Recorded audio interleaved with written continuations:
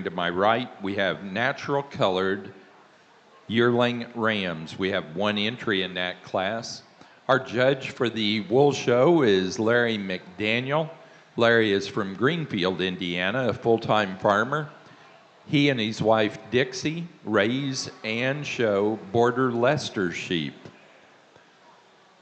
Our judge in the meat ring is Wyatt Banks.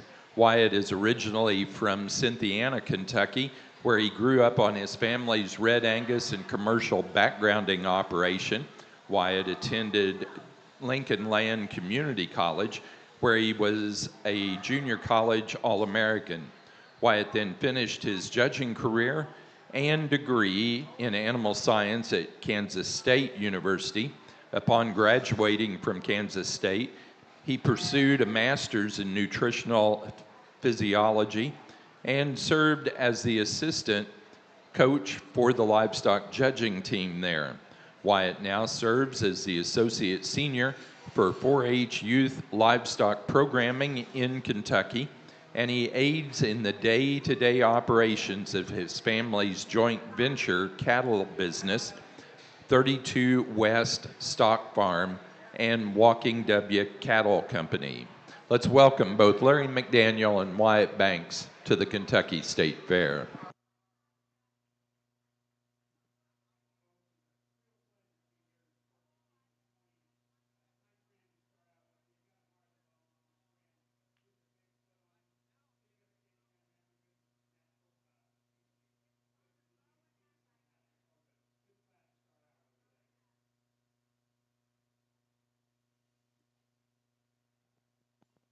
Placing on the natural colored yearling ram class, first place to 7042. Minter Homestead 31, Julianne Bergman, Wadesville, Indiana.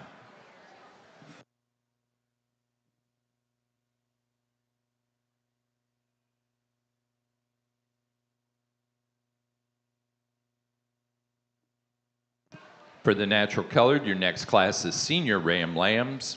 That'll be followed by late-born Junior Ram Lambs. And then we'll have a pair Ram Lamb class and then show for Champion and Reserve Champion Ram and the selection of the best fleeced ram in the show.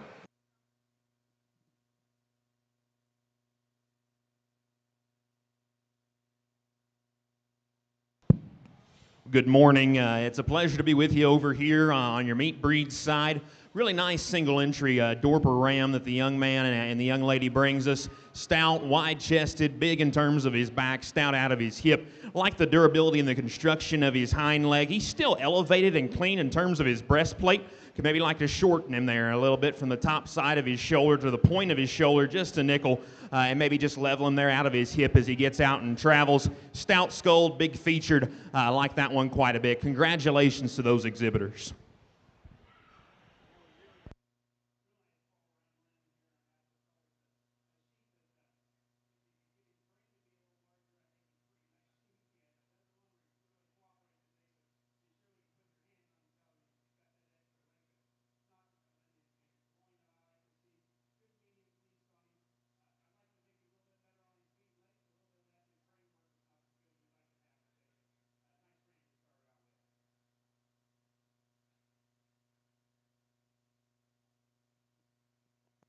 Placing on our Dorper Ram class for Senior Ram Lambs, first in the show and also our champion ram for the Dorpers is entry 4125, Jess Vaught, Auburntown, Tennessee, with Red Barn Farm 0486. Now ready for Dorper Yearling Ewes. Dorper Yearling Ewes will be your next class. For the natural colored, our next class is late-born Junior Ram Lambs. Placing on the Senior Ram Lamb class for the natural colored, entry number 2, Dylan Craig, St. Joseph, Illinois, with Blue Label 1047.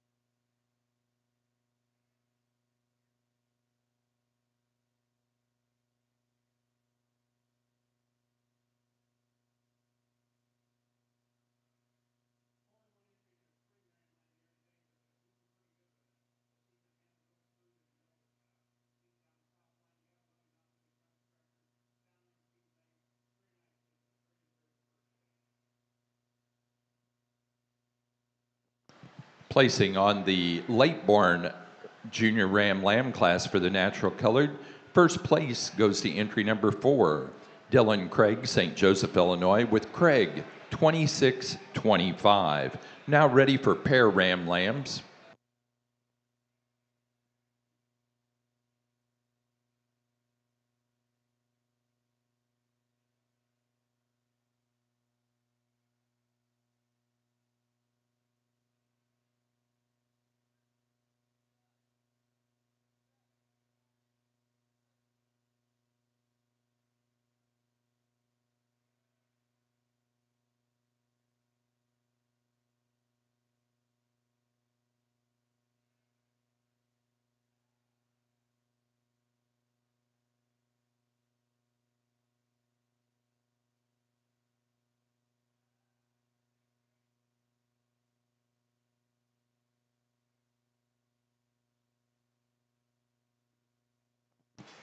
Placing on the pair class for the natural colored, first place to Dylan Craig, St. Joseph, Illinois. Now ready to show for champion and reserve champion Ram for the natural colored.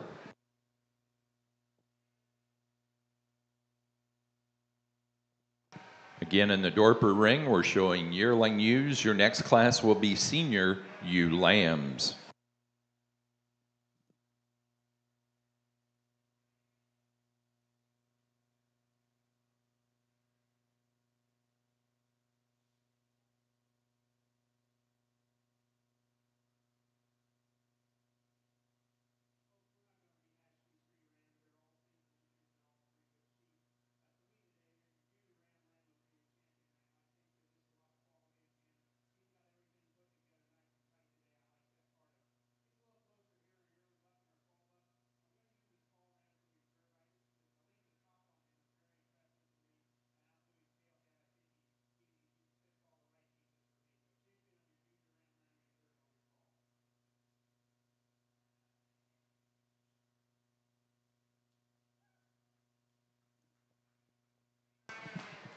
Champion Ram for the natural colored show goes to entry number 4 out of the late-born Junior Ram Lamb class, Craig 2625, Dylan Craig, St. Joseph, Illinois. Reserve champion goes to entry number 2 out of the Senior Ram Lamb class, Blue Label 1047, Dylan Craig, St. Joseph, Illinois.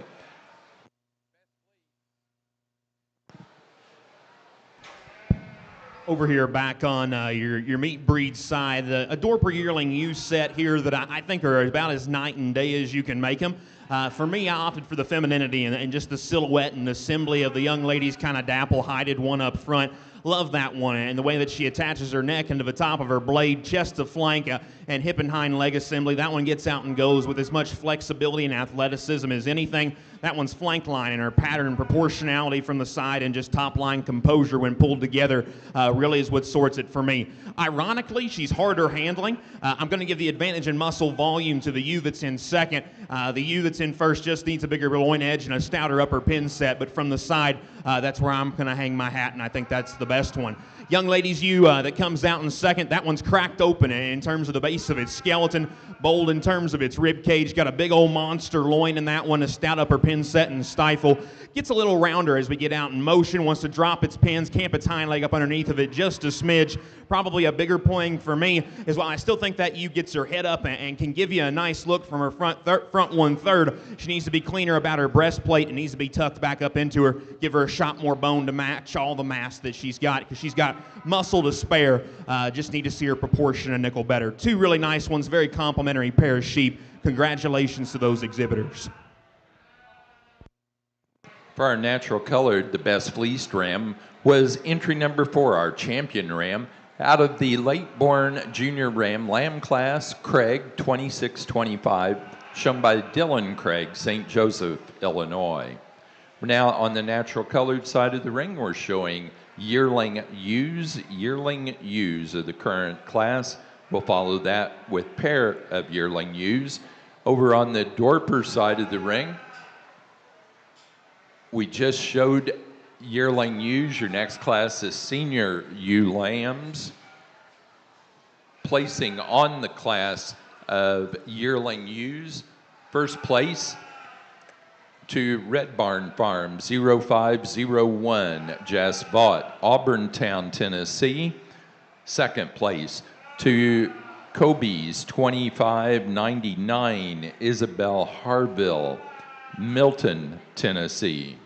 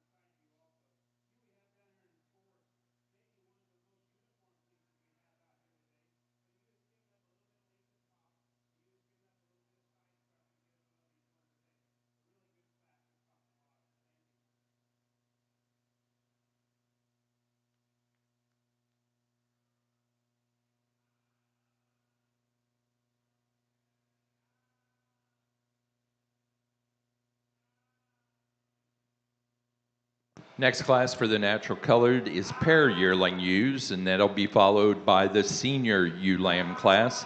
Placing on the yearling ewe class, first place to entry number 9, Craig 2504, Dylan Craig, St. Joseph, Illinois. Second, entry 8, 2505, also Dylan Craig. Third place to entry 20, Ainsley Mendenhall, Sheridan, Indiana. And 4 to entry 10, Julianne Bergman, Wadesville, Indiana.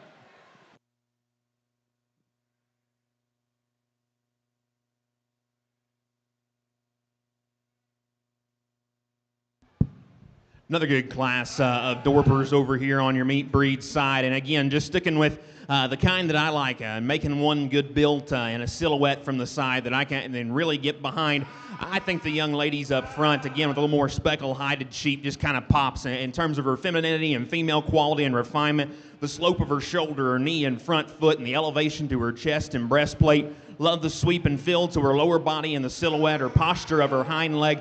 As she gets out and goes, it's kind of weird, and you can see it a little bit even standing. She wants to break behind her shoulder and maybe just get up in the center of her back just a smidge. That one needs a bigger hip to probably accompany just all the center body mass that she's got from there forward. But I think standing still without a question, and that one's lower joints in motion are undoubtedly my favorite. The couple that comes out here in second, I think that this one's big boned and big footed, really square out the back side of its shoulder, a stout upper pin set on that sheep, not disregarding muscle or power whatsoever on this one. As that one gets out and goes, as soon as it takes a step, just a little bit straighter shouldered, you can see it even standing there. A nickel lower tying, we need to be pushed back in terms of our sternum and just proportion better from chest to flank. Little extra set to a more awkward hind leg. The young man's sheep that rounds out the class, I think, is extremely youthful and refined about its head and neck. A nickel cleaner relative to its contemporary that we just talked about there in second. Straight in terms of its lines, and when that one finally gets propped up, I think we can actually get a pretty good silhouette there from the side. relative to this contemporary group, that one's just the flattest, the lowest performing, and the lightest dimension. Need to just modify that one and soup it up at the ground in terms of dimension and footwork before I can get it any higher. Three really nice ones, really fun class to describe. Congratulations to those exhibitors. Placing on the natural colored pair of yearling ewes, first place to Dylan Craig, St. Joseph, Illinois. Placing on the Dorper class of senior ewe lambs, first place to entry 12, Red Barn 0523, Jess Fought, Auburntown, Tennessee. Second to 13, Feed My Sheep Ranch 51, Jess Fought, Auburntown, Tennessee. Third, first in Kentucky to entry 8, Emerald Dorpers 2616, Lucas Hayes, Broadhead, Kentucky.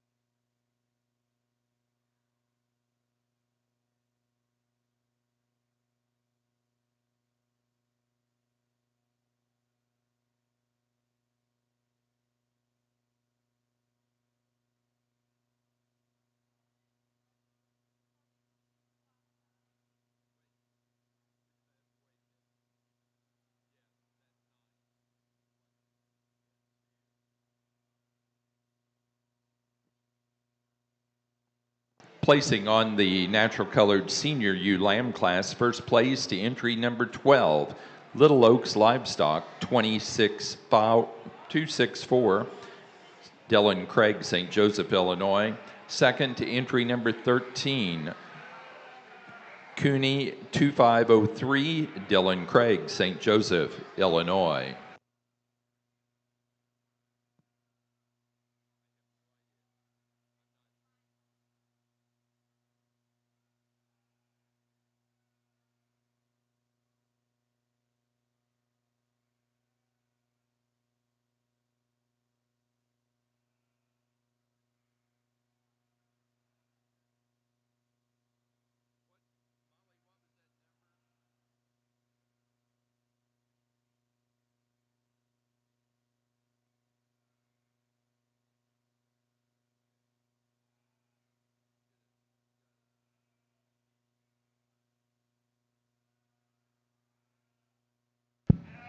A long-necked single entry that the young man and the young lady brings us. I like that one and just how sleek it is and where that one necessarily attaches its neck into the top of its shoulder.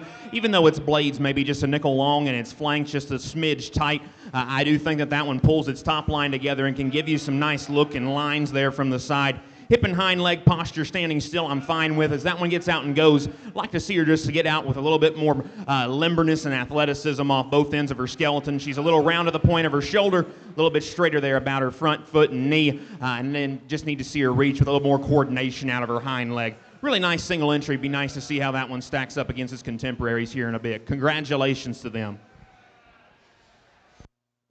Placing on the class of early born junior ewe lambs for the Dorpers, first place in open, first in Kentucky to entry 16, Emerald Dorpers 2615, Lucas Hayes, Broadhead, Kentucky.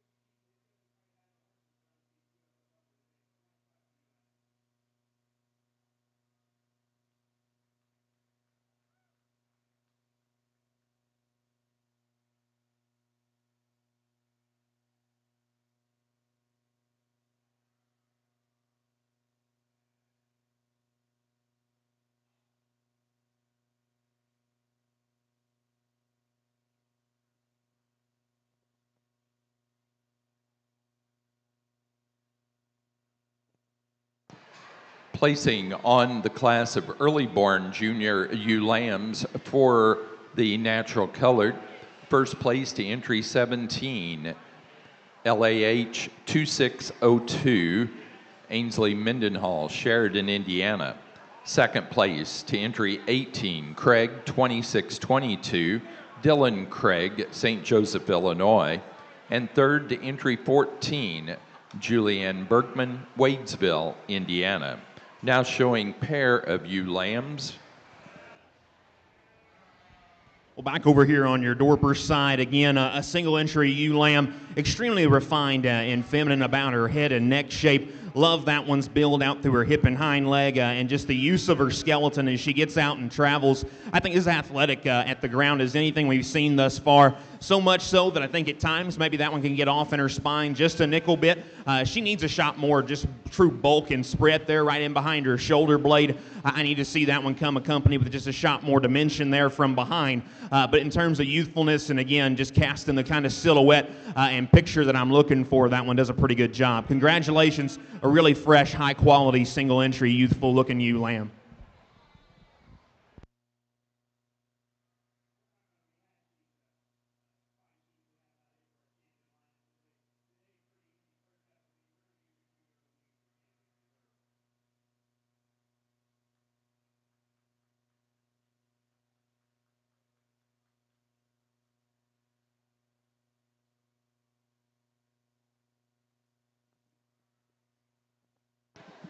For the natural colored, placing on the pair of ewe lamb class, first place to Dylan Craig, St. Joseph, Illinois.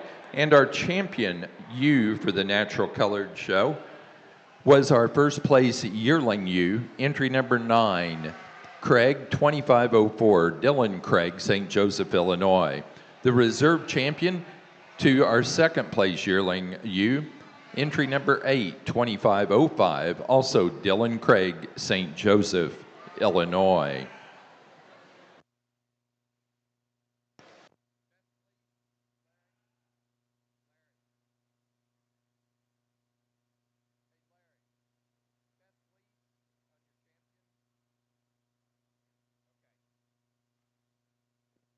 Best fleece ewe for the natural colored goes to entry number 9, our first place and champion yearling ewe, Craig 2504, Dylan Craig, St. Joseph, Illinois.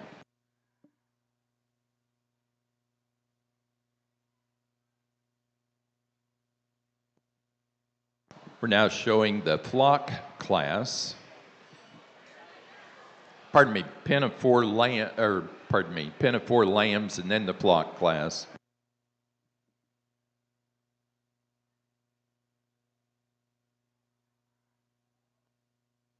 Placing on the pen of 4 lambs, first place to Dylan Craig, St. Joseph, Illinois. Now showing the flock class.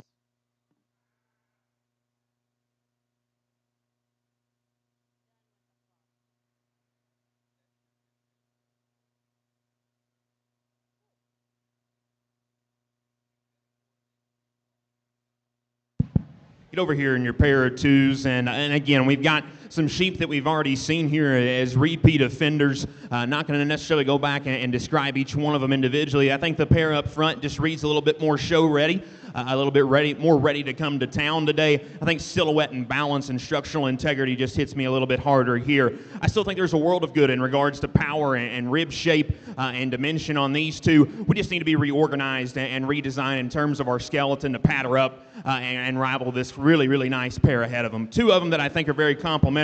Congratulations to those exhibitors. Privileged to judge those two pairs of sheep.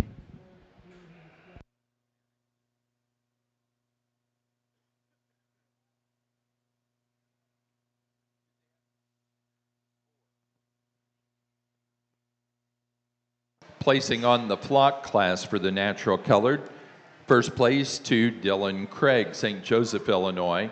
And the premier exhibitor for the natural colored show is Dylan Craig, St. Joseph, Illinois. Give us a moment so we can get squared away for the next breed, and we'll call those in just a moment.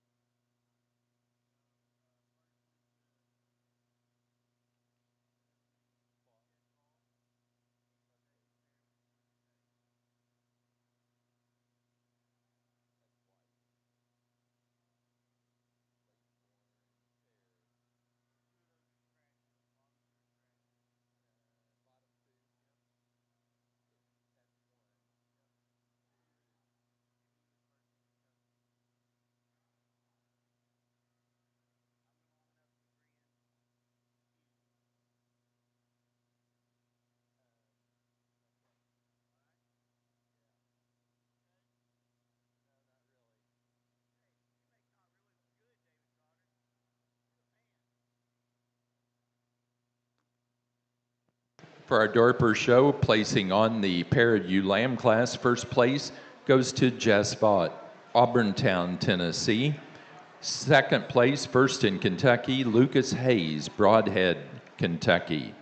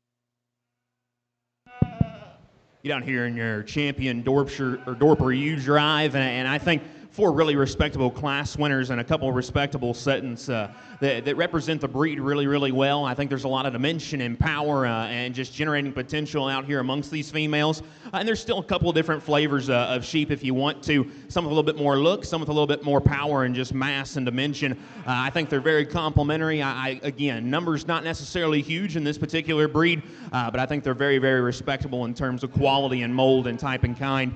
I'll set the microphone down, go out here and get you a champion reserve. But if you would please stand in ringside, let's give these Dorper exhibitors a big round of applause.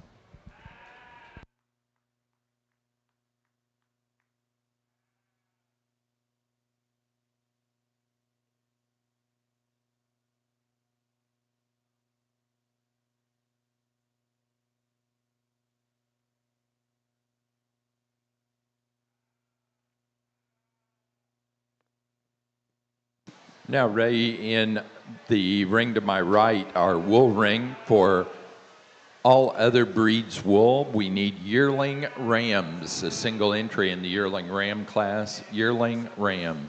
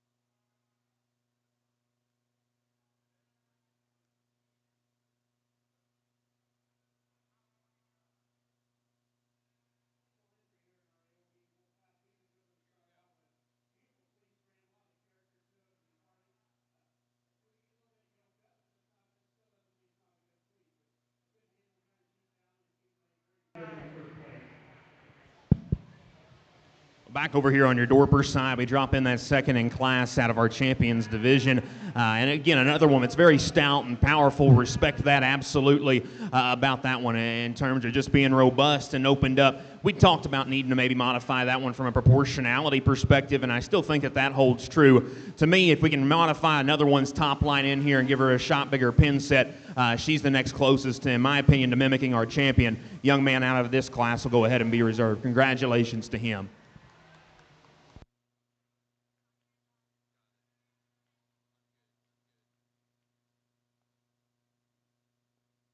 Placing on the yearling ram class for the all other breeds wool. First place goes to entry one, Kingston Rinker, Stewartson, Illinois, with Rinker 2780 bottle.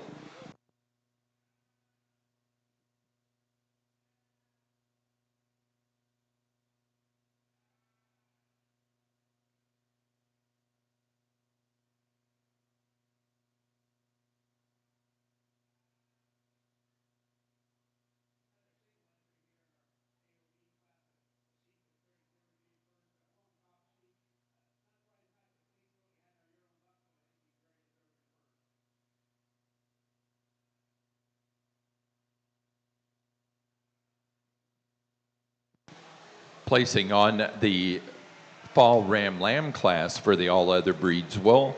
First place to entry number 2, Rinker 2810, Kingston Rinker, Stewartson, Illinois.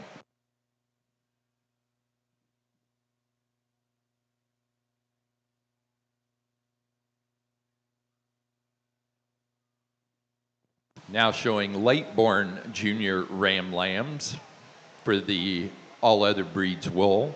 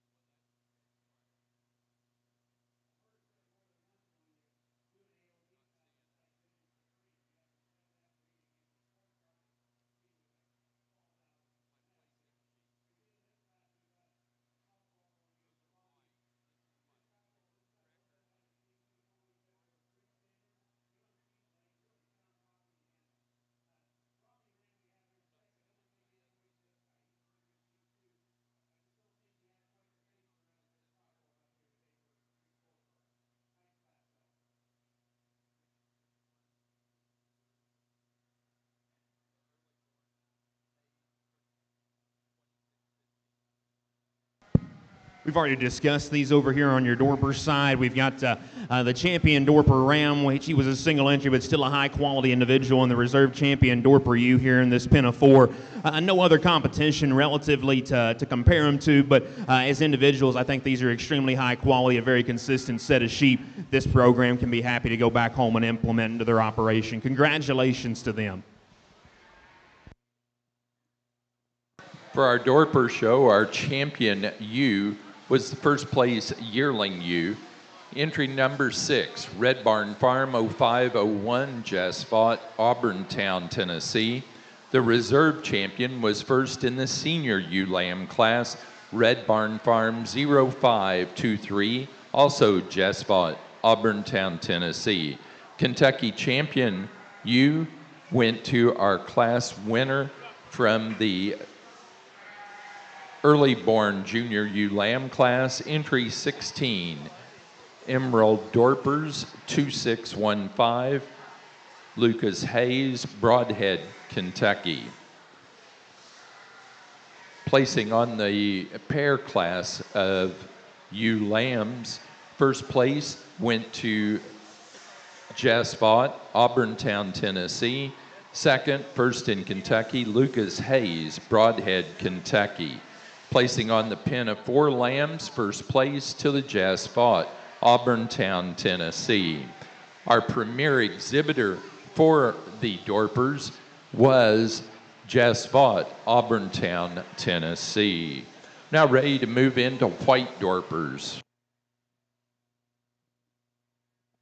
First class in the white Dorpers will be yearling rams.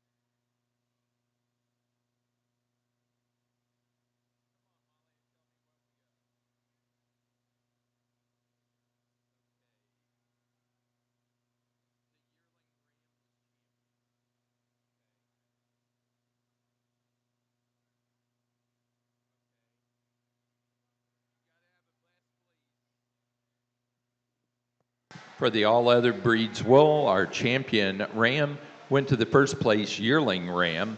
Entry 1, Kingston Rinker, Stewartson, Illinois, with Rinker 2780 Bottle. The reserve champion was first in the late-born junior ram lamb class. Entry number 4, 2610 Ainsley Mendenhall, Sheridan, Indiana.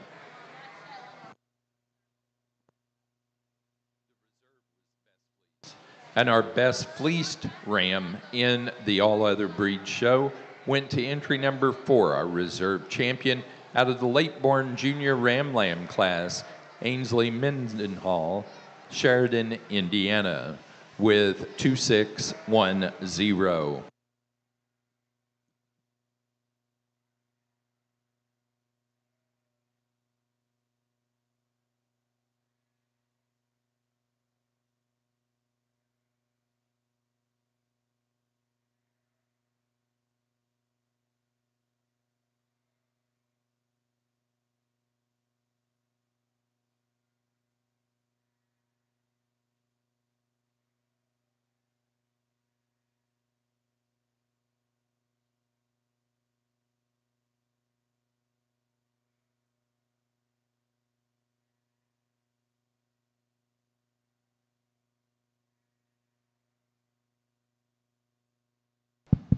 To me, it's a close pair back over here on your white Dorper side of things. I think 2 rams that are very complementary. The young man's ram that I like to lead off with is just a nickel more my speed from the side. I like his flank line better. I like his density of structure and forearm and foot size better. A stout skull, really big in terms of his rack, monstrous over his loin and out through his pin set. I think he's more appropriate in his dock length too, and that helps him just balance a little bit better there from the side. He's a little weak there behind his shoulder. As you step in front of the sheep, for all the power and mass that he has behind him, I'm probably anticipating just a nickel bit bigger and squarer chest. I could open him up just a nickel here at the front 3/4 view. And as those sheep get out and travel, he needs to be just a tick square and more coordinated about his hock and rear pastern as he gets out and goes. The young man sheep that comes out in second, I think, does necessarily probably upgrade those things in the set of his knee angle and his front foot. I like the coordination and security and the squareness from hock to ground that he has. He's stronger in his top line comparatively, and while I do think that he has a bigger chest, that sheep from the side just never hit me with the same look of balance and necessarily rugged feature that I'm after in comparison to our winner. He's drier in his flank, he's longer about his dock, and his sheep that's just a little bit deeper there about his shoulder and blade. 2 really nice ones there here in your white Dorper Ram division. Congratulations to both of those exhibitors. Placing on the class of yearling rams for the White Dorpers, first place to entry 1, Welty Dorpers 0078. Welty Dorpers, Hazleton, Indiana. Second place to entry 2, S. Bar T Livestock Y2321. Welty Dorpers and S. Bar T Livestock, Hazleton, Indiana. Now ready for winter ram lambs.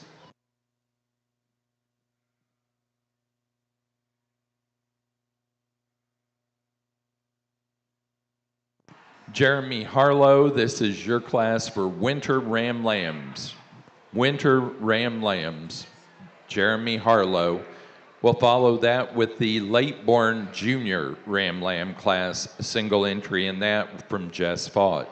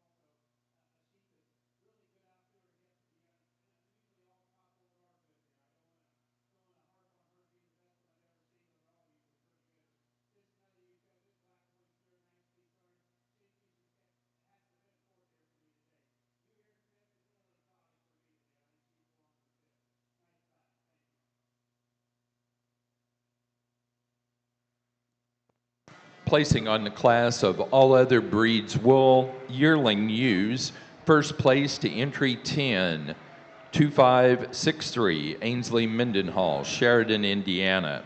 Second place, Benella ISO 14, Jude Parker, Franklin, Indiana. Third place to entry number 9, Kingston Rinker, Stewardson, Illinois. Fourth place to entry 8, Ainsley Mendenhall, Sheridan, Indiana.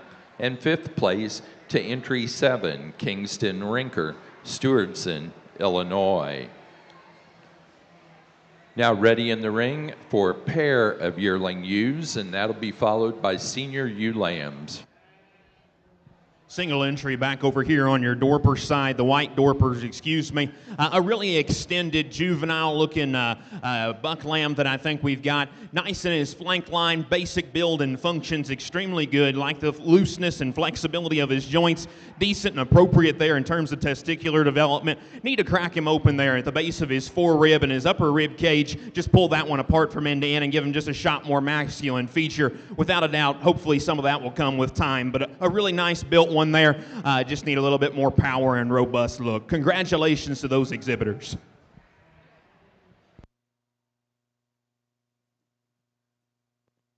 Placing on the class of White Dorper winter ram lambs, first in open, first in Kentucky, to entry number 7, Harlow Hills 26002, Jeremy Harlow, Lexington, Kentucky.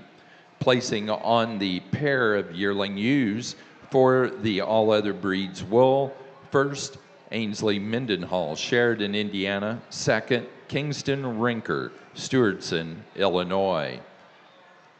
We're now ready for senior ewe lambs for the all other breeds wool.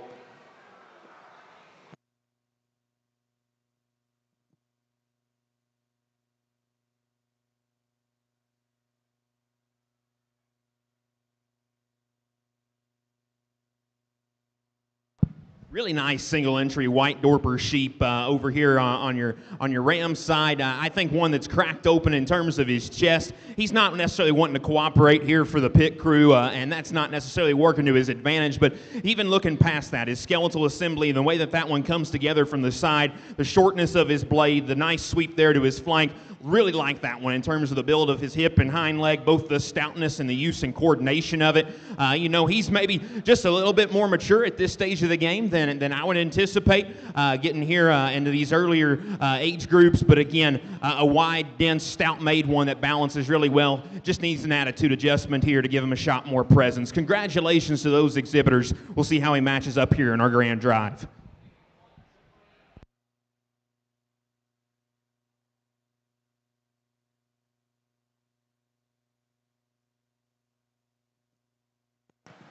Placing on the white Dorper class of late-born junior Ram Lambs, first place, Jess Vaught, Auburntown, Tennessee, with Red Barn Farm 0562.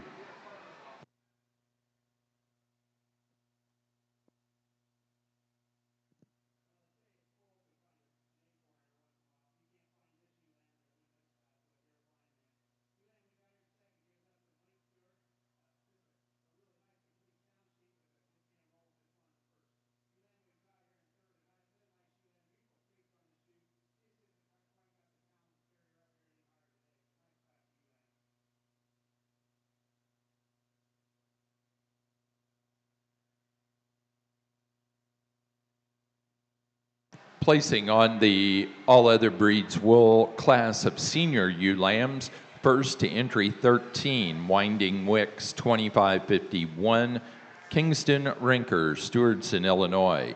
Second to entry 14, Winding Wicks 2556, also Kingston Rinker. Third place to entry 12, Peyton DeWeese, Fort Branch, Indiana.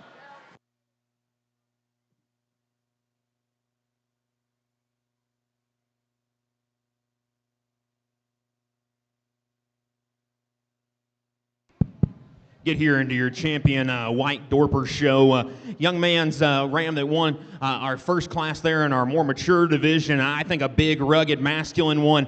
You would just want to talk about a buck presence. When that one gets his head up and we get him settled in there, he is monstrous in terms of his feature, really stout in terms of his foot size. Love the shape of his center rib cage. He's got a huge square loin in him and a stout pin set. He's gotten kind of used to being out here on the chips now, and we're kind of relaxing there in terms of our hind leg. But again, there's just such a captivating presence about that particular buck. Young lady and the young man here in the middle, I think we talked about that one being just so extended, very good, loose and flexible, not wanting to cooperate today, and that never helps any species of livestock in terms of balance. Probably need to see that one again, just let time take its course and have it develop with a little bit more power and muscle, read just a little bit more durability. But I think that one's lower joints and angles read really, really good, built to definitely support that as we go forward. And as we got here into our last class, again, I think a buck that's good looking, stout mugged. I like that one in terms of his back shape and his pin set, like the standing posture of his hind leg. As he gets out and goes, is he necessarily the most athletic off both ends of his skeleton? No, I'm not necessarily going to go ahead and try to sell you on that. And you could strengthen him there right in behind his shoulder blade, but a very respectable young buck lamb there that I think's got a world of good ahead of him. In my opinion, there's one that just hits me like a ton of bricks. There's a really respectable second that I think's got a world of future. Young man out of our oldest division will be your champion. Pit crew here in the back, they'll go ahead and be reserved. Congratulations to those white Dorper exhibitors.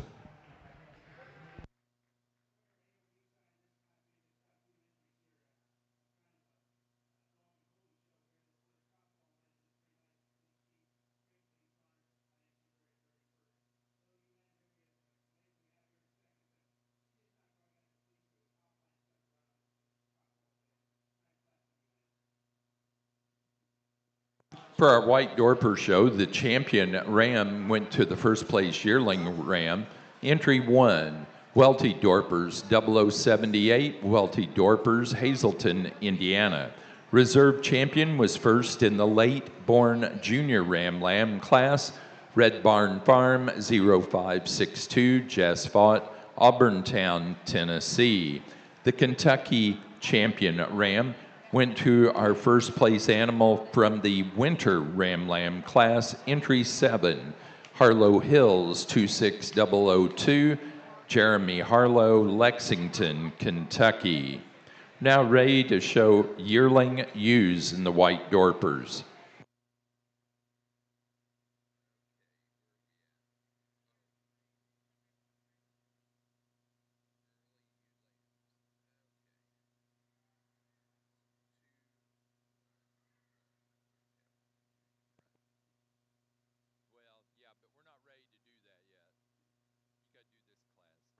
Now showing our class of late-born junior ewe lambs for the all other breeds wool, placing on the early-born junior ewe lamb class first place to entry 16, Ainsley Mendenhall, Sheridan, Indiana with 2602. Second place, first in Kentucky to entry 24, Mobo 2613, Ryan Halligan, Winchester, Kentucky.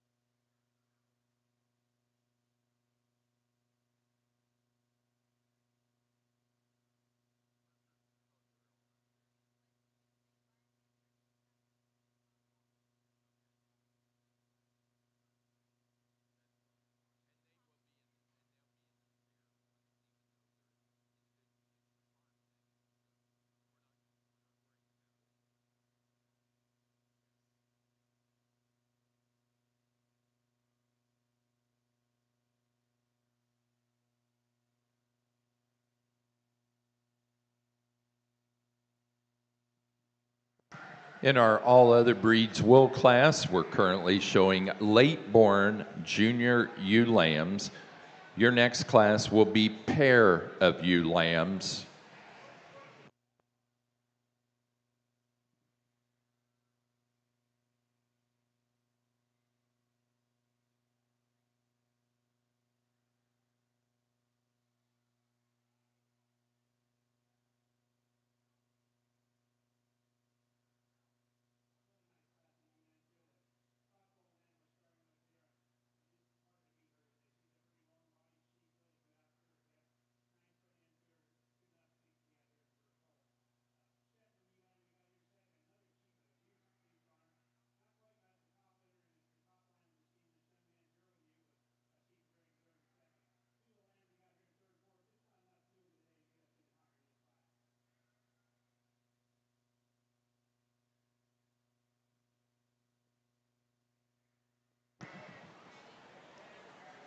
Again, we're now ready to show pair of ewe lambs for the all other breeds wool.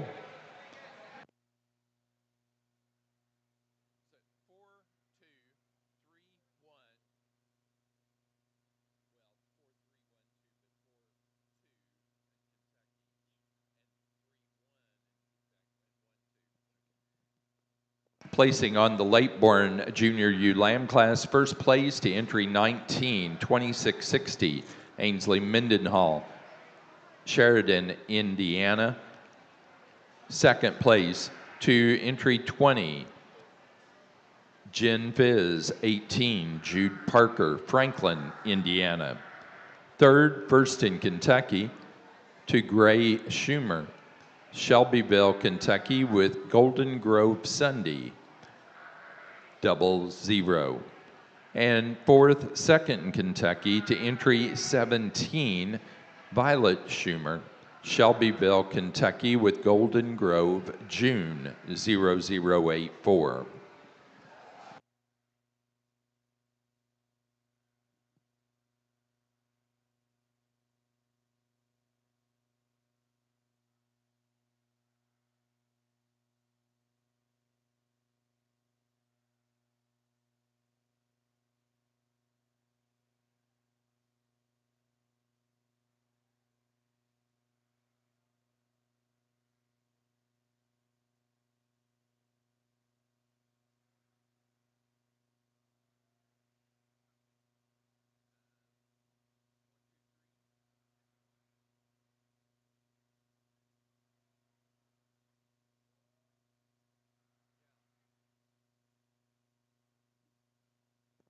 Placing on the all other breeds wool pair of ewe lamb class, first to entry 26, Kingston Rinker, Stewardson, Illinois. Second place to Ansley Mendenhall, Sheridan, Indiana. Third, first in Kentucky to the Schumer family of Shelbyville, Kentucky.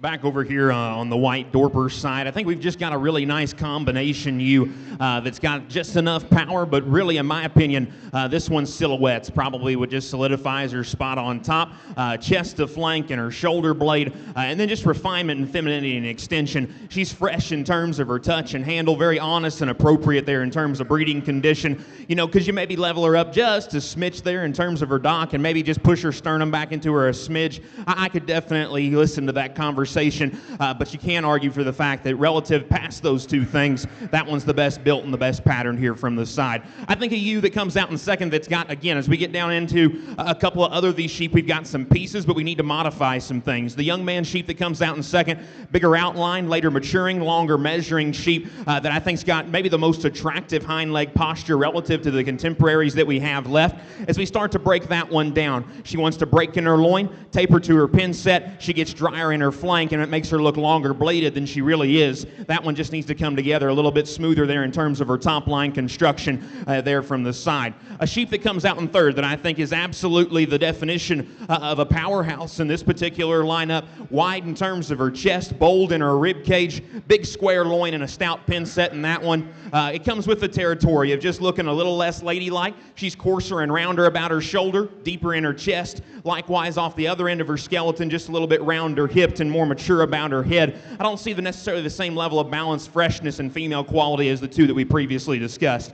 The young lady's ewe lamb that comes out in third, and what makes the difference between 3 and 4, I think both of them need to be modified in the angles of their knee, shoulder, and front foot. The young lady's sheep, in my opinion, is better in terms of her lower joints, and from her forerib back, in my opinion, just reads a little bit more productive and more proportional in terms of her silhouette and image. She's still, relative to the ewe that comes out in fourth, cleaner about her chest. I like the levelness of her top line, and again, the balance that she has from there back. What keeps her here in this particular spot, she's a little bit more conventional and conservative there in terms of her frame size, gets shorter about her hip, and like I mentioned earlier, the young lady does a decent job of showing it out of her, but you can see it there. She's just a little bit lower tying there into the top side of her shoulder. Gentleman sheep that comes out next, I think, is sleeker necked and more refined relative to the ewe that we previously discussed. That one is fresh shaped, good handling. I absolutely appreciate those things about her. Need to clean her up there about her breastplate. Need to make her more aesthetically pleasing in the set of her hind leg. And again, just to have her cooperate a little bit better would help her proportion there from the side. As we get down here into a pair of sheep that I think are very similar in terms of their kind, to me, the young lady sheep that comes out next is just more attractive in terms of the basic build of her hip and hind leg posture. I like her flank line and her top line composure better. I think that one's just a nickel bit smoother blending there from the side. Young lady's ewe that rounds out the class is extended, long-bodied, long measuring. I absolutely like just the basic look and angles of that one standing still. As soon as she takes a step, she just becomes a little bit shorter striding. She needs to be tidier about her breastplate and dock. Need to see that one stronger and more composed in her top line with a shot more genuine power. Really good class there on your White Dorper side. Congratulations to those exhibitors. White Dorper exhibitors, your next class will be pair of yearling ewes. For the all other breeds wool, our champion ewe went to the first place senior ewe lamb. Entry 13, Kingston Rinker, Stewardson, Illinois, with Winding Wicks 2551. The reserve champion came from the yearling ewe class. Entry number 10, Ansley Mendenhall, Sheridan, Indiana, with 2563.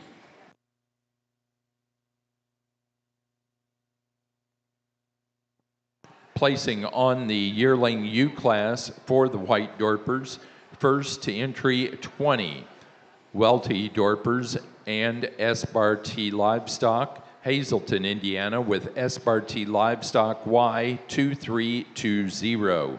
Second place to entry 19, Welty Dorpers, Hazleton, Indiana, with Welty Dorpers 0071.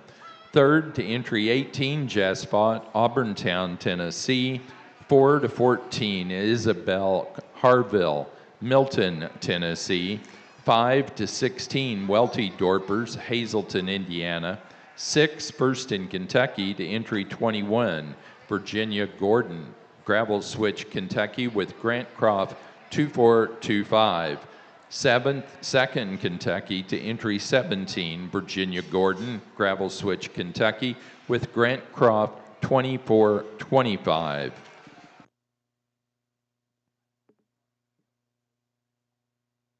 I don't think there's anything more Stockman, again, than getting to judge pairs or pin shows. Again, two very respectable entries here from these operations. I'm not going to be foolish and try to do anything too tricky here. The way that they kind of paired up, we had two better ewes there that were a little higher placing in our last class, the yearling ewes, and likewise down here, the pink crew had some of those that kind of rounded out our class. I think both of them are really, really good. I'd like to take some silhouette pieces and add to the power sheep. I'd like to add some power sheep pieces to the sheep with really nice silhouettes there from the side. Very complimentary. I like this pair to be champion, this set to be reserved. Congratulations to those exhibitors. Let's give them a big round of applause. For the White Dorpers pair yearling ewe class, first place to Welty Dorpers, Hazleton, Indiana. Second, first in Kentucky, Virginia Gordon, Gravel Switch, Kentucky.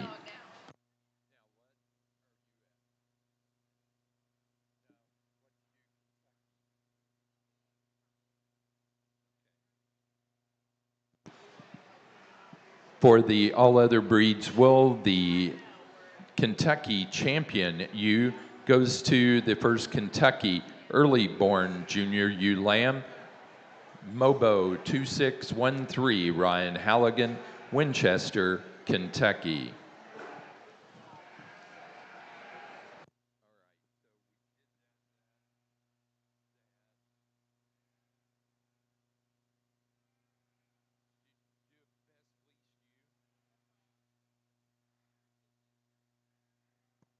Our best fleeced ewe for the all other breeds wool went to our champion ewe, entry 13 out of the senior ewe lamb class, Winding Wicks 2551, Kingston Rinker, Stewardson, Illinois.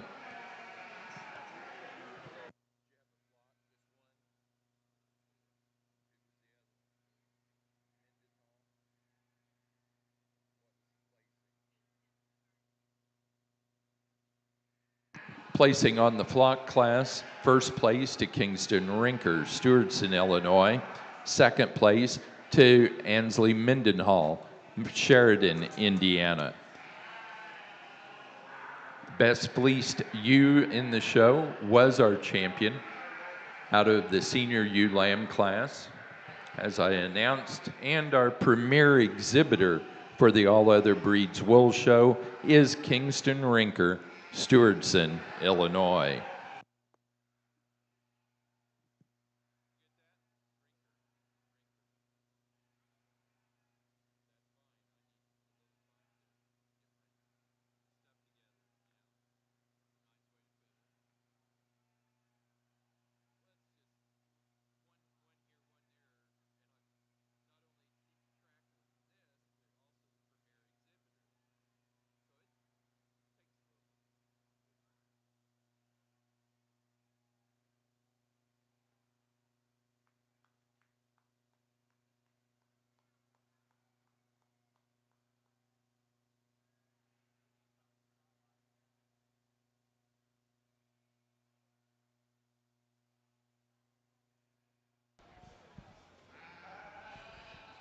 Well, back over here on the White Dorper side, I think that this ewe's very intriguing and, very late maturing in terms of her look. You study that one's cannon bone. she's just a little bit more atypical here relative to her contemporary group. I like her extension, love the refinement about her head and neck.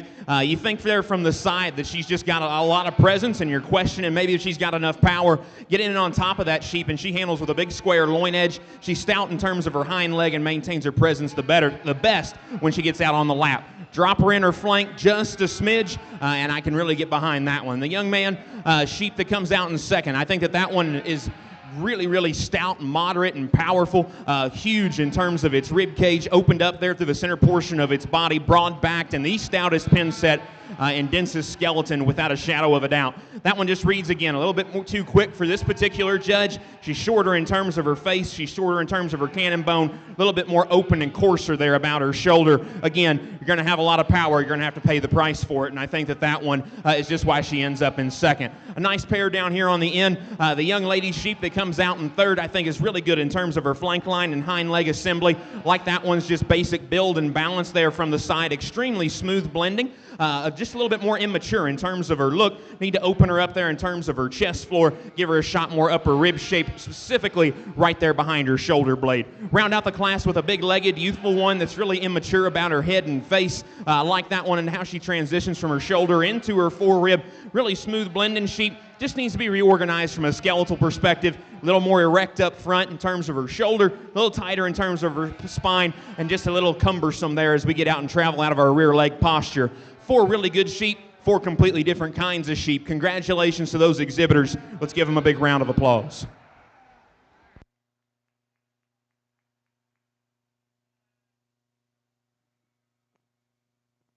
Placing on the White Dorper class of senior ewe lambs, first in open first in Kentucky, to entry number 23, Taylor Graves, Danville, Kentucky, with Emerald Dorpers 2604. Second, to entry 26, Jess Vaught, Auburntown, Tennessee, with Red Barn Farm 0483. Third, second in Kentucky to 29, Virginia Gordon, Gravel Switch, Kentucky, with Grant Croft 2515. Fourth place to Welty Dorpers, Hazleton, Indiana.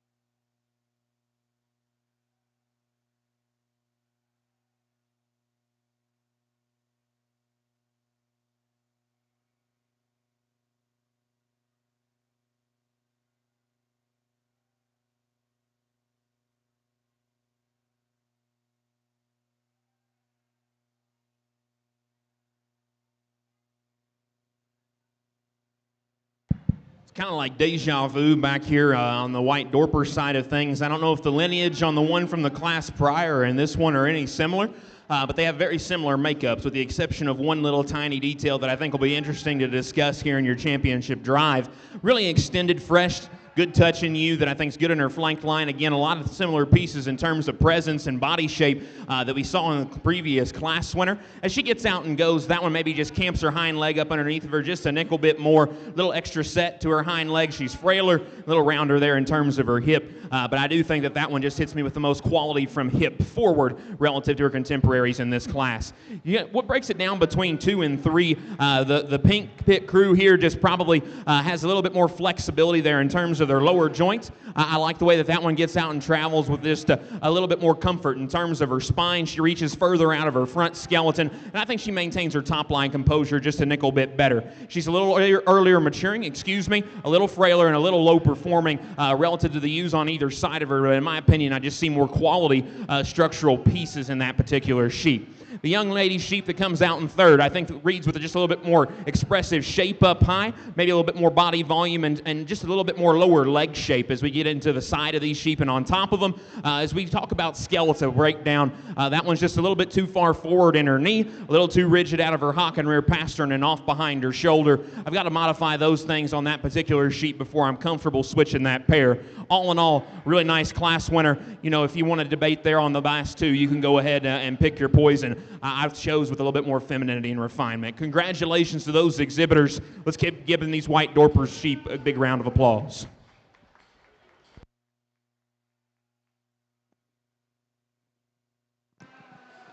Placing on the early born junior ewe lamb class for the White Dorpers, first in Kentucky to entry 31, Emerald Dorpers 2605, Taylor Graves, Danville, Kentucky.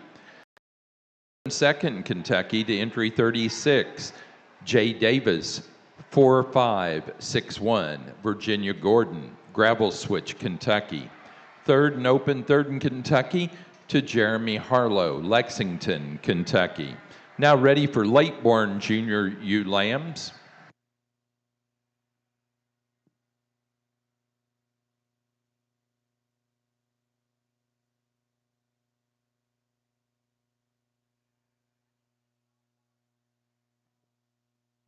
Believe we're ready to get started with our Merino show.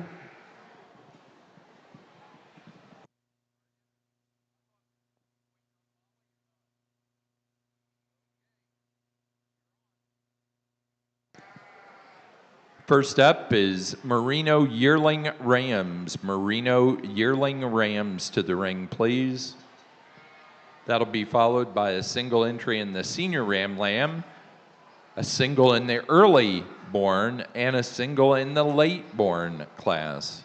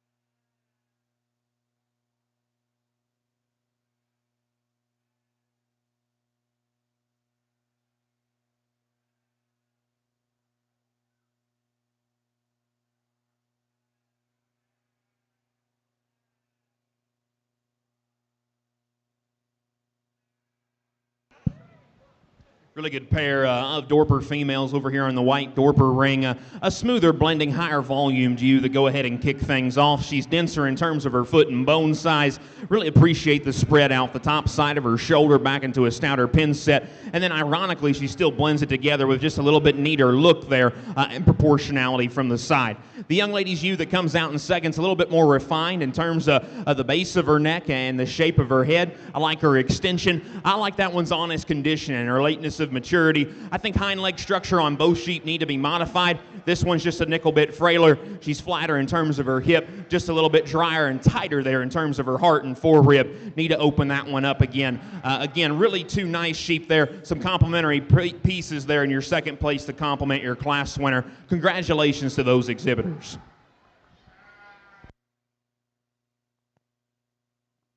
White Dorper exhibitors, your next class will be pair of ewe lambs. Pair ewe lambs will be your next class.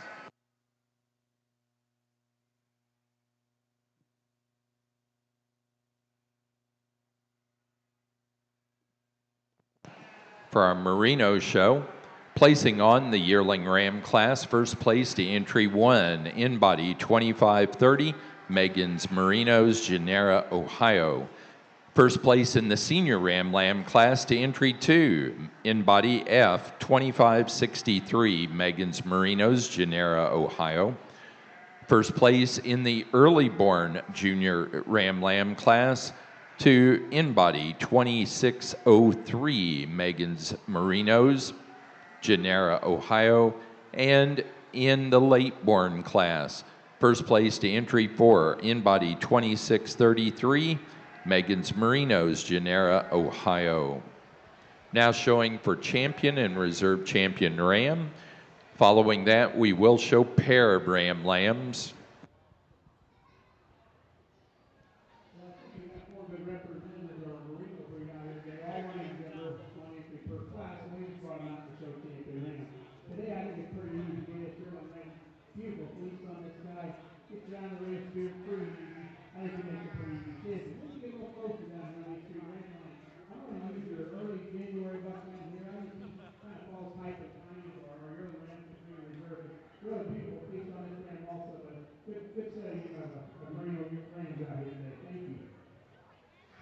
Back over here on your Dorper Sheep's white Dorper U side, we've got pin of 2s again. Really not much to hide here in terms of my cards. Had 2 class winners up there. They're going to go ahead and win this particular set of 2.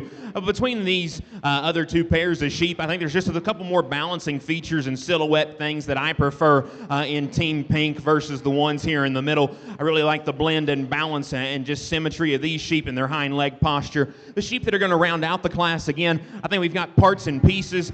They just all need to come together for a more consistent and complete image. Congratulations to all those programs on those respective pins of 2. Give them a big round of applause.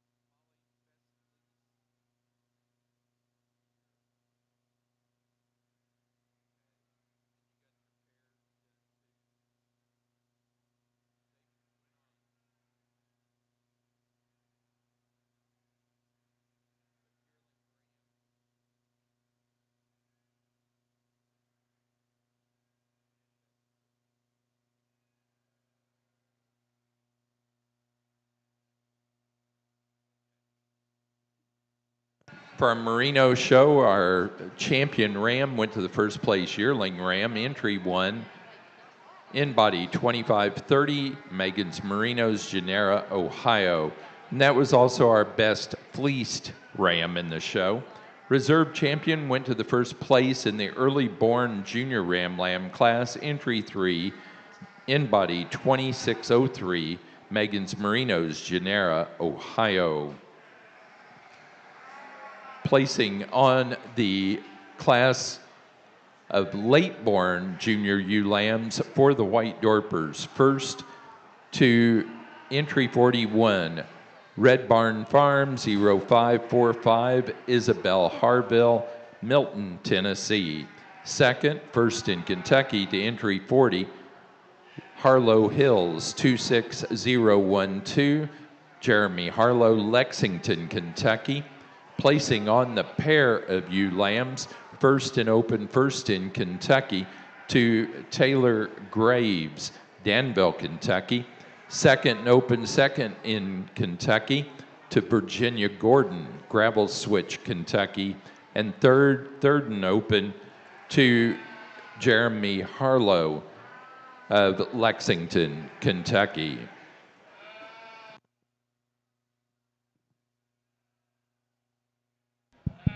As we get over here in your Supreme White Dorper female, I think 4 very respectable class winners and some second places that could definitely deserve a second look. You know, just talking about them one at a time, the sheep up front, I think when you're just talking about any species of livestock, making a basic, fundamentally good-looking, broody female, she's got it going on. I like the angle in the knee, or angled in the slope to her knee and front foot. I like her skeleton in terms of her hip and hind leg assembly. Really nice in terms of the sweep and body volume that she's got there through the center portion of her rib cage.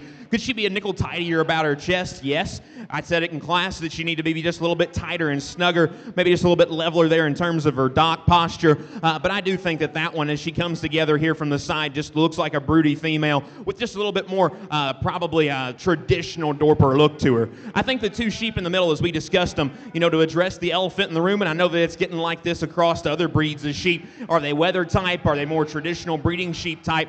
I think these 2 probably hit you a little bit more weather type, but they still do the things that Dorper should do right in terms of power and dimension and substance. The young lady sheep that came out of the 3rd class is a little bit more elegant through her front end. I like the slope and the construction of her shoulder and how that blends into her forerib, her top line posture, and just the way that she uses her hip and hind leg as she gets out and travels. She needs to be dropped in her flank. And in a breed that's probably not known for size, she kind of looks just a little out of place here in this set because of her lateness of maturity.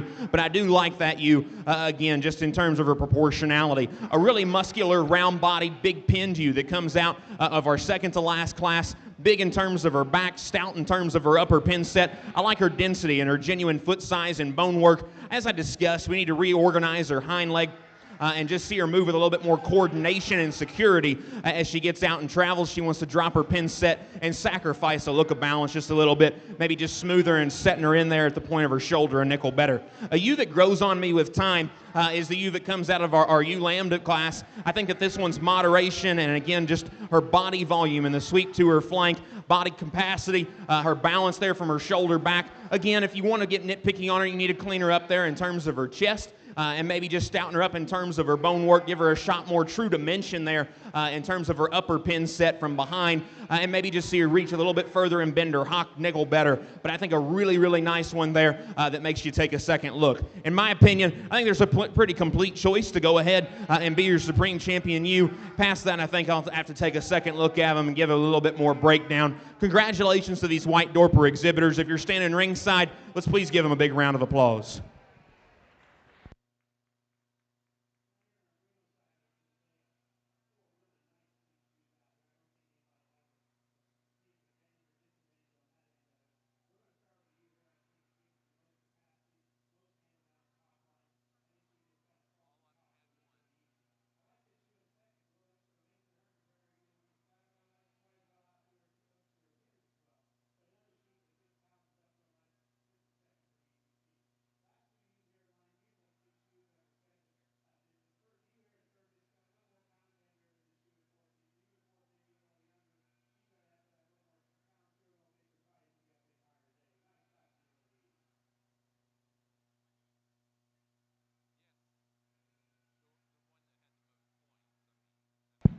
As we drop in the second to our champion out of that older ewe class, I still stand firm in the fact that one's hip and hind leg is the best relative to the rest of them that we've got standing out here. Like her length of body and, again, her top line balance and symmetry and the way that she proportions there from the side, except for the fact we need to drop her in her flank still just a smidge. She shares some similarities there to the ewe that we're talking about. That's the other one that's probably in contention for reserve. She needs dropped in her flank as well. To me, one of them blends a little bit smoother. One of them hits me just a nickel bit fresher. The young lady out of the 3rd class will go ahead and be reserved. Congratulations to all those White Dorper exhibitors.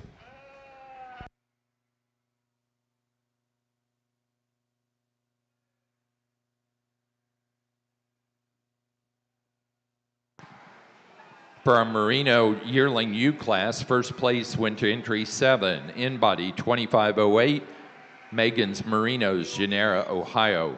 Second entry 9, DC 299, Megan's Merinos, Genera, Ohio. Third to entry 8, Jamie Dietz, Rupert, West Virginia. 4 to entry 10, also Jamie Dietz, Rupert, West Virginia. Placing on the pair of yearling ewes, first to Megan's Merinos, Genera, Ohio. Second, Jamie Dietz, Rupert, West Virginia.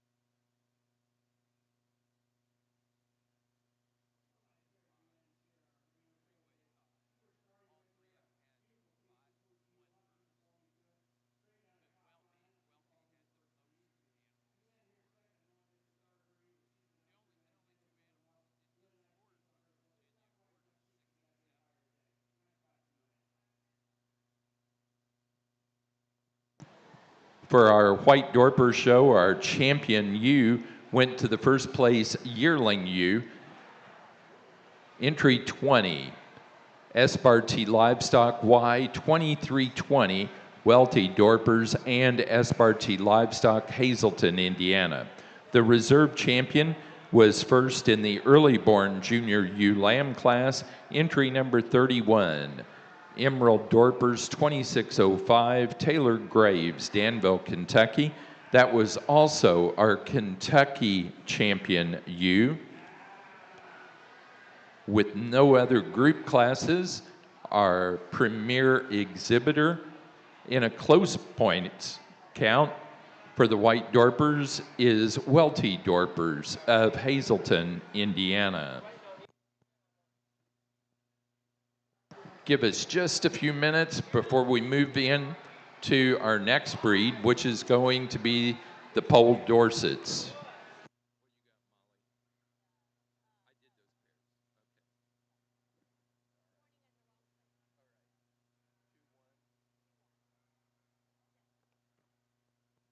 Placing on the senior ewe lamb class for the Merinos, first place to Scott 2696, Megan's Merinos, Genera, Ohio. Second, entry 11, Walnut Creek Yacht Club 0930, Jamie Dietz, Rupert, West Virginia.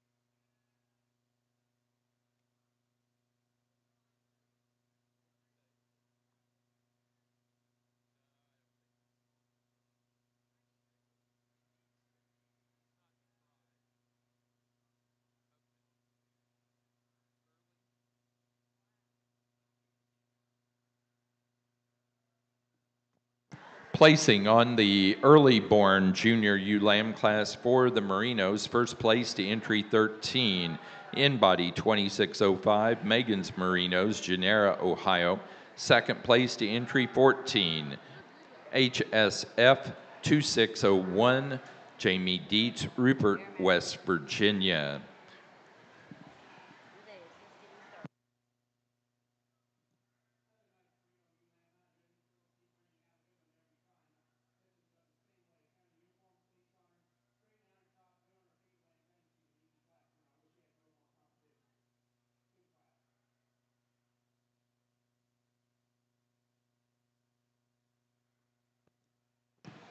Now ready to show for pair ewe lambs for the Merinos, placing on the late-born junior ewe lamb class, first place to entry number 15, in body 3092, Megan's Merinos, Genera, Ohio.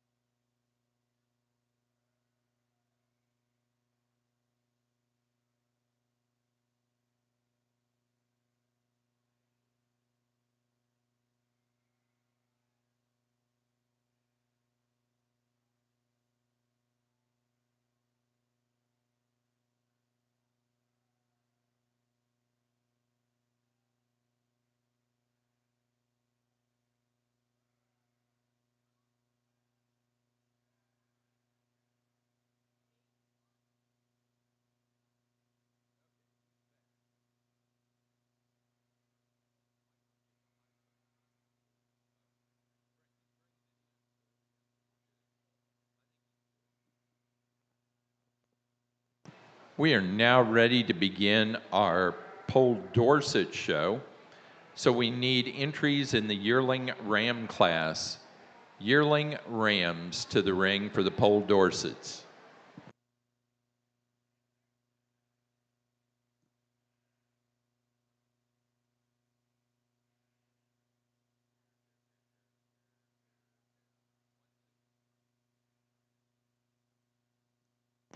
Placing on the pair of ewe lambs for the Merinos, first place to Megan's Merinos, Genera, Ohio. Second place, Jamie Dietz, Rupert, West Virginia. Now ready to show for champion and reserve champion ewe. Then an announcement on the best fleeced ewe. And then our block class.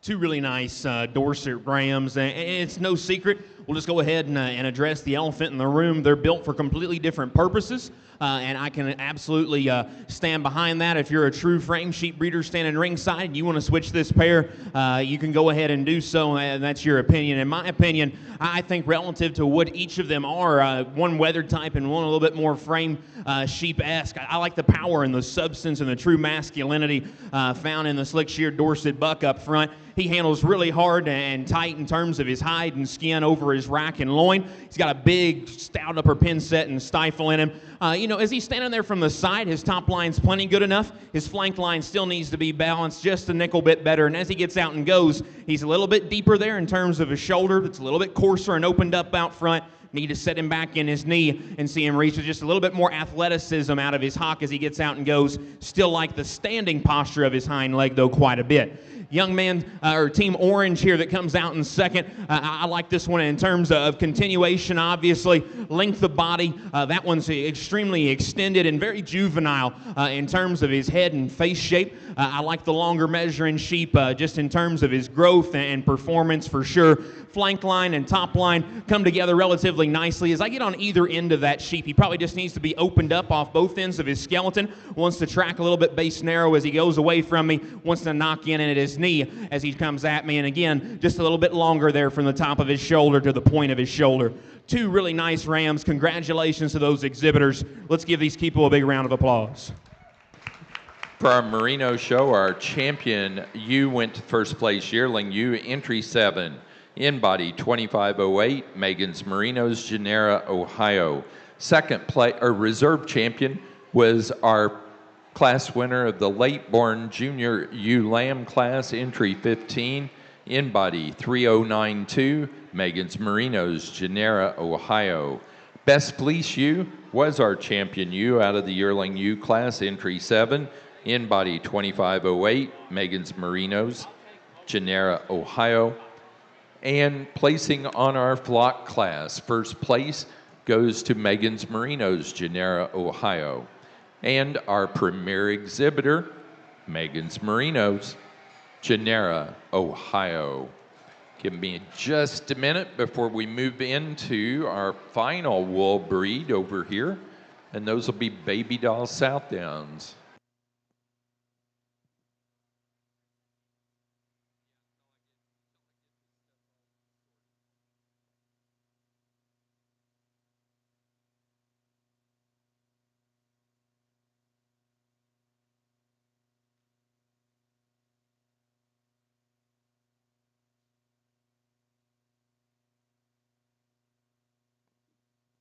Placing on the Pole Dorset Yearling Ram class, first place in Open First in Kentucky to entry 1, Lily Terrell, Paris, Kentucky with Mr. Snuggles.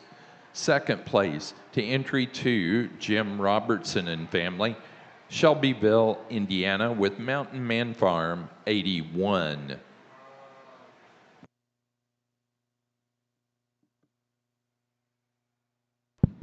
Just a big kid having fun over here on your Dorset side. A really extended, long-bodied buck lamb that I think's really nice there in terms of lateness of maturity, the composure of his spine. Really, when you step in behind him, a nice outward shape here from the side and a deep twist there to his lower leg and stifle. I appreciate the standing posture of his hind leg. He wants to kind of act like a jerk, and that doesn't help him in terms of maintaining his balance there in motion. But I think a smooth blending, really nice one there that we'll see how he stacks up here relative to his contemporaries just in a bit. Congratulations to that pit crew on a really nice single entry.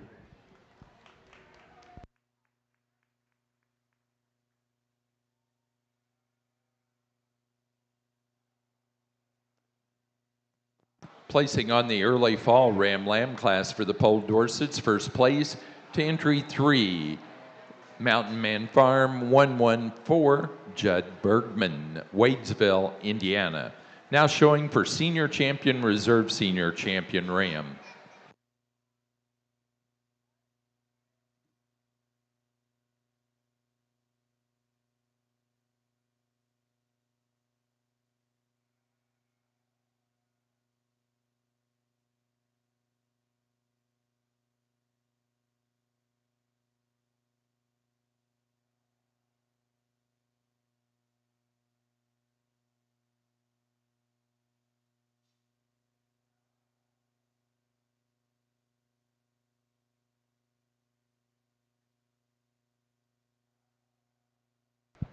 Well, again, I think good comes in all shapes and sizes, and we've got, apples and oranges here. No pun intended with the orange shirts over here on your Dorset side.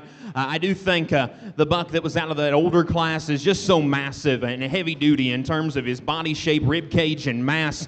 You get in behind that one. That one's wedge, and just again, overwhelming just athleticism in regards to his body shape is great. He still balances good enough from the side for this particular judge. I already talked about his skeletal limitations and the things that I want to modify there.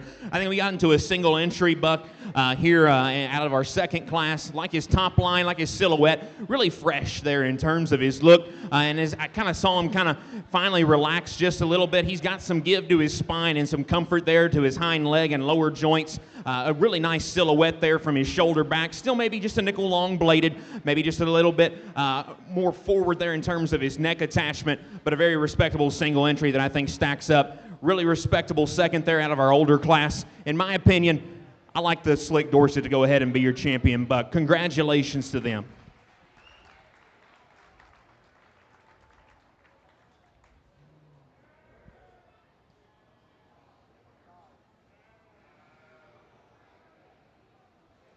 As we drop that second in class back in, again, I think, obviously maturity's on his side. He's got a shot more genuine foot size, bone, foot, and forearm, a longer necked buck that I think's better and just truer in the way that he attaches into the top side of his shoulder. Really smooth blending. Still want to open him up down low at the base of his skeleton. In my opinion, I like the genuine body shape and freshness found in the single entry buck lamb. He'll go ahead and be reserved. Congratulations to them.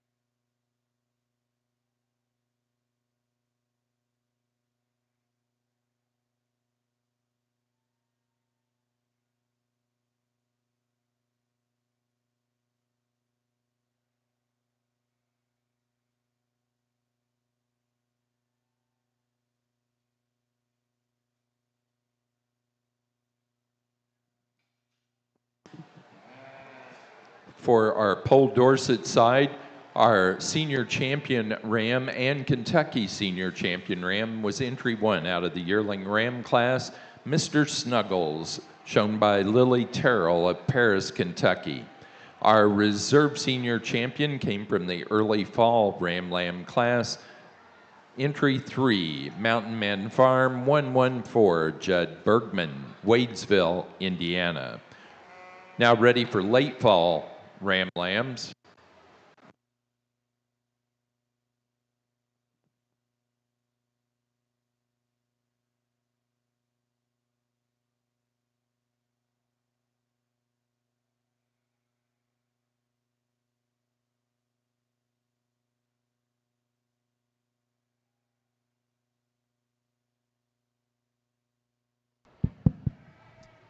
Really nice single entry here that the young ladies bring us. I think his silhouette and front end assembly is very, very nice. The way he's constructed and laid in, really neat and flat and angular there about his shoulder. I like just his natural head posture and the way that he's collected there out the back side of his shoulder and over his spine. We get out to his hip and he can maybe be just a nickel bit leveler. I like his underline and chest to flank balance there pretty well. As he gets out and travels, he's got a little extra set to his hind leg and it maybe just throws him off a nickel bit, but from hip forward, I think that one's got a world of good in terms of quality and proportionality. Congratulations to those young ladies on a really high quality single entry. Placing on the class of late fall ram lambs, first place to entry 6, Triple R Dorset's 125, Jim Robertson and family, Shelbyville, Indiana. We're now ready for our winter class of ram lambs.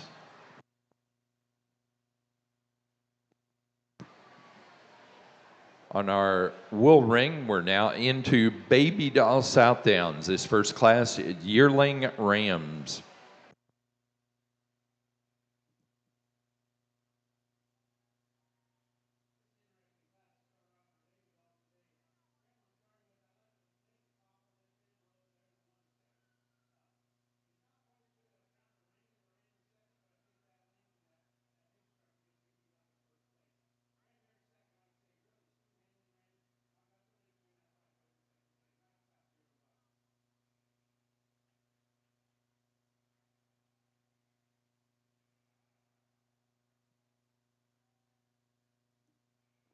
Placing on the yearling ram class for the Baby Doll Southdowns, first place goes to entry number 2, 1397 Danny, Caleb Craig, St. Joseph, Illinois.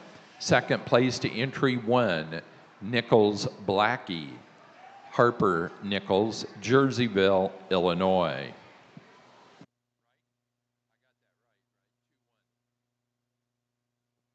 Next up is senior ram lambs.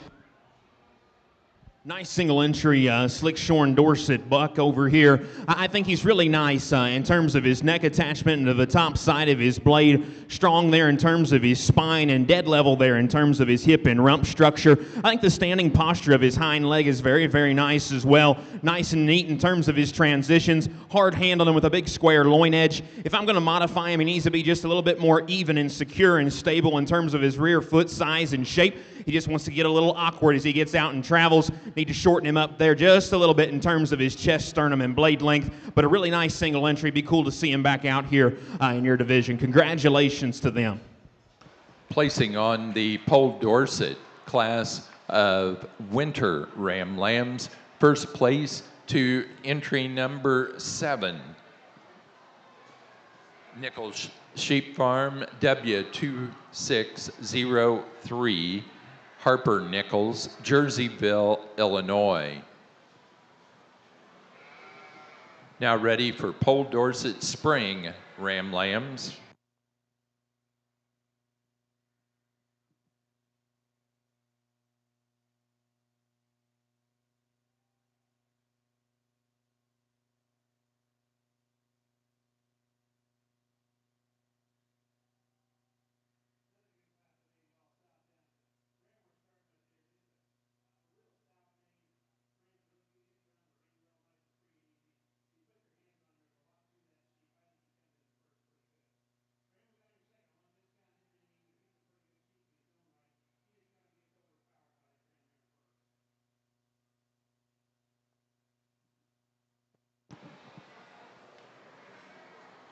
Placing on the senior Ram Lamb class for the Baby Doll South Downs, first place goes to Nichols, 22057, Gerald.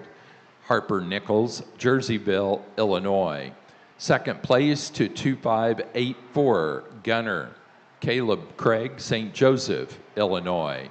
We're now ready for early born junior Ram Lambs for the Baby Doll South Downs.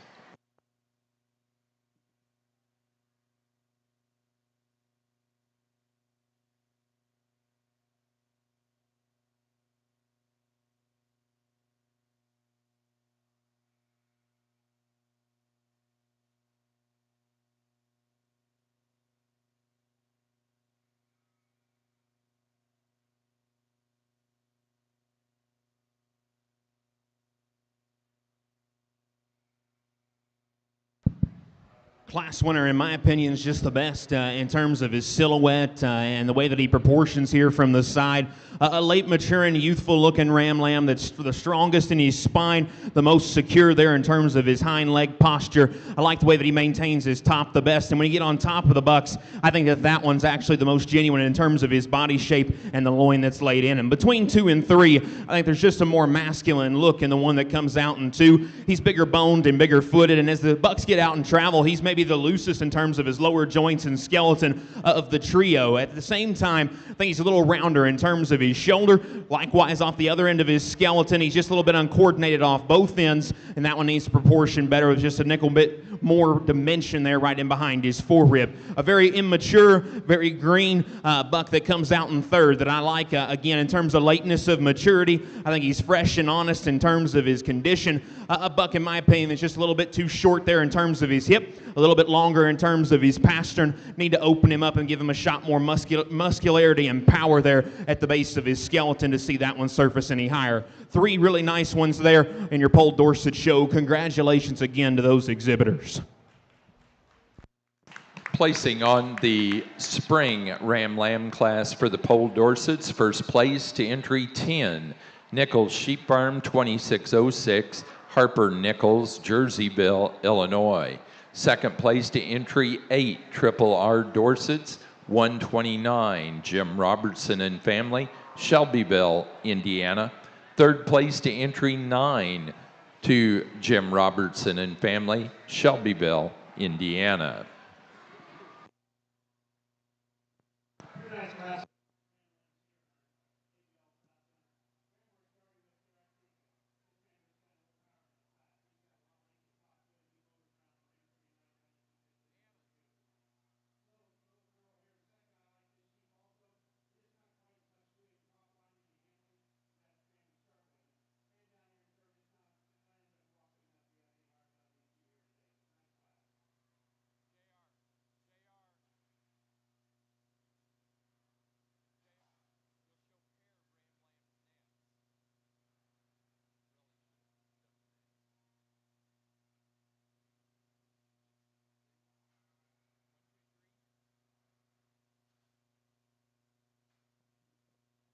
Placing on the Baby Doll South Down early born junior Ram Lamb class, first place to entry 8, 2609 Shell, Caleb Craig, St. Joseph, Illinois. Second place to entry 9, Nichols, 22058 Freddie, Harper Nichols, Jerseyville, Illinois. And third to entry 10, Caleb Craig, St. Joseph, Illinois.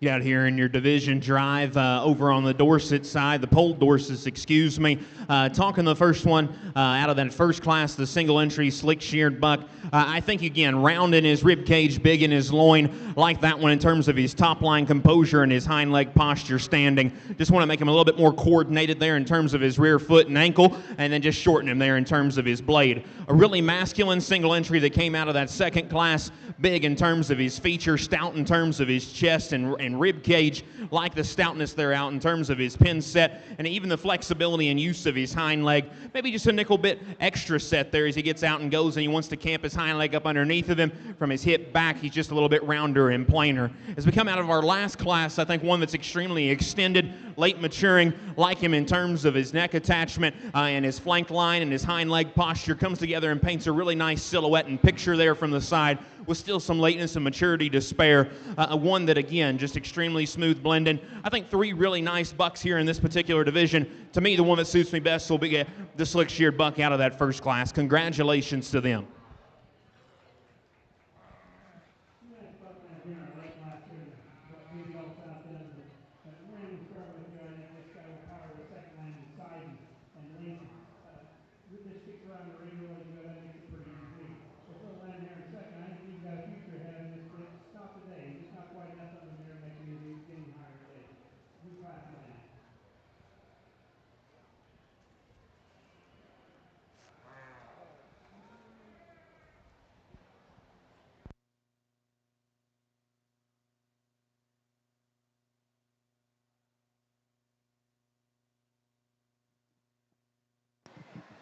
For our Pole Dorset side, our junior champion came out of the class of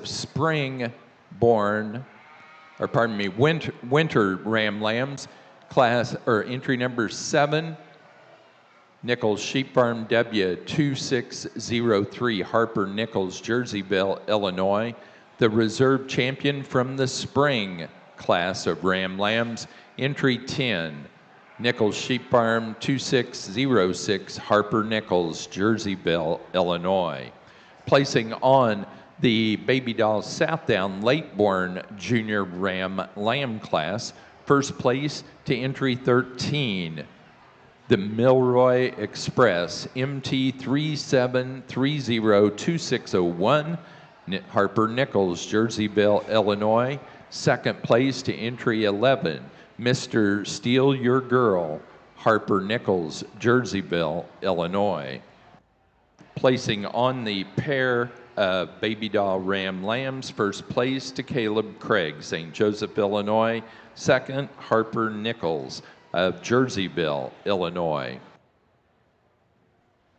Back over here in the group 2, or the pair of 2 bucks, again, I think it'd be pretty foolish to beat my champion in reserve. All due respect to the group here in orange, I think those are very productive, functional bucks that have a lot of real-world use and advantage as we get here. Again, probably just like to see a little bit more balance and levelness there in terms of our pattern to be able to rival a really nice pair ahead of them. Congratulations to those exhibitors. Let's keep giving them a big round of applause.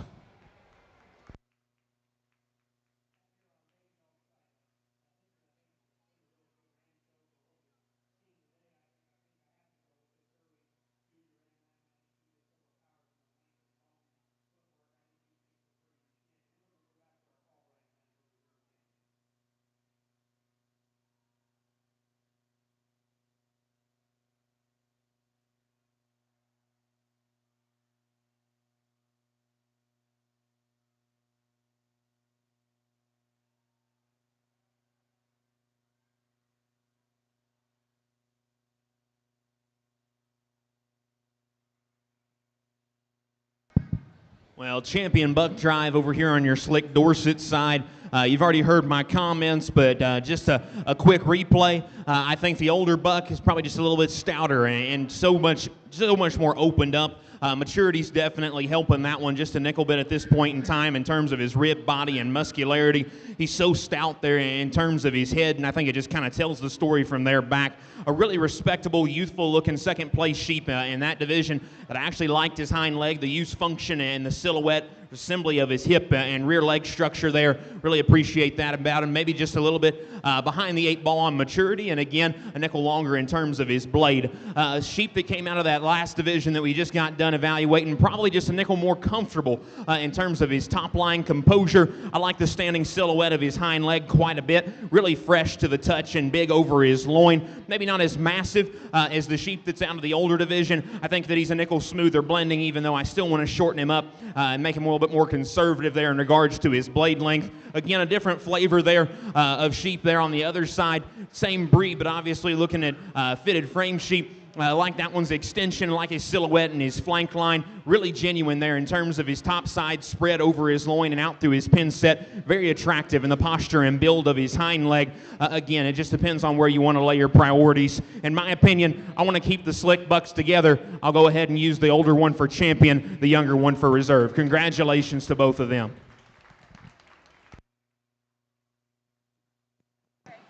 For our Baby Doll Southdown, the champion ram went to our first place in the early junior Ram Lamb class, entry 8, 2601 Shell, Caleb Craig, St. Joseph, Illinois. The reserve champion was first in the fall Ram Lamb class, and that's also our best fleeced ram, entry 6, Nichols 22057 Gerald, Harper Nichols, Jerseyville, Illinois.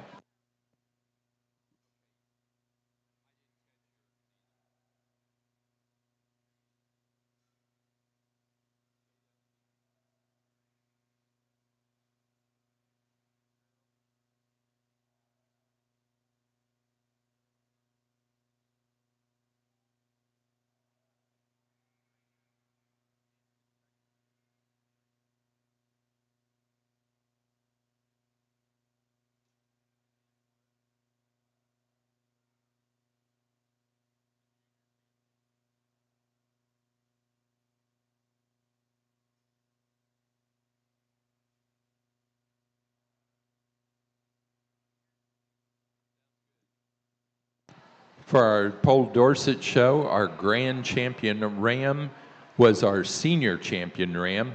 Entry 1, Mr. Snuggles, Lily Terrell, Paris, Kentucky, and that's also our Kentucky champion ram. The reserve champion, grand champion ram, was our junior champion ram. From the winter Ram Lamb class, entry 7, Nichols Sheep Farm W, 2603 Harper Nichols, Jerseyville, Illinois.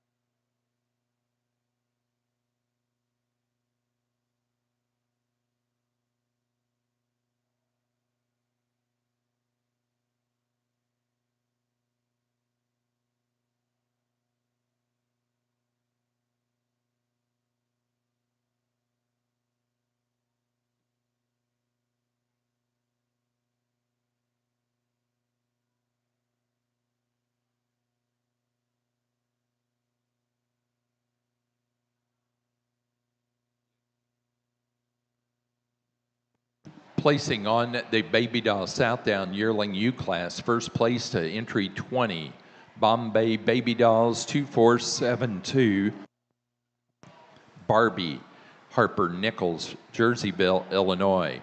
Second to entry 19, 2478, Dangy, Caleb Craig, St. Joseph, Illinois. Third place to Caleb Craig, St. Joseph, Illinois. And 4 to entry 17, Harper Nichols, Jerseyville, Illinois.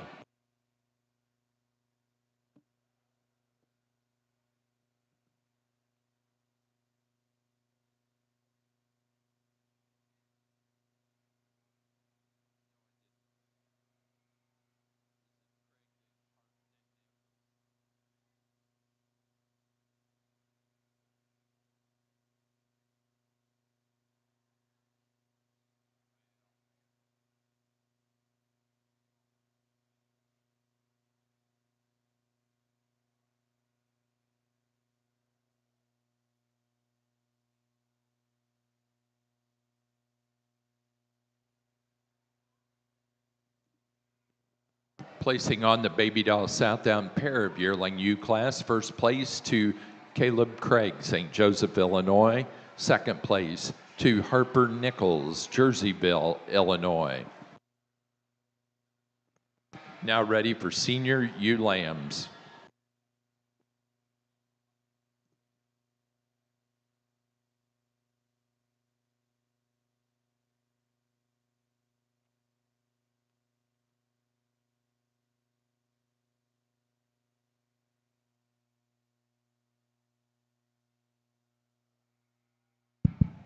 Kind of got hit with the orange wave here over on your Pole Dorset side. A really nice class winner that I think silhouette and quality, just femininity and refinement's probably where she goes ahead and stamps the win. Really smooth in the way that she transitions from her shoulder into her rib cage. I like her from hip forward in terms of her top line balance. From hip back, while I think she's stout in terms of her pin set and her lower stifle shape, that use maybe just a little bit stiltier in terms of her hock and rear foot assembly. I think that one's maybe just a little bit steeper and compact there in terms of her hip construction. But in terms of front front 1/3 and the way that she's assembled there from her hip forward, I think that one's the highest quality. I think the decision lied between 2 and 3 for me, and to me, the pair that comes out in second brings us one that's really big-bodied and high-volumed, a maternal, broody-looking ewe that's probably got a shot extra flex to her hind leg relative to our class winner. Again, just nothing wants to come together. She kind of wants to fight her handlers here. That one just gets a little deeper and steeper there in terms of her shoulder and chest. She's got a little extra set to her hind leg, and she wants to pop up in her top as she gets out and goes. No disputing, though, that one's got a slight performance advantage, and she's definitely leads the way in terms of body volume. The young lady's sheep, the young man's sheep that comes out in third, I like that one's youthfulness and her silhouette and the way that she attaches into the top of her shoulder. I like that one and the cleanliness of her chest and the way that she's laid in and the shape of her shoulder. As we get into her hip and rear leg assembly, her hind leg's nice. She's a little rounder there in terms of her hip. Gets a bit easy there in the middle of her spine. Drier in terms of her flank. And I need to see her transition neater from where her neck attaches into the top of her shoulder. Young ladies bring us a broody, functional, basic ewe that comes out in fourth. Good in terms of her body type. Like the turn and shape to her rib cage. As that one gets out and goes and even standing still, just reads a little bit more generic, a little bit more mature in terms of her head shape. I think that ewe needs a cleaner chest, a squarer hip, and a stronger rear pastern. 4 really nice sheep, lots of differences in quality there to discuss. Congratulations to those exhibitors. Placing on the Baby Doll Southdown class of senior ewe lambs, first place to entry 23, Nichols 22056, Everest, Harper Nichols, Jerseyville, Illinois. Placing on the Pole Dorset yearling U class, first place to entry 18, Mountain Man Farm 89, Judd Bergman, Wadesville, Indiana. Second place to entry 17, Jim Robertson and family, Shelbyville, Indiana, with Triple R Dorsets 120. Third place to entry 15, Judd Bergman, Wadesville, Indiana. And 4 to entry 16, Jim Robertson and family, Shelbyville, Indiana. Next class is Slick Shorn yearling ewes, then we'll show pair of yearling ewes.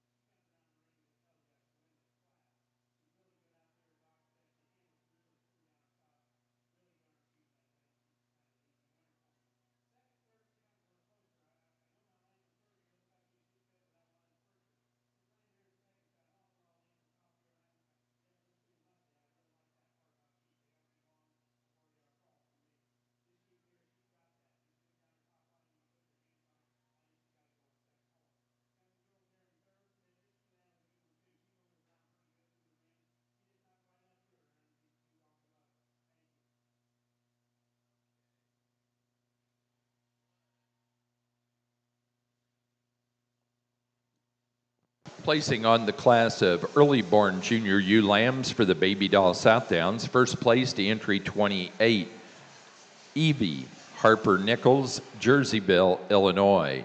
Second to entry 25, 2602, Caleb Craig, St. Joseph, Illinois. And third to entry 26, Harper Nichols, Jerseyville, Illinois. Back over here on your Pole Dorset side, a pair of slick Dorset females, both carrying cedars. The young man sheep up front, even though she's maybe a little bit bulkier there, and it comes with the territory of some things we're going to discuss here in a second, I think that one's lower joints and hind legs construction allows that one to get out with a shot more comfort level and true flexibility at the ground. But beyond that one's just so overwhelming in terms of skeletal width and body volume, massive out the back side of her blade, big in terms of her loin, and really, really robust in terms of her upper pin set. As she gets out and goes, could she be a little bit shorter there in her blade and probably just run uphill a nickel bit better? Yes, but like I said, for that one carrying so much power and dimension, I think that the set of her knee and front foot and the reach out of her front skeleton is definitely an upgrade compared to the one in second. The one in second, I thought we'd have a kind of a classic debate between pretty and powerful, and while I do think there's some pieces of this ewe that really kind of I want to hone in on and appreciate, like her substance of feature, I like her bone work, I like her foot size, I like her extension, and the refinement to her head and neck. Just nothing wants to come together. She's a little rougher there in terms of her spine. She wants to disconnect there from neck to shoulder and from shoulder to forerib. That ewe's got to be opened up behind her shoulder. And as she gets out and travels, she's a little too steep out of her front end, wants to run downhill. She's got a massive, massive loin in her, and I think that one, again, transitions really good there in terms of her loin, her hip loin hookup. We just got to modify some structural things, specifically her front end. Two really nice ones there. Congratulations to those exhibitors. Let's give them a big round of applause.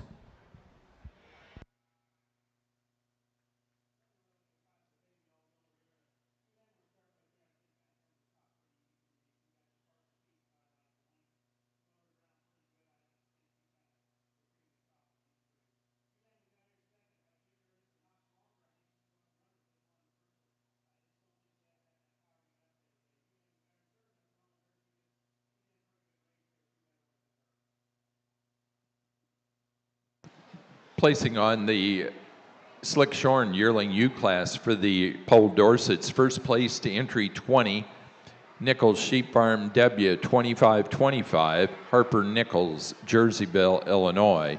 Second place to entry 19, Nichols Sheep Farm W 2541, Harper Nichols, Jerseyville, Illinois.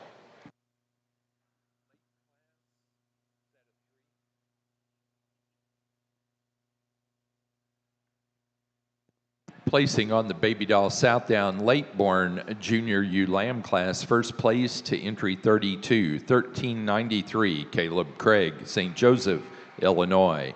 Second place to entry number 30, Nichols 22004, Rebecca, Harper Nichols, Jerseyville, Illinois. And third to entry 29, Caleb Craig, St. Joseph, Illinois.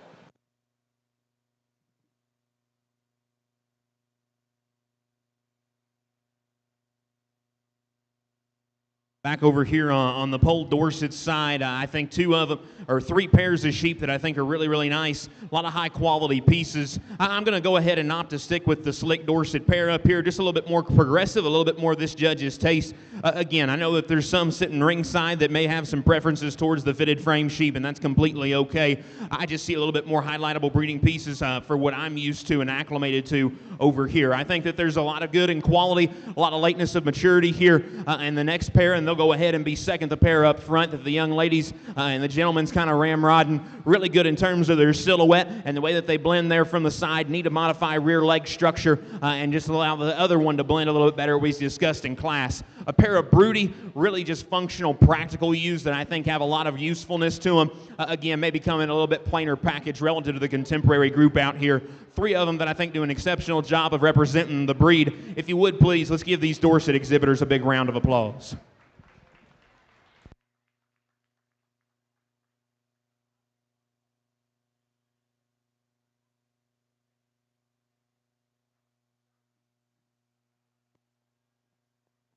Placing on the pole, Dorset Pair Yearling U Class, first to entry 41, Harper Nichols, Jerseyville, Illinois. Second to 42, Jim Robertson and family, Shelbyville, Indiana. And third to 43, Judd Bergman, Waitsville, Indiana. Placing on the pair of ewe lambs for the Baby Doll Southdowns, first place to Caleb Craig, St. Joseph, Illinois. Second, Harper Nichols, Jerseyville, Illinois.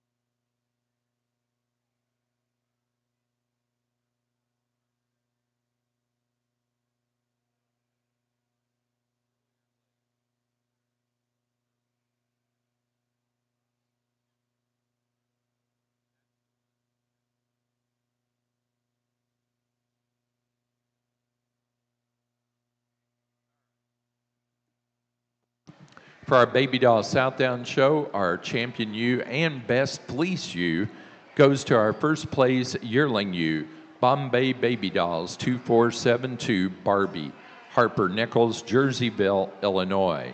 The reserve champion was out of the early born junior ewe lamb class, entry 28, Evie, Harper Nichols, Jerseyville, Illinois. Really high quality Dorset pair over here back on your pole Dorset side. The one that wins has just got an unspeakable amount of presence. Her neck attachment and silhouette and blade length is just so natural. And as she maintains that same kind of posture as she travels the ring, really like her top line comfort, her hind leg and lower joints, both the stoutness of her hind leg and the use of her hind leg are very, very good. I think that one's just so smooth and elegant. You can maybe smoothen her up just a point, smidge there at the point of her shoulder if you want to get picky on her. And she's not the hardest handling one between the pair. I think the muscularity advantages probably fall to the ewe there in second, but in terms of building a high quality silhouette, that one's got my number. The young man's sheep that comes out in second's got a big back, a big loin, and a stout pin set. Like the sheer power and mass in this particular sheep, she's a little bit longer there in terms of her blade, not necessarily just as attractive there in terms of the placement of her sternum. She's shorter in her hip, a little straighter about her hock. Didn't see the same level of just absolute silhouette and proportionality as in our class winner. Two really nice ones there that they can be proud of. Congratulations to those exhibitors.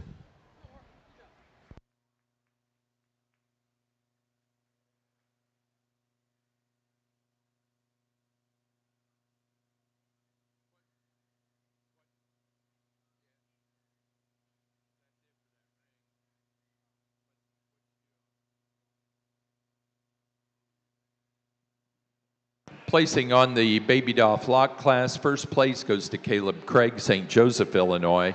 Second, winner of the Premier Exhibitor Award for the Baby Doll Southdowns is Harper Nichols, Jerseyville, Illinois. That does conclude our shows in that ring today, in the wool ring. Our judge has been Larry McDaniel of Greenfield, Indiana.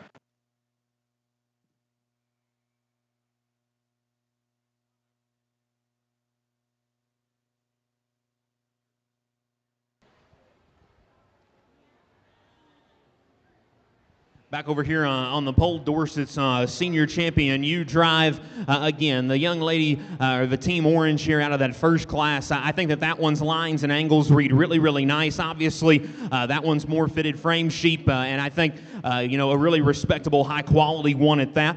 The way that she's laid in terms of the angle of her shoulder. We talked about her hind leg posture maybe being just a nickel stilty, maybe a little bit shorter there in terms of her rump structure, but from hip forward, I think that one's got a world of good in regards to presence, and her body and power is still very genuine at that. An absolute dump truck that comes out of that second class. She is cracked open down low, bold in terms of her rib cage, massive there in terms of her pin set, and her hind leg posture is still very nice. All the things that I want to modify on that, you were her front end assembly, a little deeper there in terms of her shoulder, and again, maybe just a little bit more conservative there in terms of her size and stature relative to the ewes on either side of her regarding maturity. The young man sheep that was out of that last class that we previously discussed, when she gets rocking and rolling and looking like that, I think that one's just pretty captivating.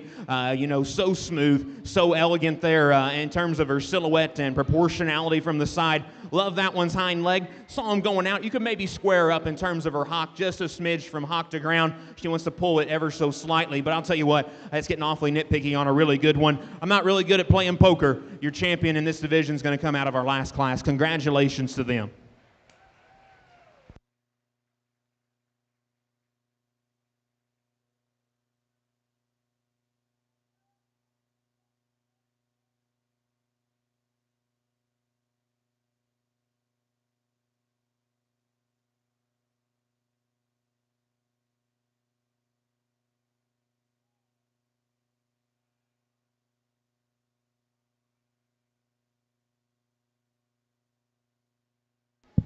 Dropped in a very respectable second that I think definitely had some compliments to our division winner in regards to handling, quality, and body shape. Very athletic there towards the center portion of her rib cage, big and square there from her shoulder back into a massive upper pin set, lower leg, and twist. Maybe, again, just wanting to modify some balance and proportionality things. She's not necessarily as aesthetically pleasing there in the set and use of her hind leg from the side. She needs to be picked up and elevated in her front end. To me, it boils down to these other two up here out of your older division. I think you've got a little bit more elevation and continuation, and in this particular ewe, I think you've got a little bit more power and a little bit more flexible lower joints and attractive hind leg out of your middle class.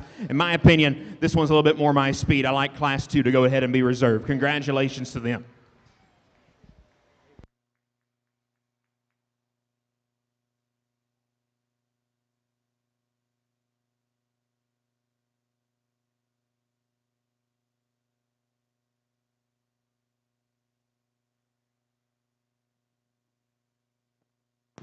Next class for the Pole Dorsets will be our winter ewe lambs,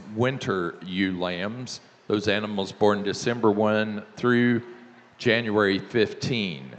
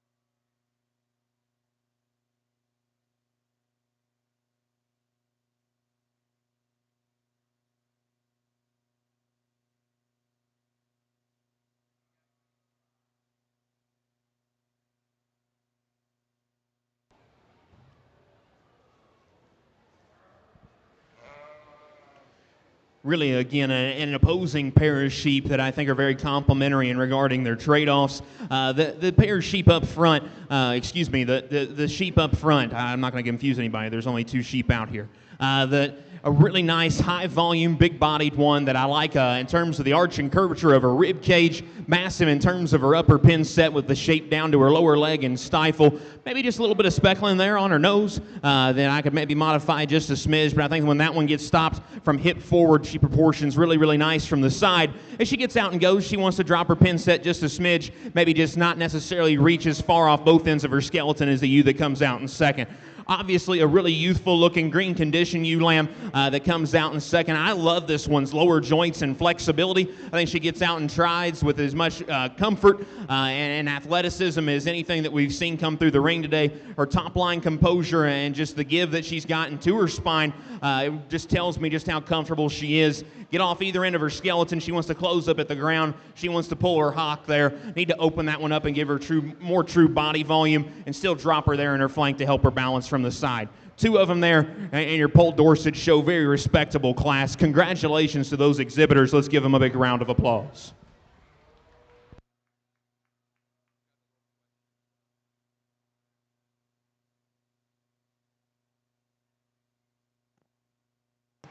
Placing on the winter ewe lamb class for the Poll Dorsets, first place to entry 27, Jim Robertson and family, Shelbyville, Indiana, with Triple R Dorsets 126.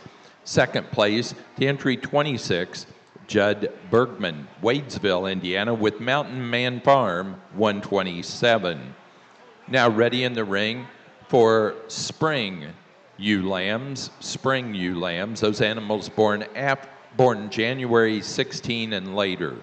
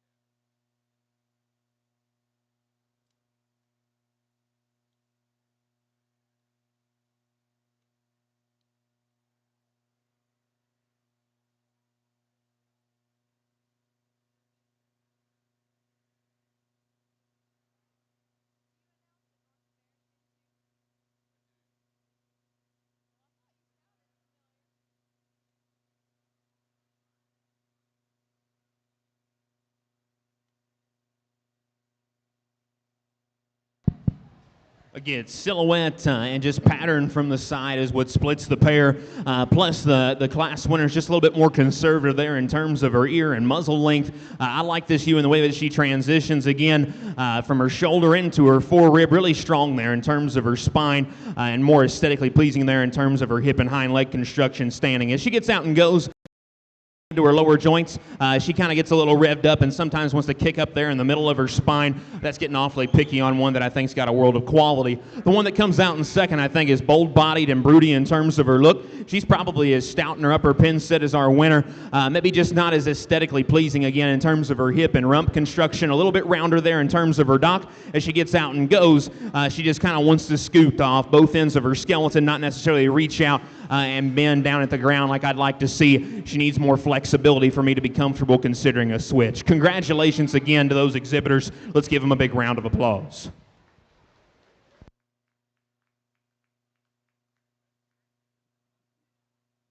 Placing on the class of spring ewe lambs for the Poll Dorsets, first place to entry number 29, Harper Nichols, Jerseyville, Illinois, with Nichols Sheep Farm 2610. Second place to entry 28, Jim Robertson and family, Shelbyville, Indiana, with Triple R Dorsets 128. Now showing Slick Shorn, Spring Ewe Lambs.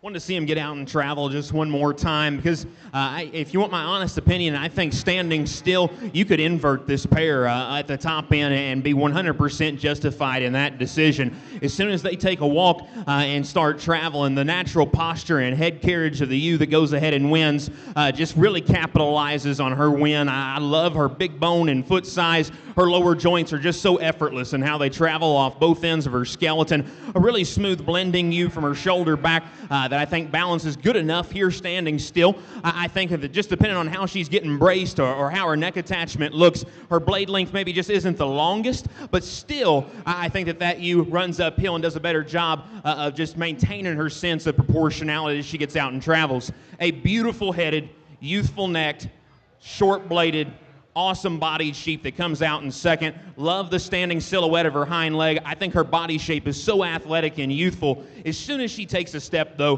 that's a ewe that just gets a little bit rounder in terms of her shoulder, wants to drop out of her front end just a smidge, and doesn't maintain the same sense of presence necessarily as our class winner, but two very complementary pairs of sheep. There's absolutely not a slouch here standing in third. I think that is a wide-chested, round-bodied, big racked one that's stout in terms of her pin set. I like the standing set of her hind leg and how she balances here from the side. She's a little over in her knee. She's not necessarily as stout nor just as flexible in the use of her hind leg, and in my opinion, a bit frailer featured ewe that needs to be smoother in terms of her hip loin hookup, but an absolutely respectable third. We round out the class with an immature ewe that I think's really smooth in the way she transitions from her forerib back there, really strong in terms of her spine, maybe pound for pound as strong in her spine as anything that we've got in class. Like the set of her hind leg, she needs to be fixed just in her lower body symmetry. She needs to progress back into a bigger pin set. I need to see her cleaner about her chest and stouter about her front foot to match her rear leg structure.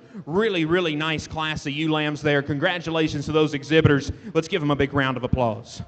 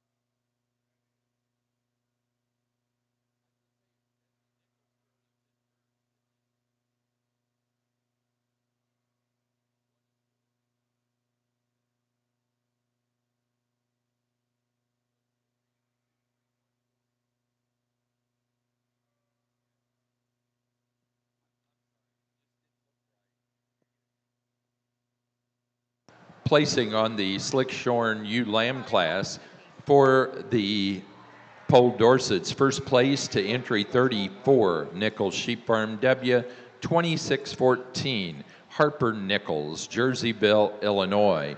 Second to entry 31,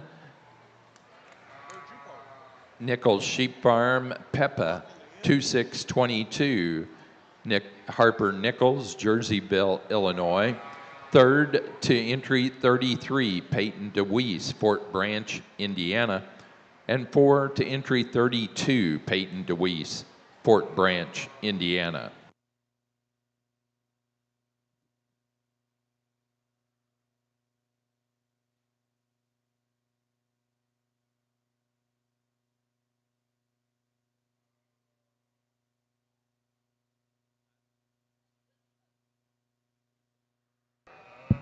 Well, as deep and respectable a division that we've had thus far here in your Dorset show, from top to bottom in all these classes, I think have done a really good job. Out of our first class there, a big broody, kind of maternal ewe that we go ahead and win with. I like her flexibility.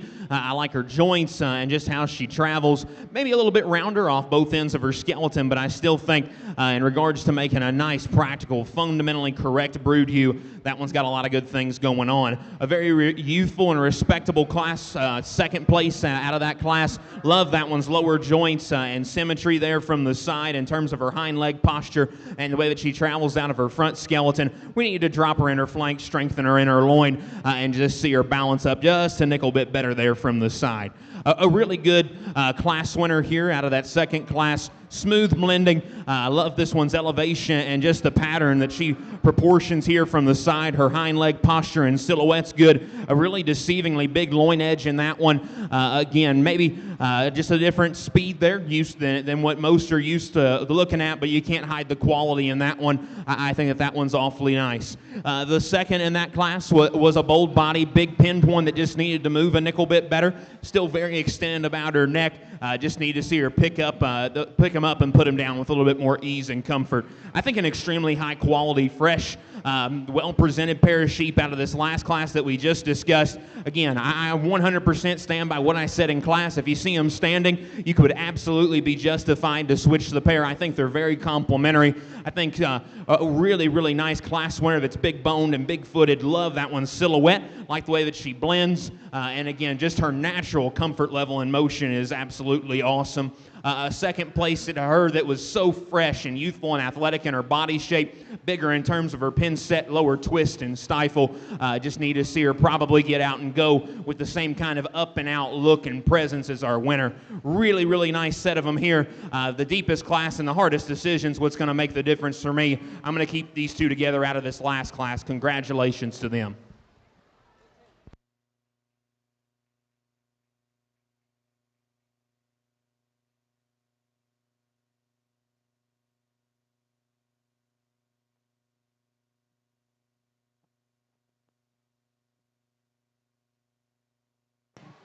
Placing on the Slickshorn Spring Ewe Lamb class for the Poll Dorsets, first to entry 34, Nichols Sheep Farm W2614, Harper Nichols, Jerseyville, Illinois.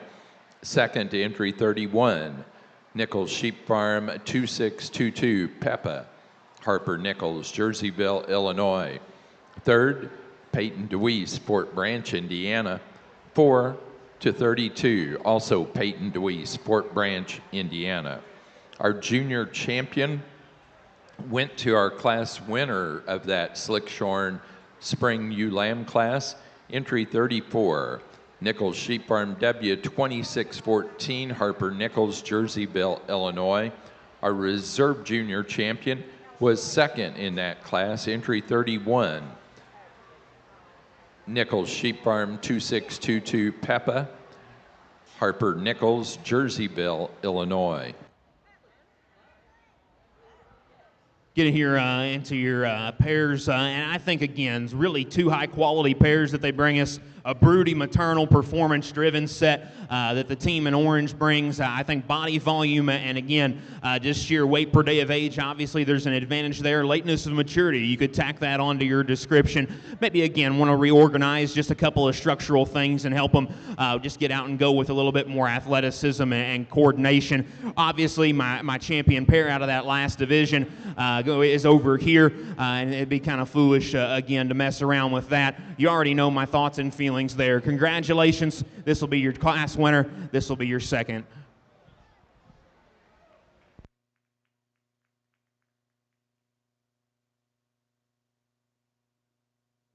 Placing on the pair of ewe lambs, first place to Harper Nichols, Jerseyville, Illinois. Second to Jim Robertson and family, Shelbyville, Indiana.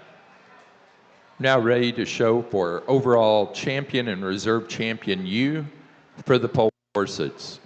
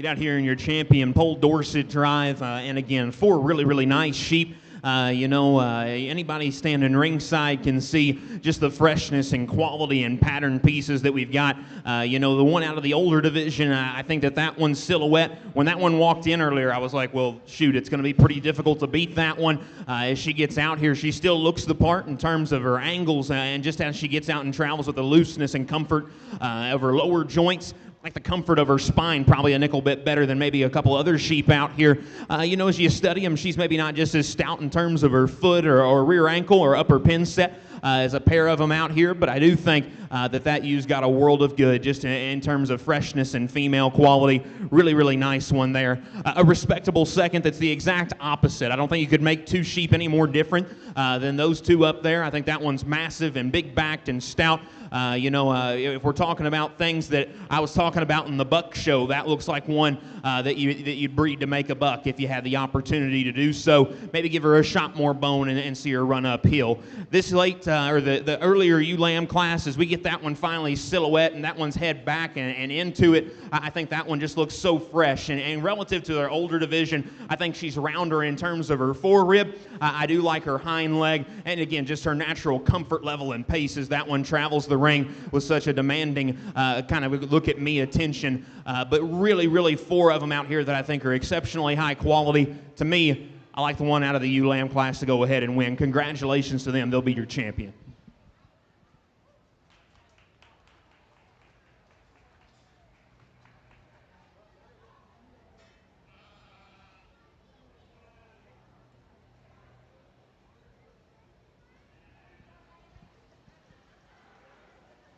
We drop in that second, and I think she's definitely worthy of discussion because, in terms of just genuine body shape and putting the right kind of rib cage and body in one, she definitely has those things. Really square, really good in terms of her touch and over her loin edge. I love that one in terms of her lower leg shape and the depth of her twist and stifle, and then still does it with an exceptionally high-quality hind leg. The only things that become problematic for me is when that one gets out and goes, she wants to drop just a nickel out of her front end. Need to see her maybe set back in her knee and just elevated there out of her in terms of her sternum. Love, love, love the shape of her neck, the shape of her head, and just her female features as far as that's concerned. It's a really close call for me between for reserve overall Slick Dorset ewe. In my opinion, I think there's one just a little bit harder to make. The reserve ewe lamb will go ahead and be reserve champion.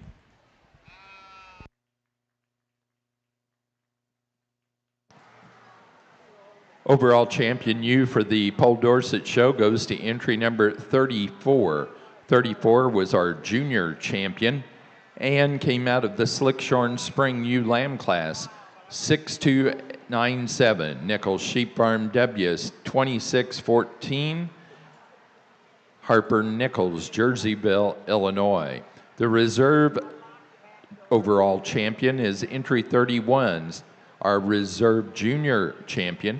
Second in that Slickshorn Spring ewe lamb class, entry 31, 6298, Nichols Sheep Farm 2622, Peppa, Harper Nichols, Jerseyville, Illinois.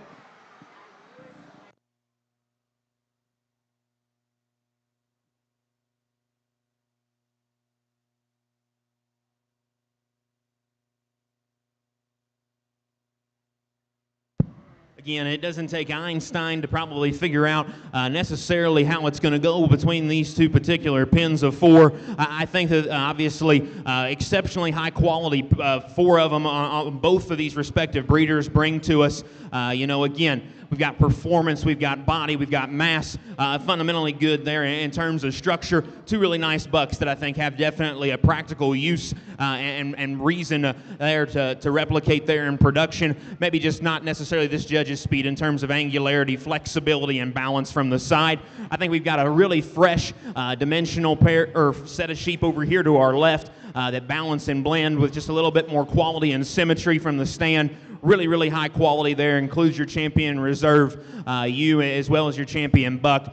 Hats off to both of these firms for the outstanding sheep that they brought before me today. Really appreciate their time and exhibiting them and giving me some decisions to make. This group will go ahead and be your champion. Group in orange will be reserved. Congratulations. Placing on the Pinafore Lambs, first place to Harper Nichols, Jerseyville, Illinois. Second place to Jim Robertson and family, Shelbyville, Indiana. Now showing you flock. The flock class will be your next class.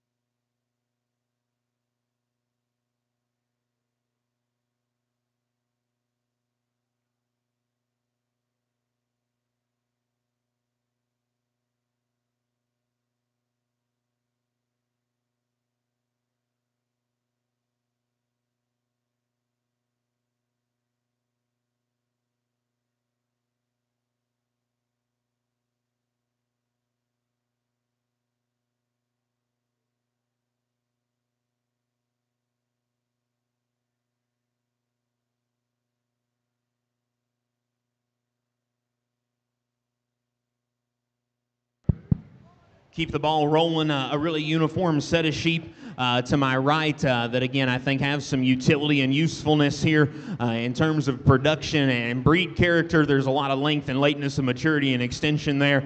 I like those sheep quite a bit as well. The ones to my left, again, just a little bit more symmetry and freshness. I'm going to keep the ball rolling here. This will be your champion over here in blue, reserve over here in orange. Congratulations to them.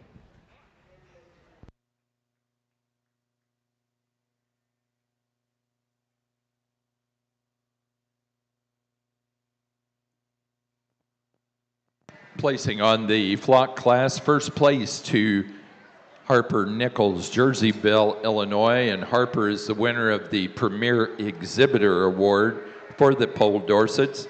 Second place in the flock class to Jim Robertson and family, Shelbyville, Indiana. That does conclude our Poll Dorset show. We're going to give the judge just a moment. And before we call the Horn Dorsets in.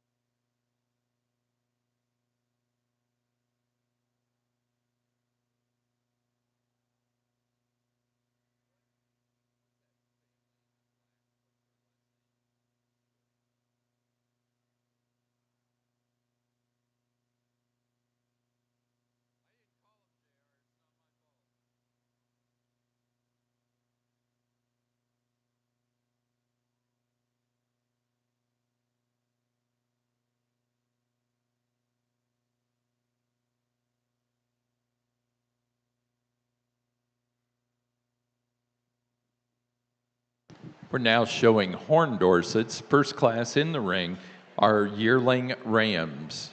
We have 2 entries in that class. Following this class, we will show late fall ram lambs. Late fall ram lambs will be your next class.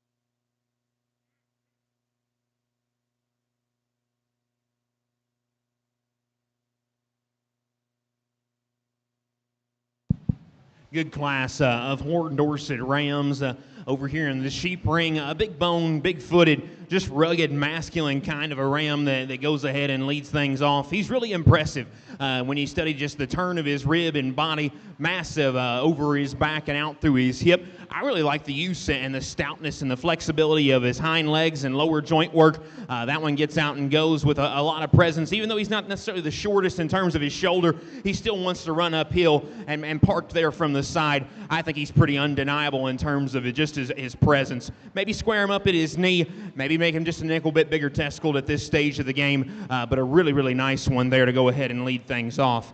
A really round body, big backs, big loins, one that comes out in second, square and leveler probably there over his hip and top line as he finally wants to cooperate and settle in here. He's a little bit thicker and more mature there about his neck. A little deep there in terms of his shoulder. I don't necessarily see the same type of balance or body volume as I see in our class winner. He's got a little bit more leg wool that kind of helps some things there in terms of the aesthetic and the posture of his hind legs standing, but I just like the masculinity and ruggedness of the buck that goes ahead and wins. Congratulations to both of those exhibitors. Let's give them a big round of applause. Placing on the Horn Dorset yearling ram class, first place goes to entry number 17039, MCD 302, Reba Bergman, Wadesville, Indiana.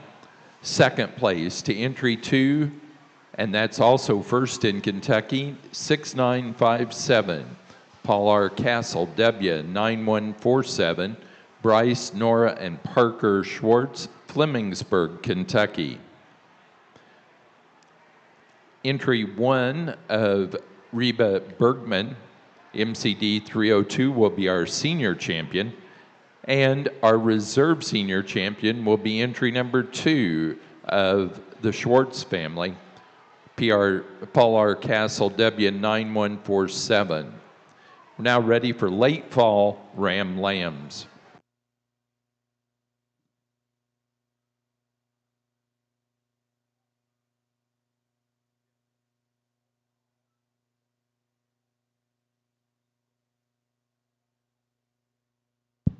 I think this one from shoulder back is about as good as anything that you can find. Top line strength and top line composure. That one's got a big loin laid into it. I love that one's hind leg, just the density and both the set and use of it. Extremely flexible there in terms of its lower joints while still being level there and proportional from the side. If we could, maybe like to elevate that one just a smidge in terms of its sternum, give it a shot more front leg wool to match the density of its hind leg, but I still think the silhouette and the way that that one blends here standing still, that's a really nice single entry that can withstand a little more competition. Congratulations to them. Placing on the Horn Dorset Late Fall Ram Lamb class, first place and open first in Kentucky to entry number 5, 6'9", Paul R. Castle, W, 9310. Bryce, Nora, and Parker Schwartz, Flemingsburg, Kentucky. And that'll also be our junior champion ram. Now ready to show for overall champion ram.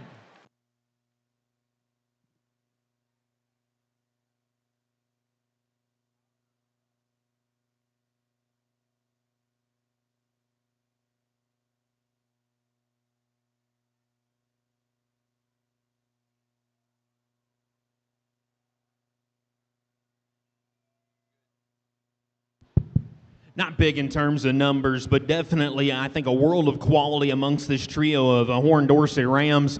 Really, out of that older division, we saw, I think, just a world of good and complementarity between both of those bucks. A bold rib, really stout one there, but still manages to blend so smooth there from his shoulder back. Love the way he operates out of his hip and hind leg, and still casts a pretty balanced look there from the side. You could lengthen him in his neck, shorten him in his shoulder, but again, maturity's taken its toll, and those are things that are just going to happen just like with any other species of livestock. I see this one as he gets out and travels, and just the athleticism of his lower joints, his top line composure, and just a quality and freshness from the side. I think there's a world of good in that particular ram. Big testicled relative to his size. I think a really nice one there that could have withstood a little bit more competition. I'll set the microphone down, go out here and select you a champion in reserve, but if you would please, let's give these Dorset exhibitors a big round of applause.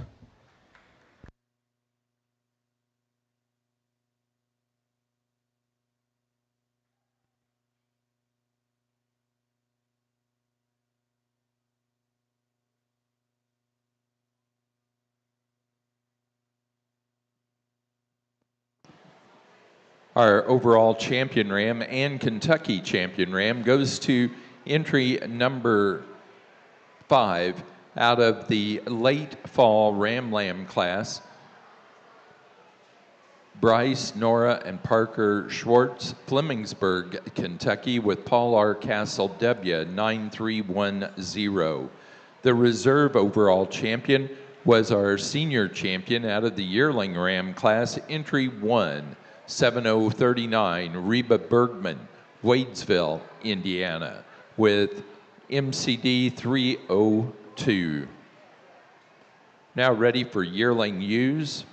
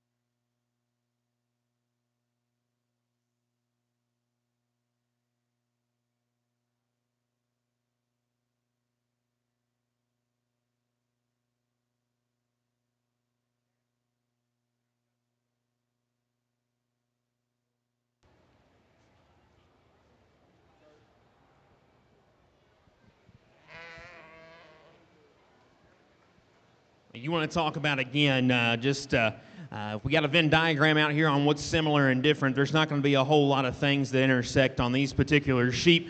I think the young man sheep up front is just a little more my speed in regards to silhouette and proportionality. Love that one's top line comfort and the flexibility and reach out of that one's rear skeleton from the side. She blends so feminine and smooth there, even from just her neck and shoulder and on back, so level there out of her hip. Again, love the way that she moves and gets out and goes and flows there in terms of her lower joints. As she turns and walks away from me, could that one maybe just a little bit more stable from hock to ground? Absolutely. But other than that, I think that's a really, really high quality female to go ahead and win. Taking nothing away, I know we got the open hog judge there standing ringside. This one maybe probably belongs with just a little bit more power and body. That one in a different species, I'd say is more like a barrow maker, and I know that's probably out of pocket here in the breeding sheep ring. That one's bold-bodied, big-topped, and stout hip, dense in terms of her skeleton.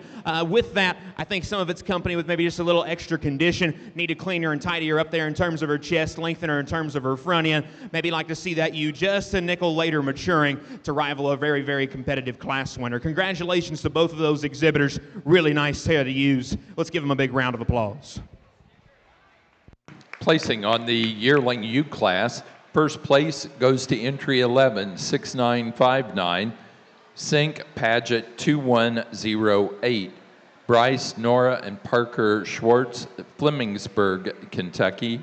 And that was also first in Kentucky. Second place to entry 10, 7040, Mountain Man Farm 102, Reba Bergman, Wadesville, Indiana. Now ready for Slick Shorn, yearling ewe.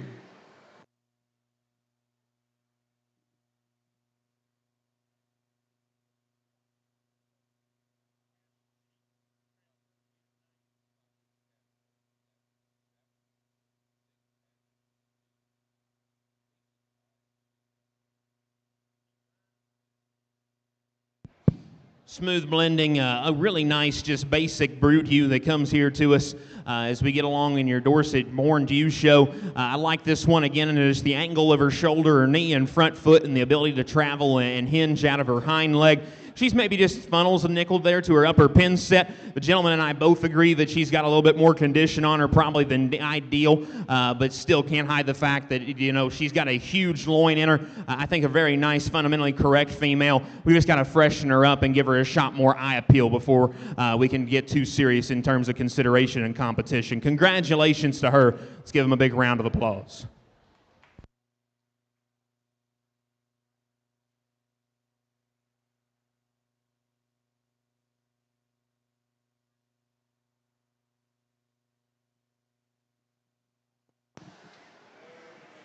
Placing on the Slick Shorn yearling ewe class, first place in open first in Kentucky to entry 12696. Paul R. Castle, W9199, Bryce, Nora, and Parker Schwartz, Flemingsburg, Kentucky. Now ready for early fall ewe lamb.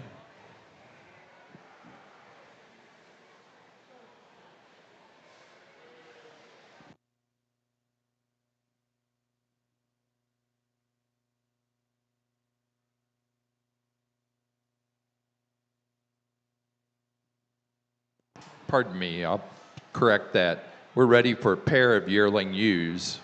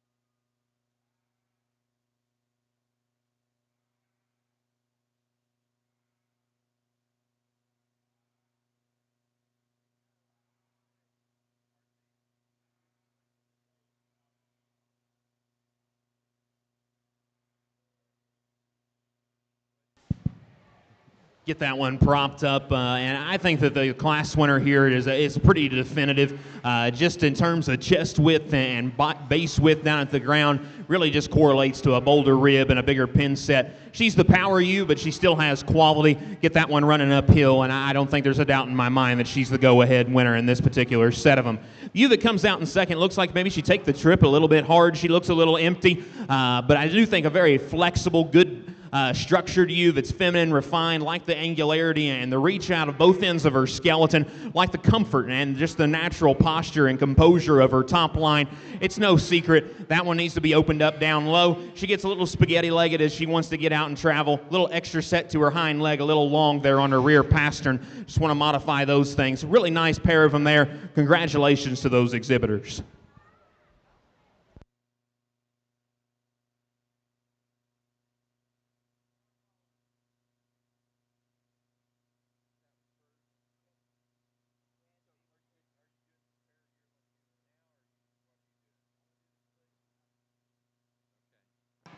Now ready for Slickshorn Fall ewe lambs.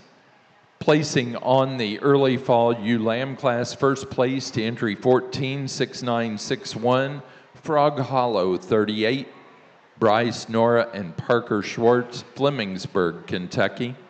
Second place, second in Kentucky, to 136962.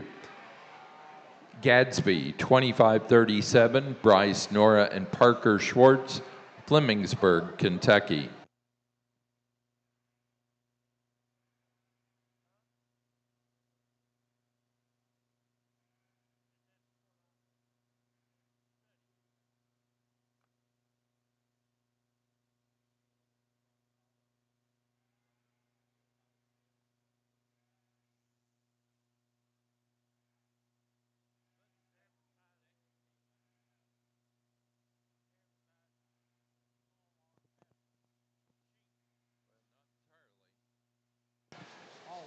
We have had a debit card turned in from Joshua Dell. Joshua Dell, your credit or debit card is here at the announcer's desk. Joshua Dell. Really nice pair of them, and I think to me it just comes down to just security of structure and strength at the ground. I think the ewe that wins is not only those things in terms of being stronger on her front feet, more conservative in her pastern length, and just a little bit more appropriate in terms of her rear foot size and shape. I like the posture of her hind leg better. I like the levelness out of her hip. And then you get on either end of these sheep, I think she's just a little bit more genuine in terms of her base width, bolder in her rib, and bigger in terms of her loin and lower leg and twist. The ewe that comes out in second, smooth blending, without a shadow of a doubt that she's flexible. She's more extended in terms of just her hip length. I can absolutely agree with those things. That's a narrower based ewe. In my opinion, my biggest hang up, she wants to pull her hock. She's too flat and long in terms of her rear pastern. Need to modify her rear foot and skeleton before I can think about switching the pair. Really, really good set of them there. Congratulations to those exhibitors.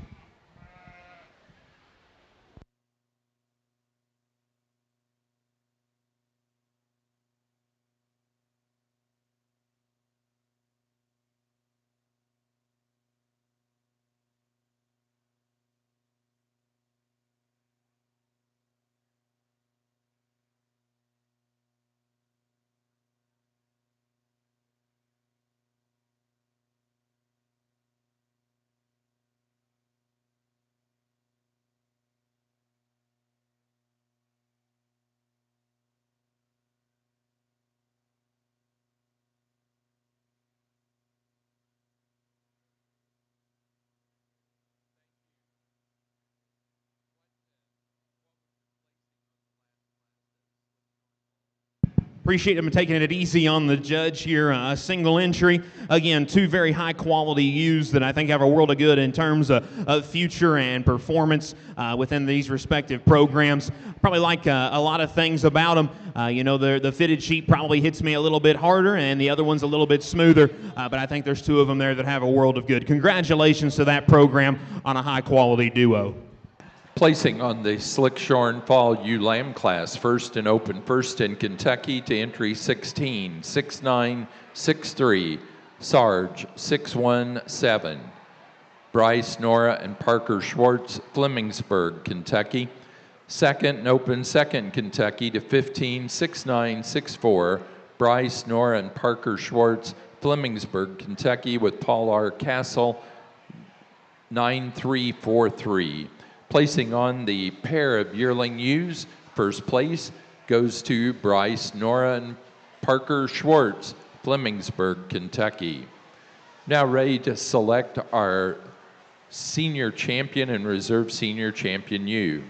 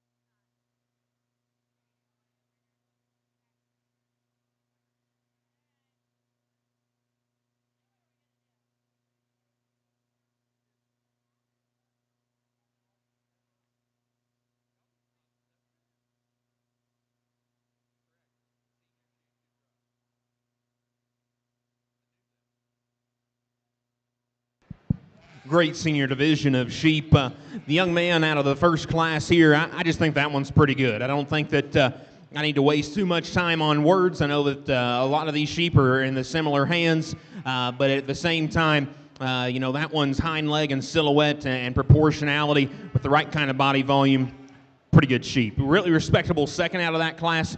Bold-bodied, big in terms of her top. We said that one probably just a little bit different speed in terms of being just a nickel earlier maturing, a little bit deeper there in terms of our front end assembly. We needed to freshen her up there in terms of her condition, but a very respectable second. I appreciate him for coming out here and exhibiting that one.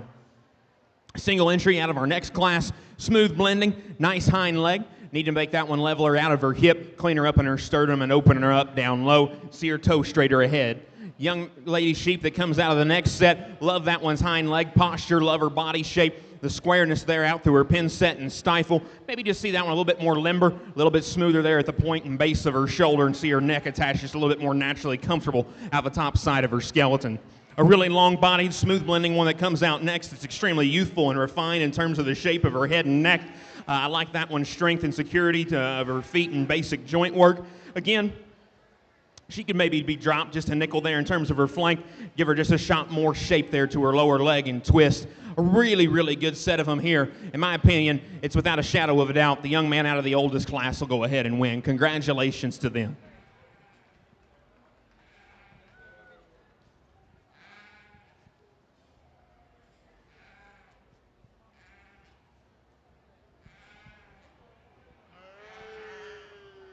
Pull that second in, and again, I still think under the condition, that one's got a world of good in regards to power and body shape. Big, boxy ewe that's big in terms of her pin set and stifle. Again, freshness and things considered. Probably wanted to just modify some things in terms of that one's front end assembly and the condition that she comes to us. The one that suits me next best will be out of our third class. Congratulations to them.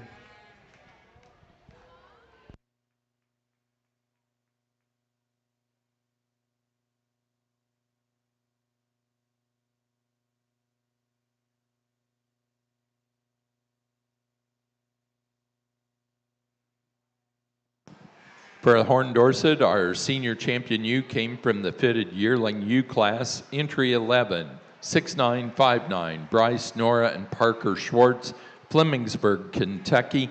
And that's our Kentucky champion as well for senior division. That's Sink Paget 2108. Reserve senior champion ewe from the early fall ewe lamb class, entry 14, 6961, Frog Hollow 38, Bryce, Nora, and Parker Schwartz, Flemingsburg, Kentucky.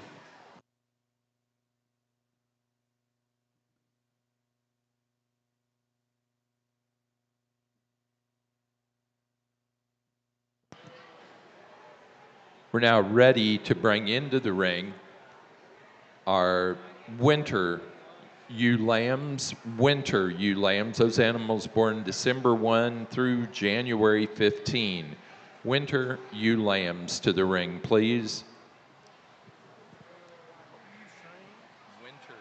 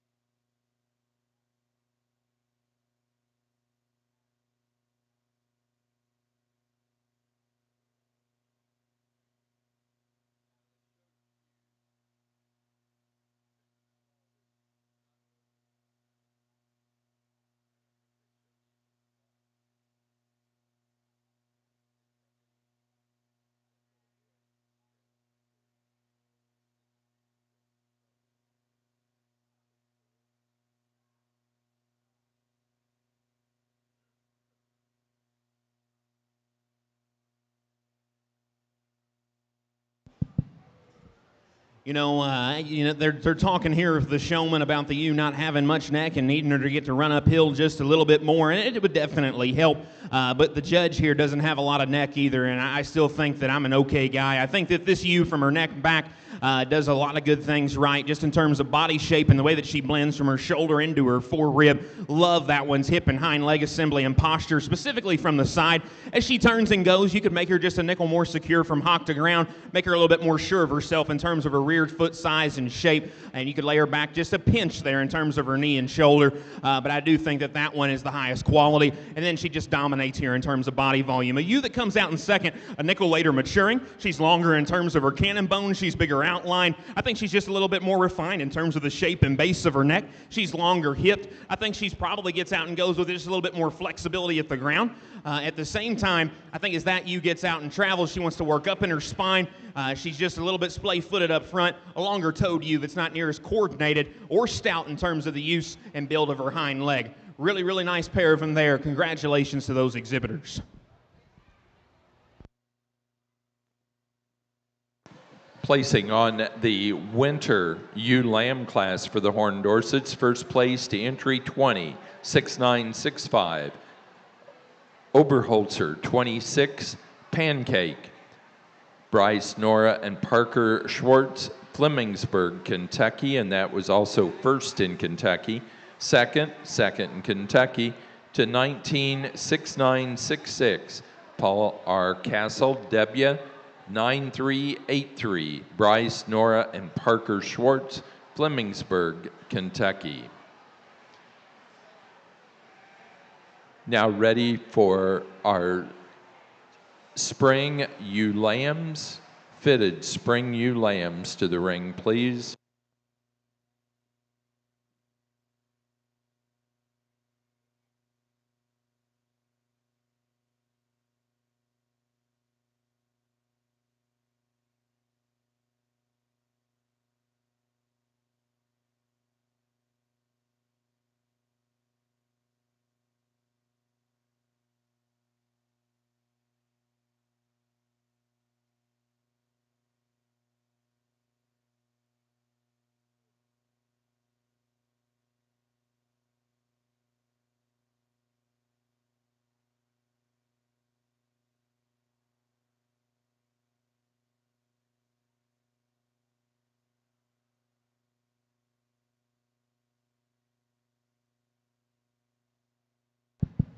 You know, I'll always take a little bit of time to evaluate a single entry. I appreciate the young lady bringing her to us. I think that one's lower joints and basic skeletal build are very good. I like how limber she is off both ends and just how she reaches and travels. Love that one's head shape and just her ear length. Very, very nice. I like that ewe in terms of her center body. You can maybe just reorganize her hip You make her leveler there and just open her up just a nickel in terms of the base of her skeleton, give her a shot more flair to her lower leg and stifle. A really nice single entry. We'll be interesting to see how she stacks up here in division. My congratulations to you, young lady. Thanks for bringing a high-quality single entry.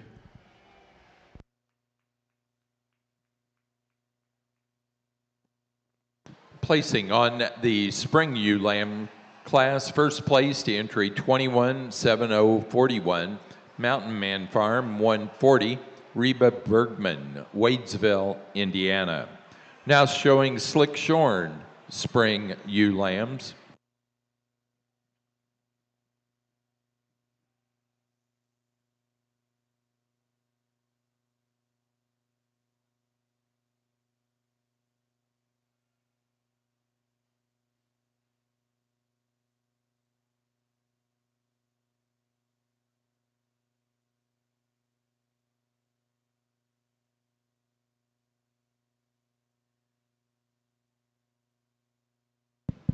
Trying to get the young lady to give me a fist bump. Her parents taught her well, stranger danger. But I think we can both agree, even if she doesn't like me, I think that we both like the sheep. That's a really nice one, just in terms of proportionality and silhouette there from the side. Love her top line strength and the way that she progresses back up high. A ewe that just wedges really, really good, be it from the side or from up on top of them. You can maybe give her a shot more bone. She's a little rigid in terms of her rear pastern with a little extra set to her hind leg. It makes for an interesting look there out of her rear skeleton as she gets out and goes, but I think a very high quality single entry. Congratulations to them.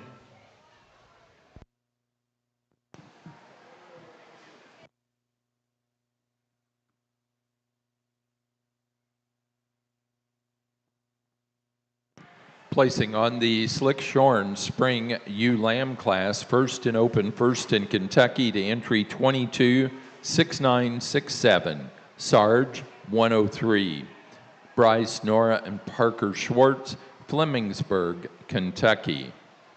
Now ready to show for Junior Champion and Reserve Junior Champion ewe.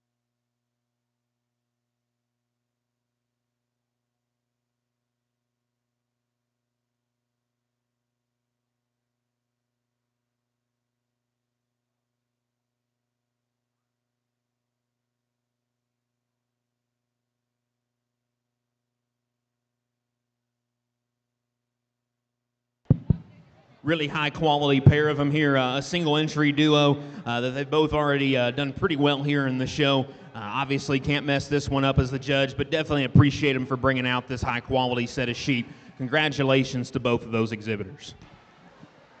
Placing on the pair of ewe lamb class, first place to Bryce, Nora, and Parker Schwartz, Flemingsburg, Kentucky.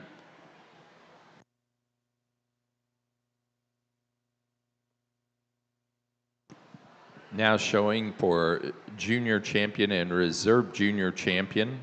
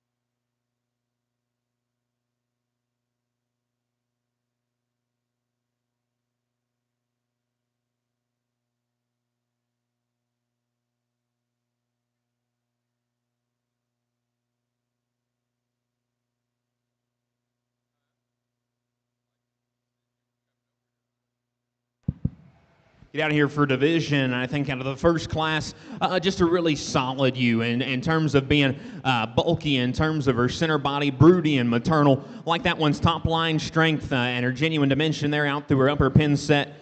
Maybe like to, again, just square her up there from hock to ground just a smidge. And, you know, obviously, just get her to maybe settle in there and relax. When you get her propped up and standing like that, I think there's a world of good in that female. She's wide in terms of her chest. Need to see her follow down to the ground with the same consistency there regarding her base width. A single entry out of that second class that the young lady in orange brings us, like this one, and how she's built out of her shoulder, knee, and front foot. Very feminine and refined in terms of her head and neck. From hip forward, I think that use as good as anything that we've seen today in terms of top line strength. Her bottom line symmetry is good. Her hind leg and her basic build is excellent. I just need to see that ewe probably redesigned in terms of her hip and rump length. That ewe's just a little bit awkward there in terms of her dock. And again, just needs a balance just a nickel bit better there from the side. Have a shot more just genuine power from end to end. Young lady's ewe that was out of the last class. I think, again, probably some things. She's skinny, skinny, skinny. And I mean that as a compliment. I think this one's better days are ahead of her for sure. Extremely good in terms of her neck and hind leg, or excuse me, in terms of her neck and front end assembly. Love the set and the just the length of that one's shoulder blade, her knee and front foot. She could maybe toe straighter ahead just a little bit. I think her width progression up high is great. She's a little rigid about her hind leg and her rear pastern, little extra set there. Again, we talked about that being in motion, standing still. She's one of my favorites. Really good set here in this division. In my opinion, I like the first class to go ahead and be champion. I like the class here in the back to be reserved. Congratulations again. Let's give these Horn Dorset exhibitors a big round of applause.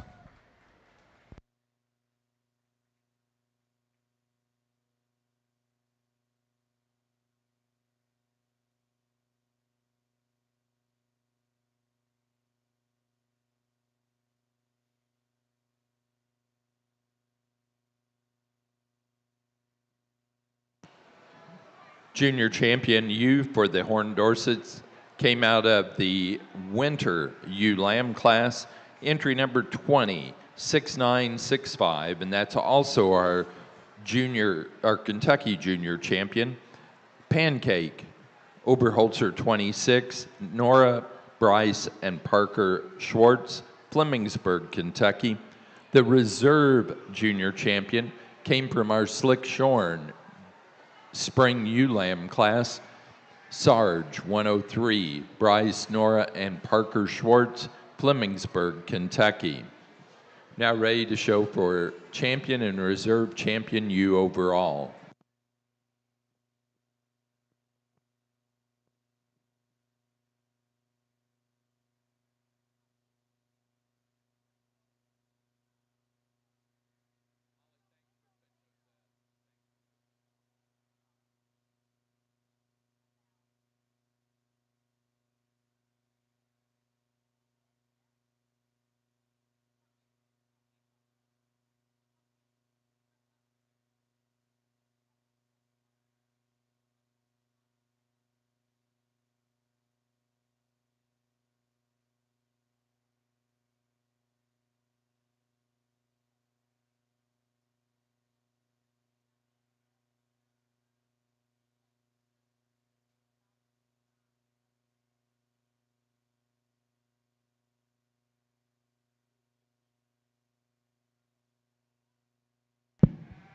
Get out here for champion Horn Dorset ewe, and I'll be honest with you. I think the champion, for me, just keeps growing and growing on me.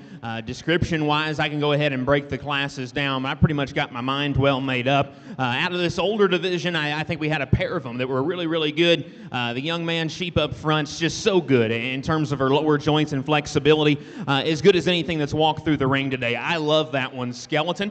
I like her top line and her composure. Hip and hind leg assembly is very, very good. And then she's got the body volume to back it up. If you want to make her just a little bit different, and modify some things. I think her neck attachment's exceptionally good. I'd maybe like to see it just a little bit more slender and set a little bit just higher there at the top side of her shoulder. But again, I think that's getting really nitpicky and making a Christmas list out of a ewe that's already really, really good. A second place in that division that was bold body, big topped, and stout hip. Love that one's body shape from the three-quarter view. I think that one's chest width and squareness at the ground, just genuine dimension, is very, very good. She's a little longer in her blade, not as neat and tidy in her shoulder construction and the angle of her front skeleton. Again, we could probably just modify those things and make her a little looser out of her rear too. Young man's ewe that comes out of our last division, the ewe lamb division. I think this one's silhouette when she finally wants to cooperate and settle in her spine and she's not lurching forward and trying to fight. I think that this one's bottom side symmetry, hind leg set, and levelness of hip is extremely good. She does roll her hock just a little bit as she gets out and goes. I think she needs to be just a nickel stronger here in her loin there standing, maybe just a little bit more relaxed there in terms of her shoulder. A really, really respectable ewe that came reserve in that division. Love her blade length. Love her flank line, even though that she's really, really skinny. I think that will do nothing but get better with time, modifying rear leg structure, and again, just making that one's hind leg and rear pastern just a little bit more aesthetically pleasing. 4 exceptionally good ewes. In my opinion, there's a dominant winner. Young man out of the older division is going to go ahead and win. Congratulations.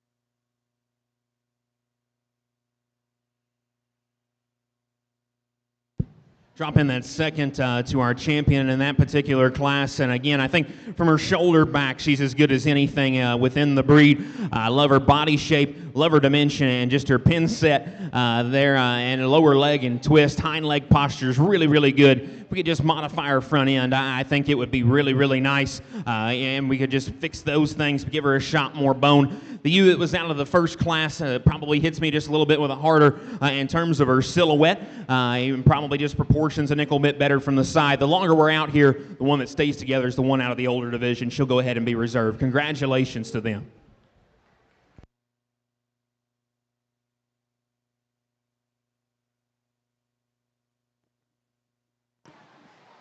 For our Horn Dorset show, our overall champion ewe and Kentucky overall champion ewe was our senior champion ewe out of the yearling ewe class, entry 116959, Bryce, Nora, and Parker Schwartz, Flemingsburg, Kentucky, with Sync Paget 2108. Reserve grand champion was our reserve senior champion out of the early fall ewe lamb class, entry 146961, Frog Hollow 38, Bryce, Nora, and Parker Schwartz, Flemingsburg, Kentucky. Now ready in the ring for our class of 4 lambs, pin of 4 lambs.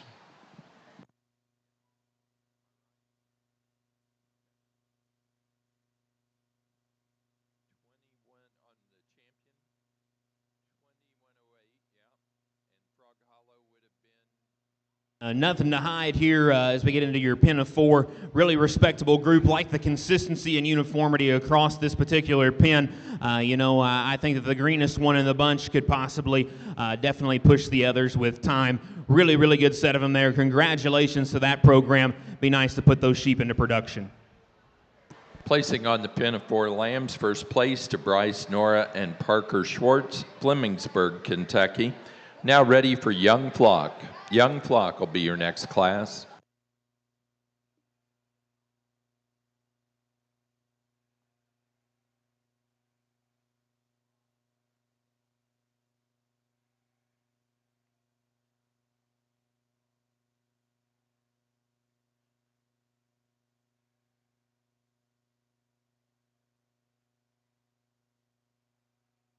Really good performance, obviously a really good performance of sheep here that are in this flock lineup, a pen of 5. Consistency and quality runs deep across the board.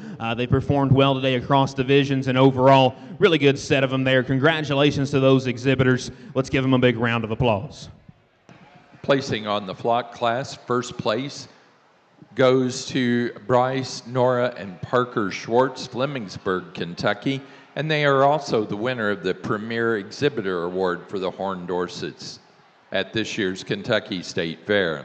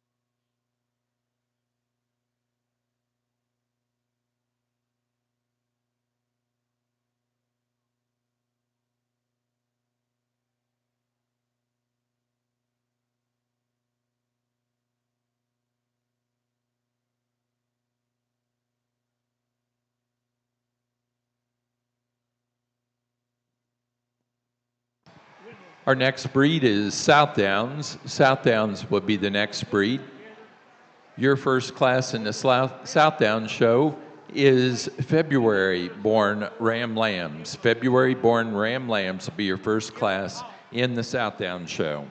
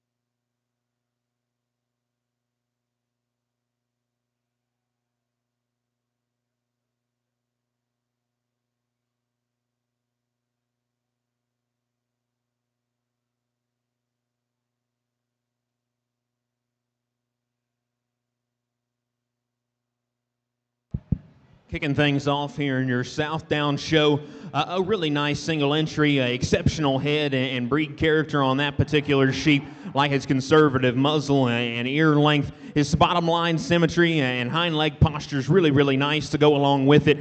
You know, I would like to just strengthen him there in terms of his hip loin hookup, see him transition better there in his spine, give him a shot more base width and lower leg flare. But I do think that sheep's silhouette and proportionality holds a world of good in regard to breeding value. Congratulations to them.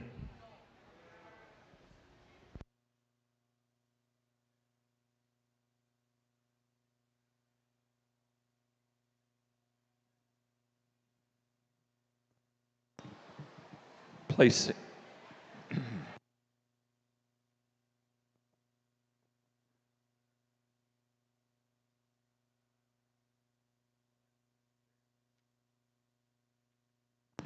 Placing on the class of February Ram Lambs, first place to entry 36058. Wilson 2636, Melanie Wilson, Hagerstown, Indiana. Again, we're now ready for March and later born Ram Lambs.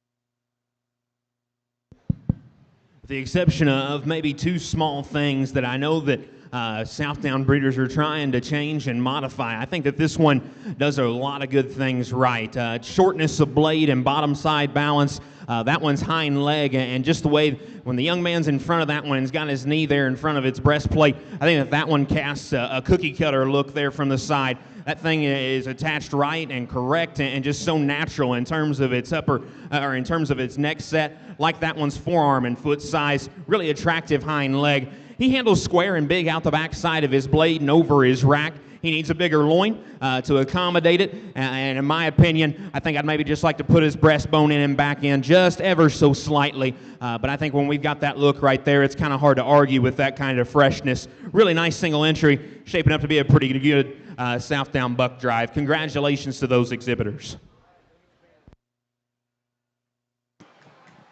Placing on the March and later born Ram Lamb class, first place to entry 046866. Jude Parker, Franklin, Indiana, with 2625. Now ready to show for overall champion Ram. These will also be our junior champion and reserve junior champion Ram.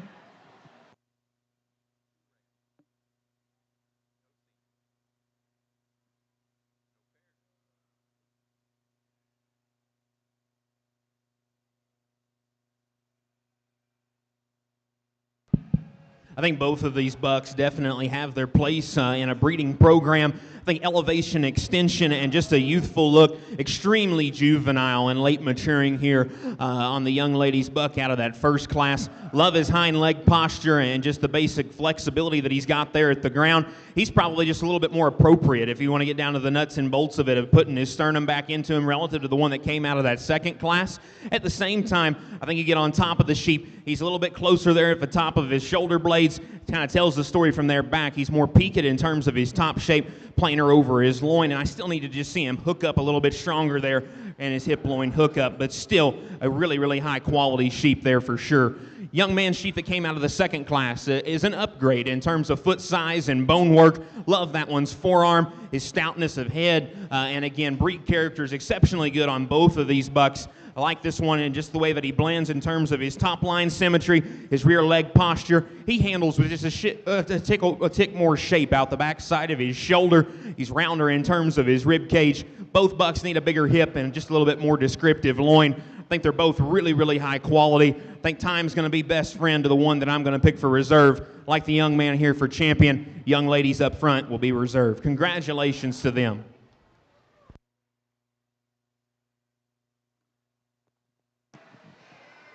Our junior champion Ram and overall grand champion Ram came out of the March and later born Ram Lamb class, entry 046866. Jude Parker, Franklin, Indiana, with 2625. The reserve champion and reserve junior champion goes to our class winner of the February Ram Lamb class, 036058, Wilson, 2636, Melanie Wilson, Hagerstown, Indiana. Now ready to move into yearling ewes.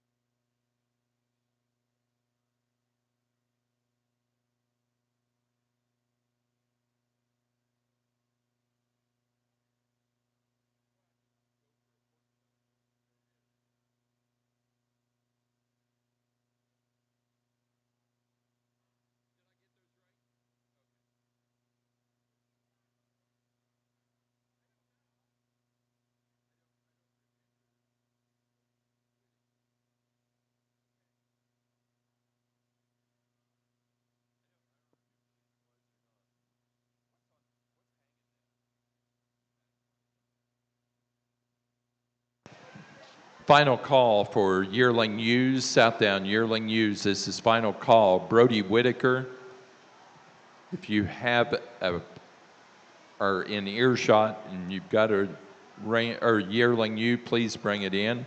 Otherwise, we're ready to move into senior ewe lambs. Senior ewe lambs.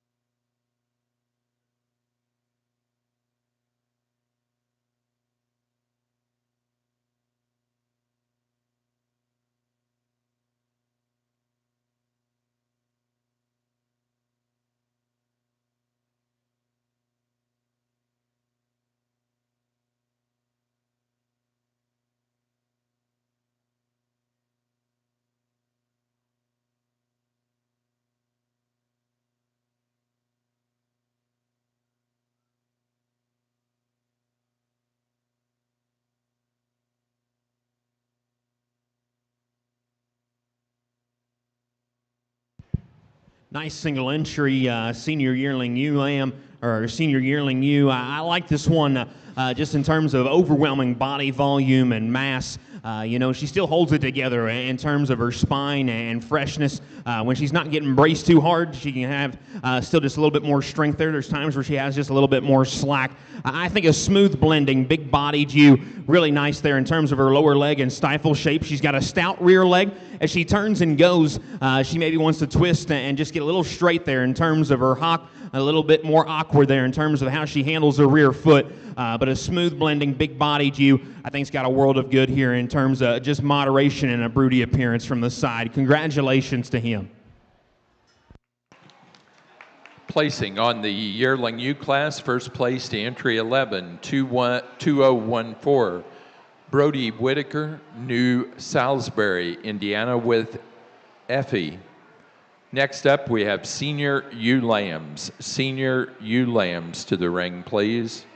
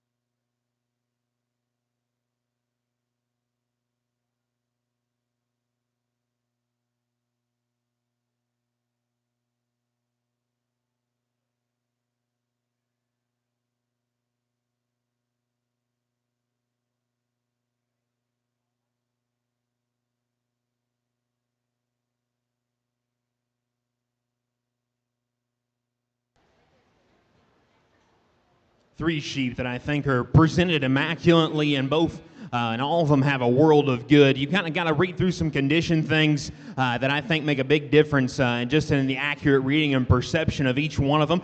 The young man sheep up front's the most honest in terms of her breeding condition, and I think that allows for a more accurate reading on just how much true muscle content's there. That one handles the squarest in terms of its loin edge. I think that one is the best in terms of its blade length and flank line. Hind leg posture, I think, is plenty straight here from the side, but as it gets out and goes, allows her to maintain probably just a little bit more consistent top line balance. She needs a bigger pin set. She needs to tie her neck a nickel higher. She's a little speckly there in terms of her nose, like to darken that up just a smidge. But other than that, I think that's a high quality ewe. In my opinion, she's the happy medium amongst this trio. The young man sheep that comes out in second, big bone, big legged, obviously just presented to the nines. I love this one in terms of her leg wool, and that's definitely captivating. A ewe that's a little bit light at her points. In fact, she's the lightest at her points of the 3A that are out here. And I think, in my opinion, as you handle her over her forerib, she's carrying the most condition. You get on top of them, I think that she wedges back into a narrower pin set, doesn't operate with near the coordination and flexibility out of her hind leg that I was anticipating, and wants to run downhill just a smidge as we get her going. Standing still, though, I could definitely understand that one having some fans from the side. Young lady sheep that comes out in third, I think has got some pieces of both the sheep in front of her. She's got the loud feature, an awesome hind leg posture that's clipped in beautifully as we round out the class. I think that one's the best in terms of her head, muzzle, and coloration up front.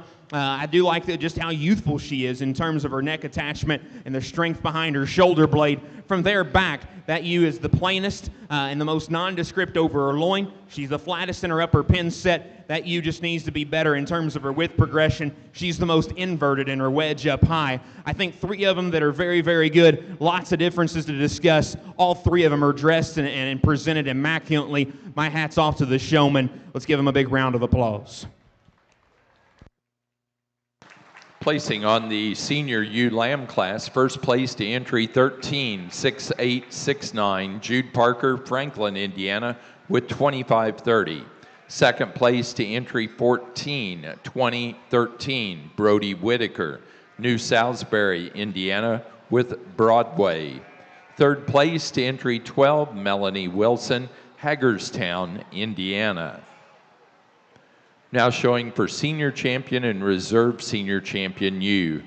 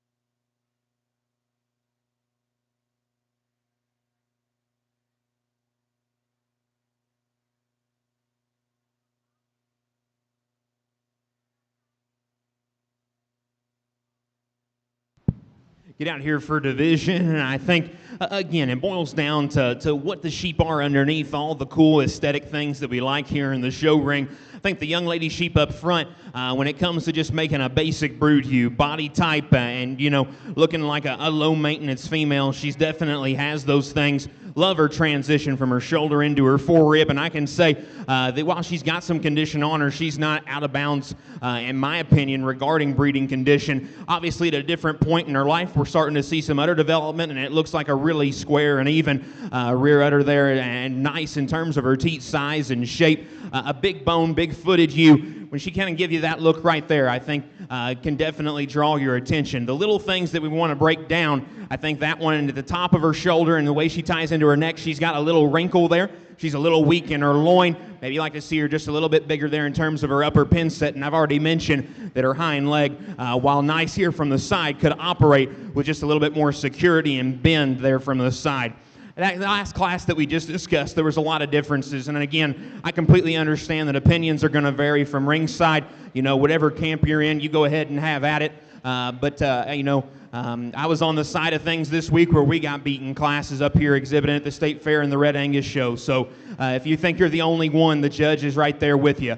But a really, really nice one here that I think was just a common ground place to go ahead and find in that class. I like her honesty in terms of condition. I like the turn of her forerib and her rib cage. She's definitely the biggest and squarest in her loin. I like her hind leg posture and the silhouette that she casts from the side. Does she have enough lower leg and twist? I think it's debatable. Is that you just the most limber off either end of her skeleton? No. And does she need a shot more bone for today's world to just draw you in for a second look immediately? Absolutely. And I think that's why it's probably just a little bit of a closer decision between these two sheep. Very respectable second in that class. Big shaggy legs, up-headed, runs uphill standing still. As we get out in motion, that's where I've got to modify a heavier conditioned ewe that tapers to her pin set and wants to drop out in her chest. Three of them that I think do an exceptional job. Just depends on, again, where you want to lay your priorities. In my opinion, it's really, really close here between your two class winners. I'd like the young man's sheep to go ahead and win. Young lady up front will be reserved. Congratulations to them.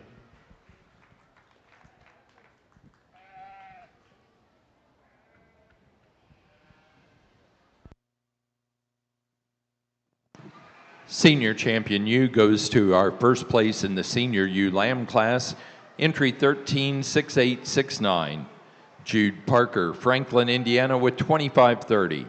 The reserve champion for the senior division goes to our first place animal from the yearling ewe class, 112014, Brody Whitaker. New Salisbury, Indiana with Effie. Now ready for January ewe lambs. January ewe lambs will be your next class.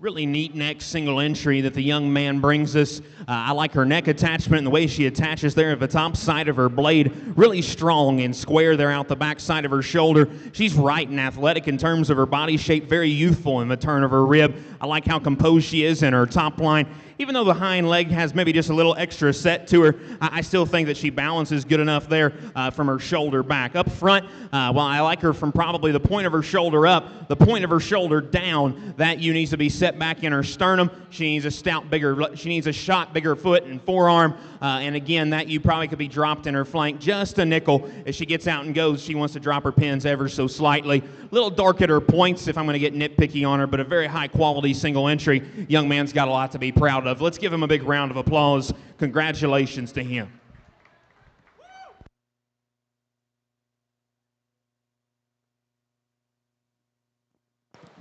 Placing on the January ewe lamb class, first place to entry 176477. Stetson Williams, Pendleton, Indiana with Wilson 2618. Janelle. Now ready for February born ewe lambs.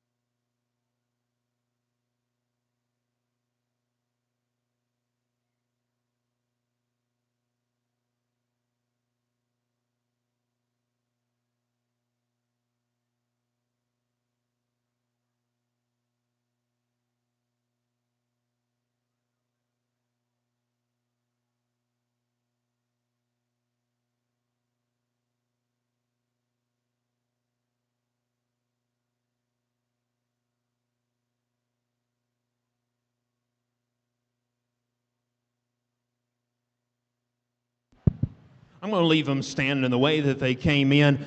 Just a really dense skeleton, big-footed one that goes ahead and leads things off. Like the way that this ewe blends from her shoulder back.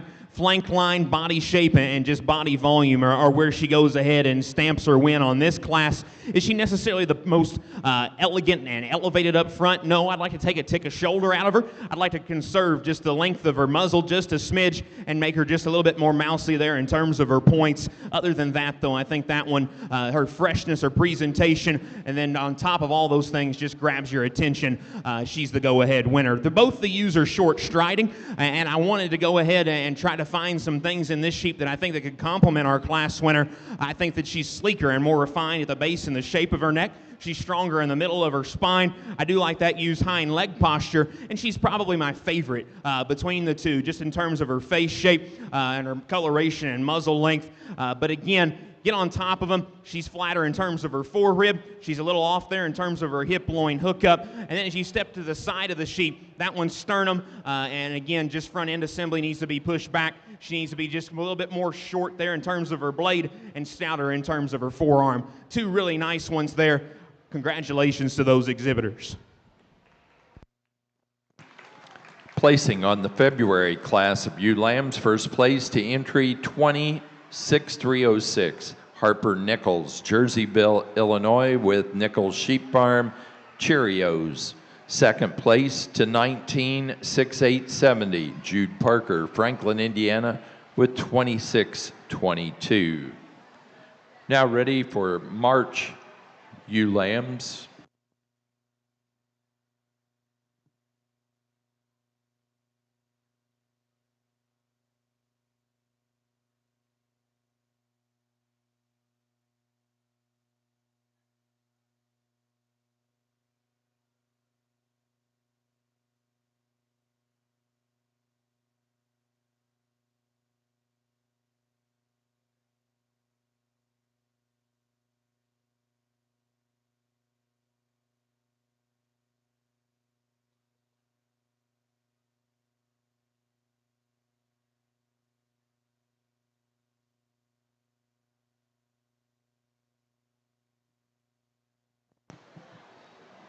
Following the class that's in the ring, the March class, we will show for junior champion and reserve champion.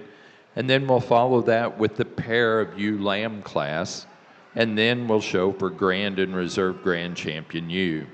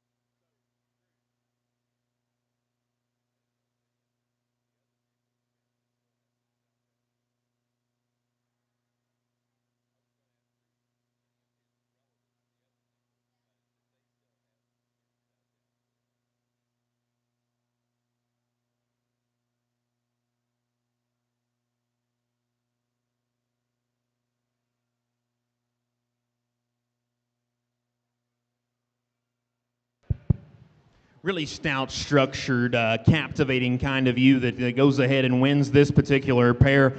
I think that she's long in terms of her pattern. I think that she runs uphill, a stout-featured, big-footed one. Neither necessarily are probably just the best in terms of the way that they reach off both ends of their skeleton for different reasons. This one's a little short-stepping and a little off in her loin. But at the same time, she handles more genuine and out the back side of her shoulder. She's rounder in her rib cage and bigger in her pin set. I think that one just hits me a nickel fresher. Taking nothing away from the young lady's ewe that comes out in second, I think that this one's bottom side symmetry is probably just a nickel more progressive and true there in terms of her flank line. I think that she's so youthful and laid in so neat and tidy at the top part of her skeleton. She gives you that look right there, and she's definitely a whale of a good female, I think, going down the road. today. She's a little bit more peaked and pinched there in terms of her heart and right in behind her shoulder. She's off in terms of her hip-loin hookup just a smidge. I need to see that you probably just gather her spine just a nickel bit more and be opened up at the base of her skeleton before I can think about switching that pair. Two really nice ones there. Really good exhibitors on both ends of them. Congratulations to both of those. Placing on the March and later born ewe lamb class, first place in open first in Kentucky to entry number 23, 4157. Levi Argabright, Brandenburg, Kentucky with 4CE 26127. Second place to entry 226057. Melanie Wilson, Hagerstown, Indiana with Hogger 26122. Again, we're showing for junior champion and reserve junior champion ewe. Your next class will be pair of ewe lambs.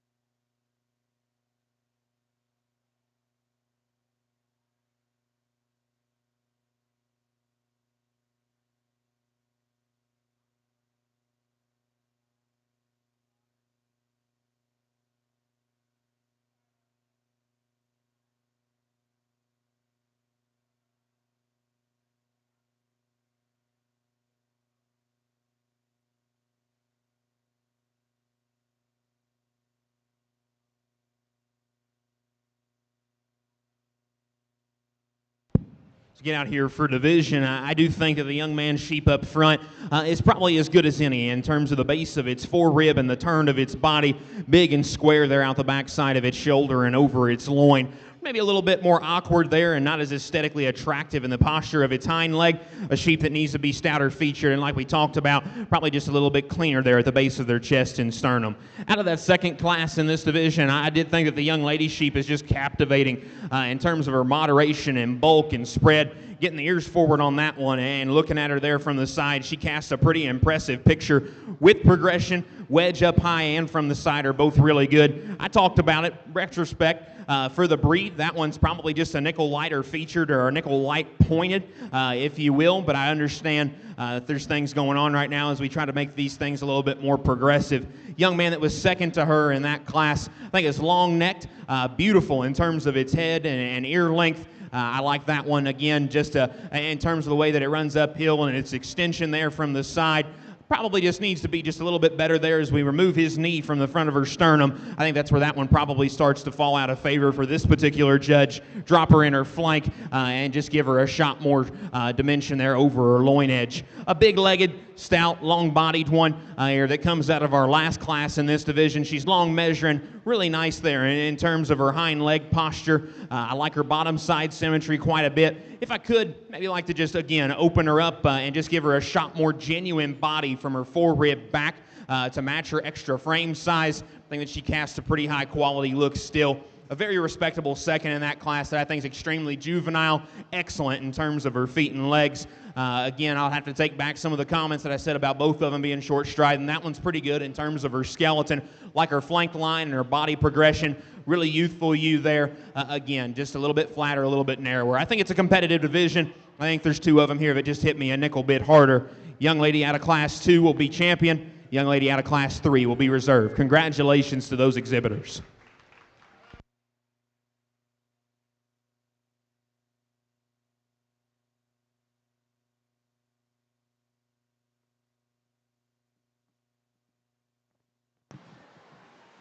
Our junior champion ewe goes to our first place out of the February ewe lamb class, 26306 Harper Nichols, Jerseyville, Illinois, with Nichols Sheep Farm Cheerios. The reserve junior champion and the Kentucky junior champion goes to the first place from the March and later ewe lamb class, 234157. Levi Argabright, Brandenburg, Kentucky with 4CE 26-127.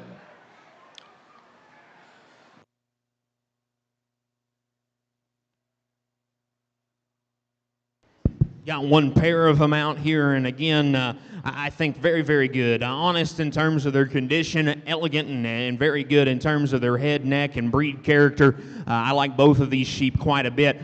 Both of them progress good in terms of their wedge up high. We need to drop one in their flank. The other one needs a little bit more bone. Really good set of them there. Congratulations to that program on showcasing a high-quality set of them.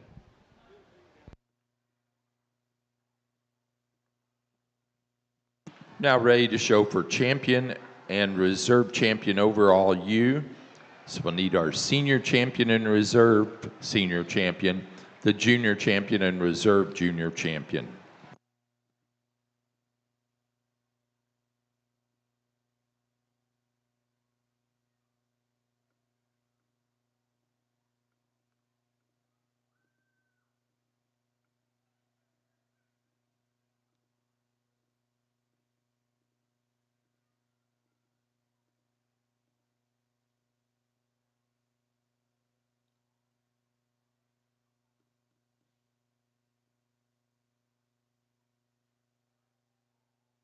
Getting out here for your champion, you drive, and I do think out of that older division, a really good one just in terms of her symmetry and lines. What you see is what you get.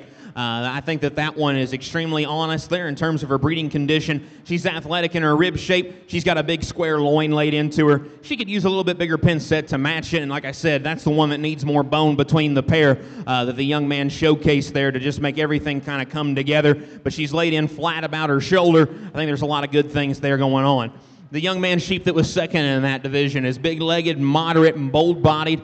I like that one just in terms of body volume, mass, and spread. She's a little bit quicker, a little bit more conservative in terms of her frame size and stature. My biggest hang-up was that used hock and rear leg. Need to see it just operate with, again, a little bit more security, a little bit more squareness and flexibility there from hock to ground.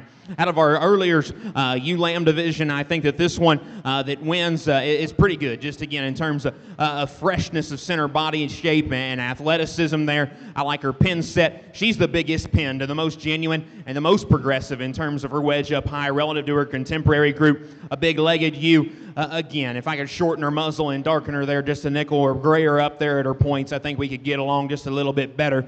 The young lady sheep that was second in that particular class, long-necked, big outline, late maturing. Need to open her up at the base of her heart, give her a shot more loin, and make her a little bit more limber off both ends of her skeleton.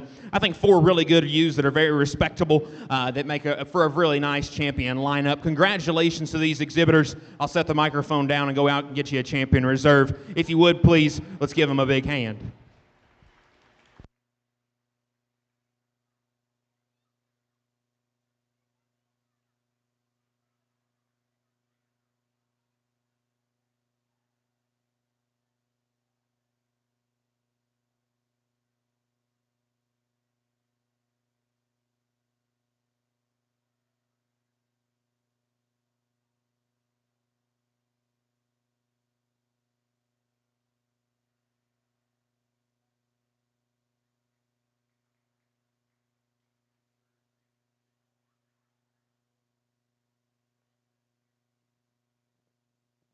Our overall champion ewe went to our junior champion ewe from the February ewe lamb class, 26306, Harper Nichols, Jerseyville, Illinois, with Nichols Sheep Farm Cheerios. The reserve grand champion ewe was also our Kentucky champion ewe from the March and later ewe lamb class, 234157, Levi Argabright, Brandenburg, Kentucky, 4CE 26127. The premier exhibitor for the Southdown Show at this year's Kentucky State Fair is Jude Parker from Franklin, Indiana. And if he'll come out and get his banner. Our next breed will be the Katahdins.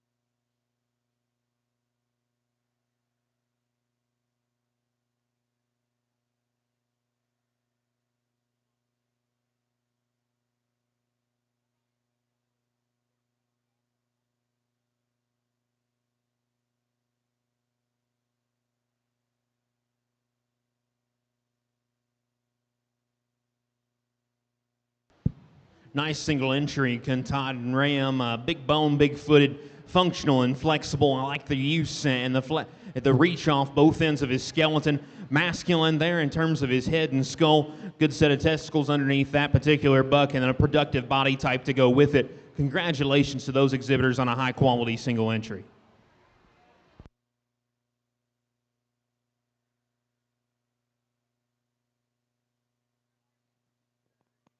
Placing on the yearling ram class for the Katahdins, first place to entry 024013, Andrew Laswell, Mount Vernon, Kentucky, with LY 441. Now ready for senior ewe lambs.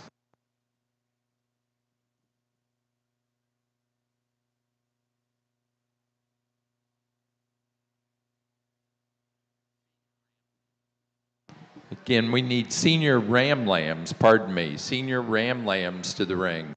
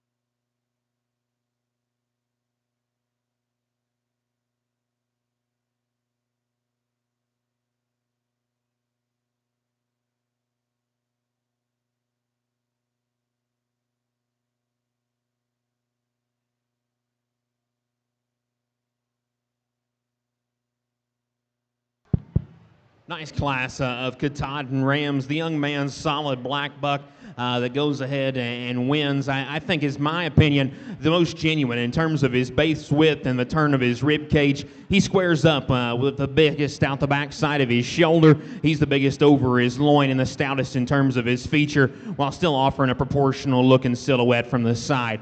The young man's kind of colored up one that comes out in second. I think it's got a slight advantage in terms of lateness and maturity and frame. He's bigger outlined and longer bodied. A little extra set to a frailer hind leg. He's smaller in terms of his testicular development. Gets a little peaked more so relative to our class winner right in behind his shoulder blade. The young man's sheep that comes out in third. Big bone, big footed, round bodied, big over his loin. We just need to reconstruct him and balance him up better from the side. He's rounder out of his hip. Flattens to his lower leg and stifle. Need to see that one a little bit more extended and more conservative in terms of his blade length, and shoulder angle needs to be laid back in him just a smidge. Gentleman sheep that rounds out the class is long-bodied. Like this one's extension and lateness of maturity. Basic build and flexibility is good. Again, that's a sheep that just comes off a little bit harder in his look. He's a little too round in terms of his hip and uneven in his testicular descent, but a very respectable way to round out a nice class of Katahdin Rams. Congratulations to those exhibitors. Let's give them a big round of applause.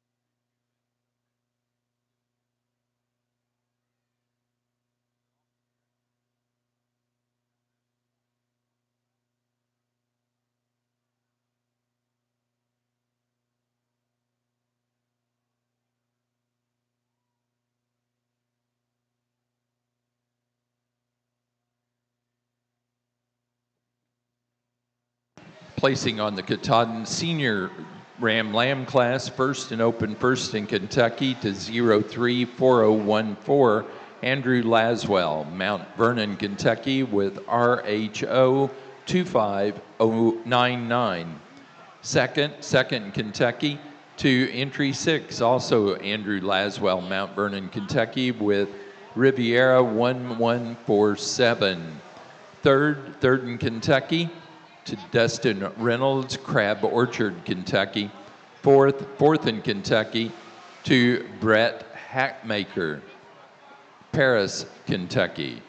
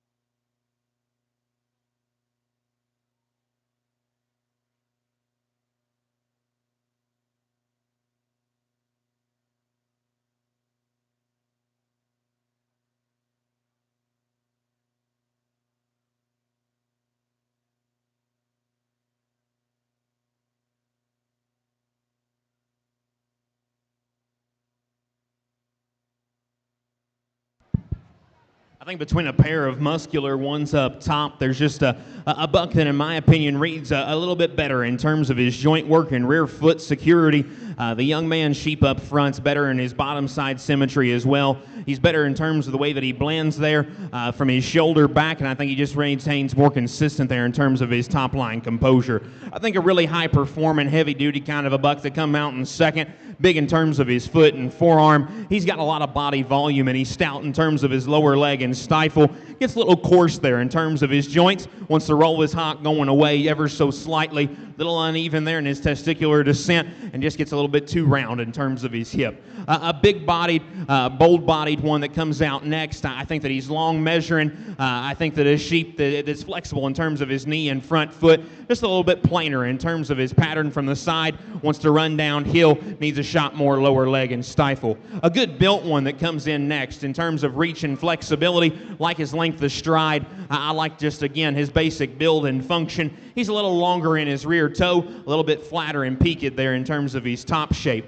The young man sheep that comes out next is extremely long and extended, a later maturing, bigger outline buck that I think's got a world of good in terms of growth and production potential down the road. Just a little too flat there in terms of his rib, too narrow in his chest coming at me. A different colored one here that rounds out the class, extended, strong behind his shoulder, stout in terms of his structure. To me, that one's just the flattest and narrowest. He's the most concave there right in behind his shoulder and the most peaked there in regards to his spine. Really good class of them there. Lots of differences to discuss. Congratulations to those Katahdin Ram exhibitors.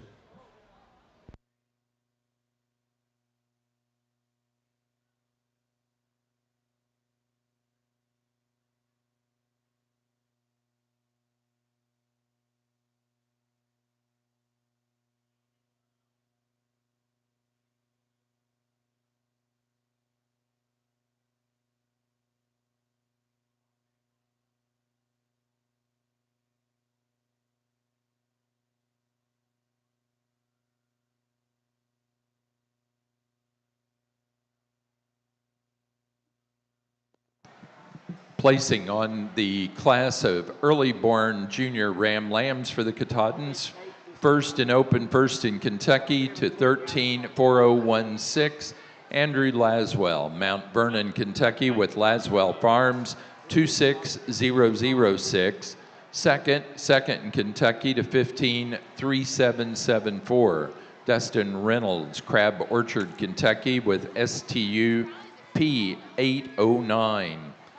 Third in Kentucky to Knox Hatmaker, Paris, Kentucky. Fourth in Kentucky, Dustin Reynolds, Crab Orchard, Kentucky. Five in Kentucky, Breck Hatmaker, Paris, Kentucky. And six in Kentucky, Andrew Laswell, Mount Vernon, Kentucky. I think it's a coin flip between the two bucks that we've got up here at the top end of the class. One of them's just a little bit more angular and correct in his construction. The other one's a little bit more massive and rounder and athletic in terms of his muscle pattern and body shape. I like to go ahead and elect it for kind of the speckled up-legged one here up front. He's more correct in terms of his knee and front foot placement and his lower joints and the way that he travels around the ring. Is he necessarily the most opened up behind his shoulder? No. He needs a bigger top. He needs a stouter hip. That buck just needs more power all the way through. And I think that's where the buck that comes out in second's a compliment. And you can tell it even just in his head and skull shape. He's rounder in his rib cage. He's bigger out the back side of his blade and stouter out through his pin set and twist. Unfortunately, as that buck gets out and goes, he's a little over in his knee, a little steep in terms of his hip. Needs to be better there in terms of his rear foot size and shape and the coordination of his hock. But a really, really good one there in regards to muscle content. A very complimentary pair there. Take your pick between the two of them. Congratulations to those exhibitors.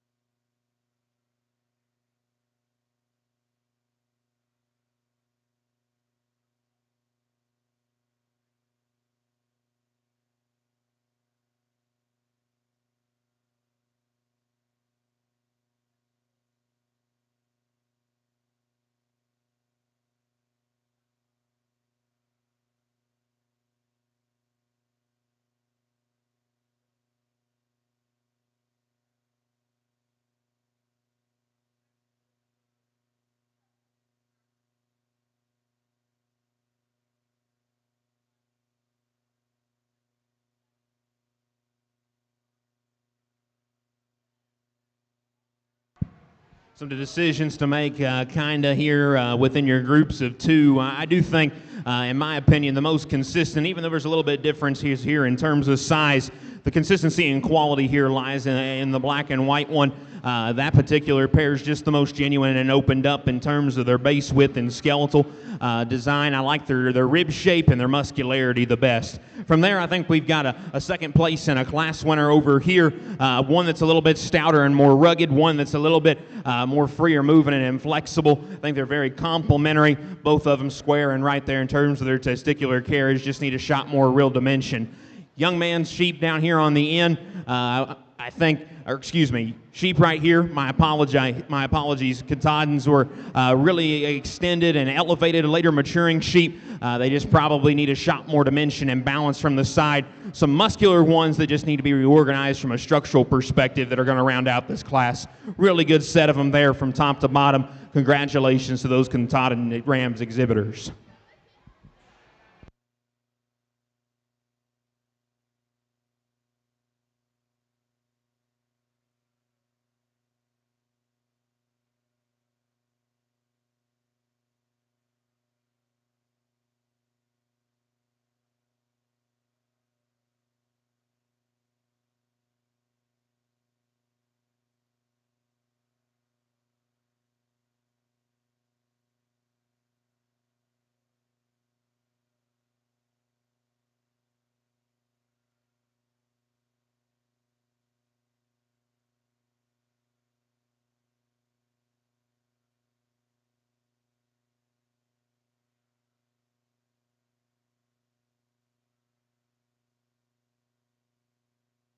Get out here for your champion Katahdin Ram drive, and the buck out of that older class, I think, is just so rugged and masculine in his look. A lot of performance, clearly an advantage there. Dense and rugged. I like him in terms of his foot and feature, big in terms of his skull and forearm, round in terms of his rib cage. Maybe like to level him up there in terms of his hip. I know that's probably sounding a little weird there coming from judging this breed. I know that just their natural hip construction's supposed to be that way. Maybe like to see him just balance a little bit better there from the side. Young lady's black one that comes out next, I think that one's elevated and looks up front. Big in terms of his rib cage, he's square in terms of his rack and loin, dense in terms of his foot and feature, like those things about him. Could maybe drop him in his flank just a smidge. Could maybe give him just a shot bigger upper pin set to match all the power that he's got from hip forward. I do think that the young man's sheep that comes out of that third class silhouette and symmetry and balance, that one's blade length and bottom side symmetry is very good. Like the set and posture of his hind leg and his top line composure. Maybe just not as cracked open at the base of his skeleton. Maybe not just as big as you get in behind him. A really loose structured one that comes out next with length of body and extension. We liked his flexibility. He's not by any means the most rugged or masculine one out there. The one in second was definitely an upgrade in regards to muscle content, but a very respectable class winner. I think some really, really good sheep out here, some respectable seconds. If you would, please stand in ringside. Let's put your hand together for these Katahdin Ram exhibitors. I'll go out here and get you a champion in reserve.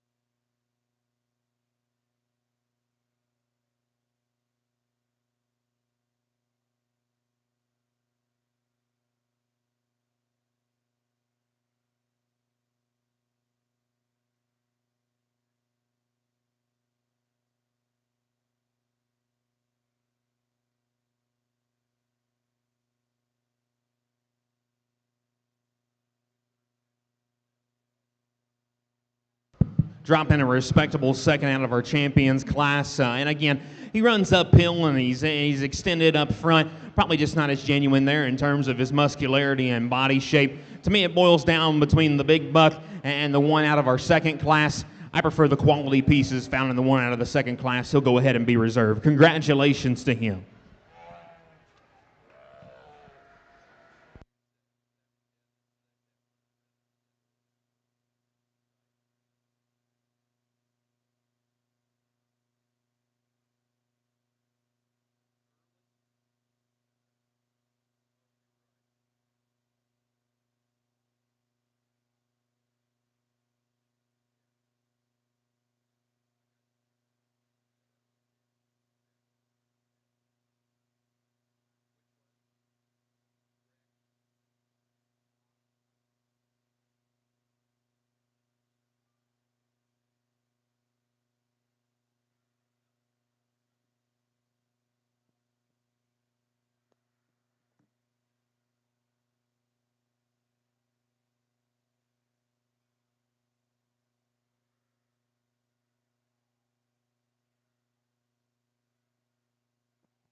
Placing on the late-born Junior Ram Lamb class for the Katahdins, first place and open first in Kentucky went to 173776, Destin Reynolds, Crab Orchard, Kentucky, with RBL 2617. Second in Kentucky to 162077, Knox Hatmaker, Paris, Kentucky, with BMB B003. Placing on the pair of Ram Lambs, first to Andrew Laswell, Mount Vernon, Kentucky. Second place, Dustin Reynolds, Crab Orchard, Kentucky. Third, Breck Hatmaker, Paris, Kentucky. And fourth to Knox Hatmaker, Paris, Kentucky. Our champion Ram was first in the Senior Ram Lamb class, and that'd be also the Kentucky champion, 034014, Andrew Laswell, Mount Vernon, Kentucky, with RHO 2599. The reserve champion was first in the early-born Junior Ram Lamb class, entry 134016, also Andrew Laswell, Mount Vernon, Kentucky, with Laswell Farms 26006. Now showing yearling ewes.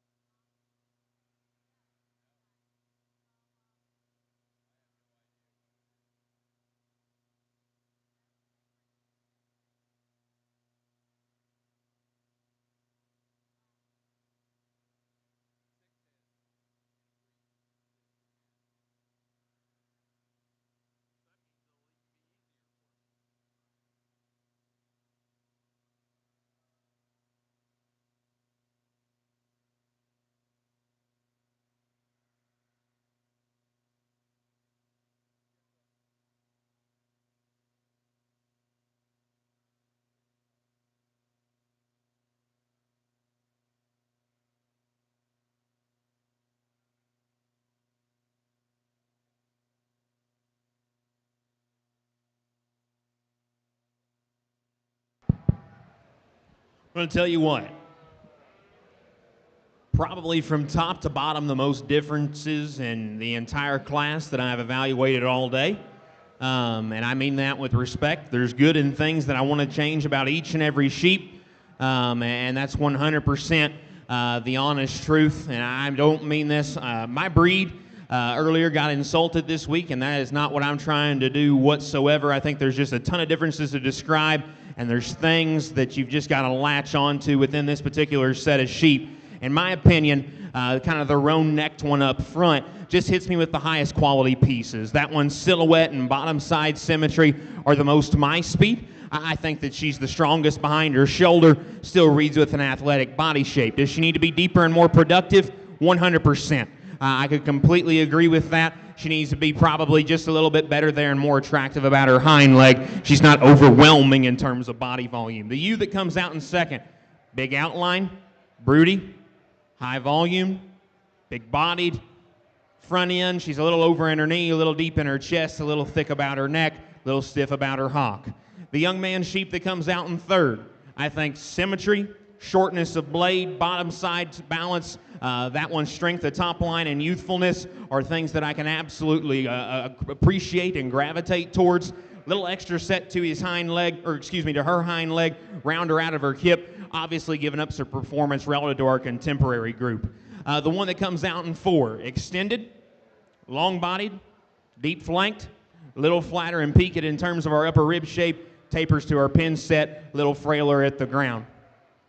The one that comes out next, productive in terms of her center rib cage, big over its loin, wide in terms of its chest, little runs downhill, little rounder out of its hip, little coarser about its front end. Need to see that one again, just modified in terms of shoulder shape. A productive, low maintenance, high volume brood ewe that's nice in terms of her hind leg function, little plainer and deeper about her chest, a little bit more mature about her head, neck, and crest. One from the side that I think's good in terms of her body shape. I think she's level and strong in terms of her spine and a nice set to her hind leg. A ewe that as we get out here a little bit longer, she wants to splay out just a nickel up front. And as that ewe's, the longer she's out here, just a little bit deeper there in terms of her chest, a little shorter in terms of her neck. A big outline kind of dapple ewe that comes out next, big bone, big footed, long necked. Again, a ewe that as she gets out and goes, wants to run downhill, little straighter about her knee, little steeper about her hip, and awkward in the use of her hind leg. A round bodied, big backed, big pinned one, wants to pull her hock, doesn't stay together in motion. She's a little coarser there and deeper in terms of the set of her chest. Then the young man's solid black one that rounds out the class, while it is good and big there and square behind its rack, or behind its shoulder blade and big over its rack, is too deep in its chest relative to its flank. Relatively nice hind leg, a sheep that just needs to proportion well. Tons of differences. Not going to tell you that I'm the Katahdin expert or the professor here of sheep science at the University of Kentucky. Congratulations to those exhibitors. Let's give them a big round of applause.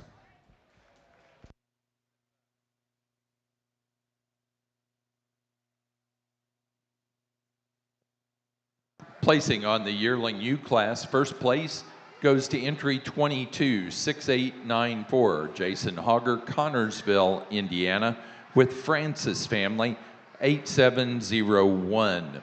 Second, first in Kentucky to 292079, Knox Hatmaker, Paris, Kentucky, with CEK 0378. Third, second in Kentucky to 232078, Knox Hatmaker, Paris, Kentucky, with Francis Farm, 8425. Fourth place, third in Kentucky, Andrew Laswell, Mount Vernon, Kentucky. Fifth, fourth in Kentucky, Breck Hatmaker, Paris, Kentucky. Sixth, fifth in Kentucky, Andrew Laswell, Mount Vernon, Kentucky. Seven, sixth in Kentucky, Dustin Reynolds, Crab Orchard, Kentucky. 8, seventh in Kentucky, Breck Hatmaker, Paris, Kentucky. 9, 8th in Kentucky, Dustin Reynolds, Crab Orchard, Kentucky. And 10, 9th in Kentucky, to Andrew Laswell, Mount Vernon, Kentucky.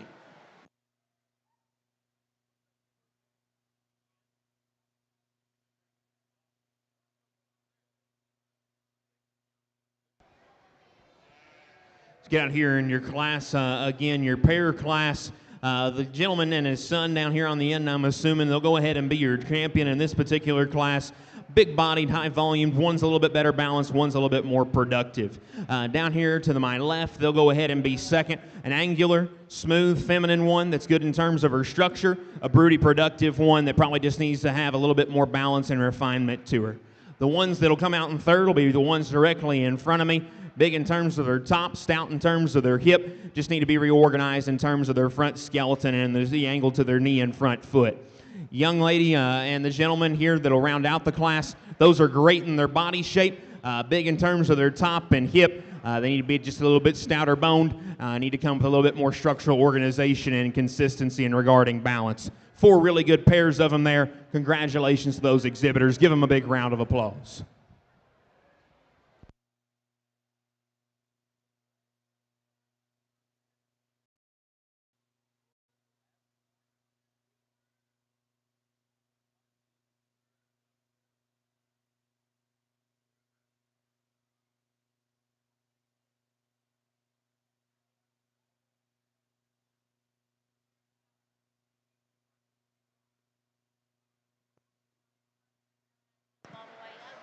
Placing on the pair of ewe lambs for the yearling ewes. First place, Knox Hatmaker, Paris, Kentucky. Second place, Andrew Laswell, Mount Vernon, Kentucky. Third place, Breck Hatmaker, Paris, Kentucky. And fourth, Destin Reynolds, Crab Orchard, Kentucky. Now showing senior ewe lambs.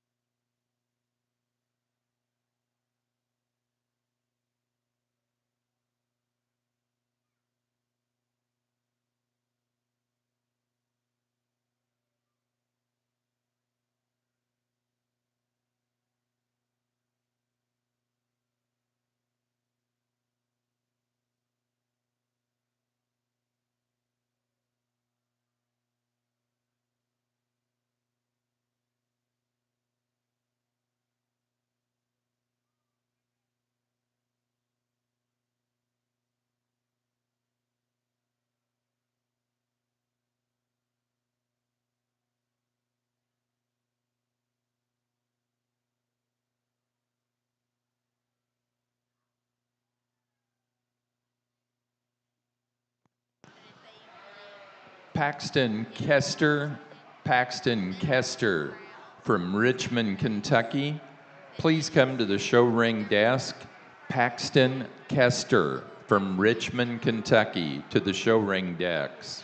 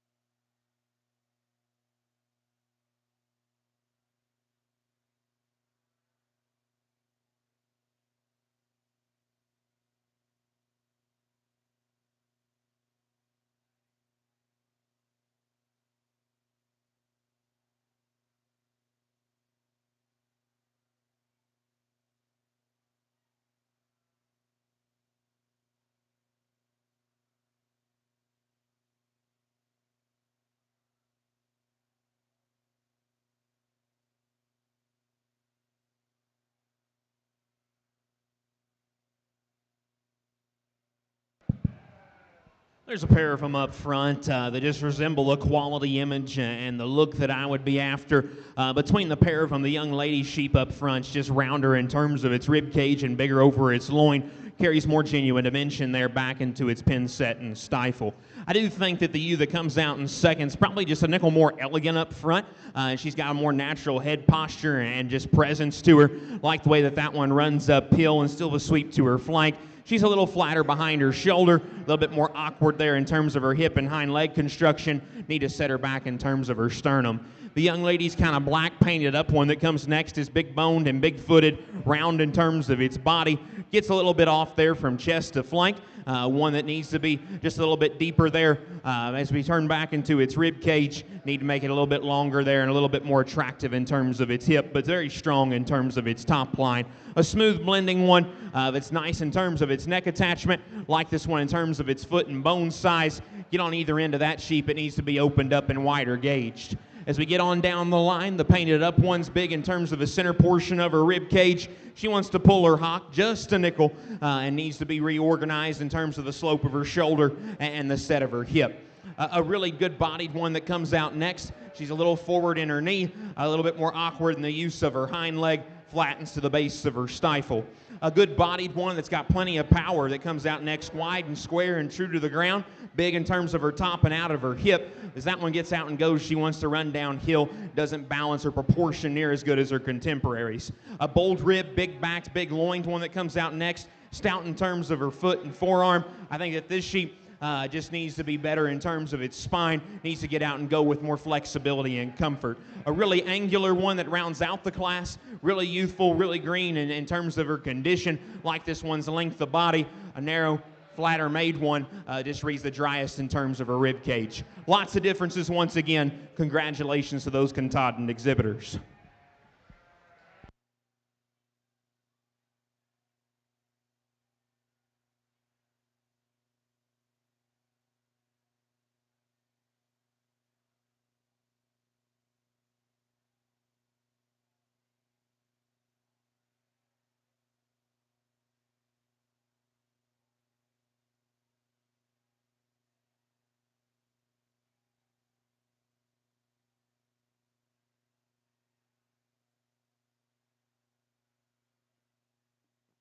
Now ready for early born junior ewe lambs, early born junior ewe lambs.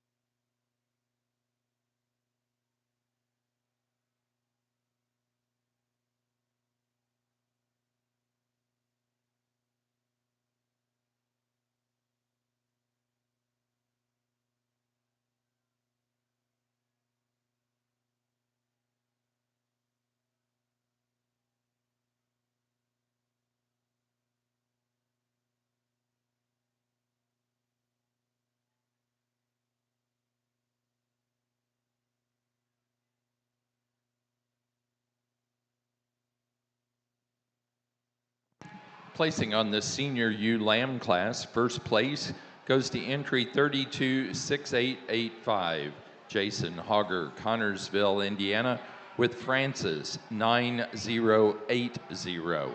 Second place to 335696, Kingston Rinker, Stewardson, Illinois, with Mrozinski 25011.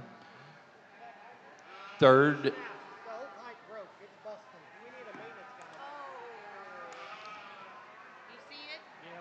third place, first in Kentucky, to 38406, Andrew Laswell, Mount Vernon, Kentucky, with RHO 2559.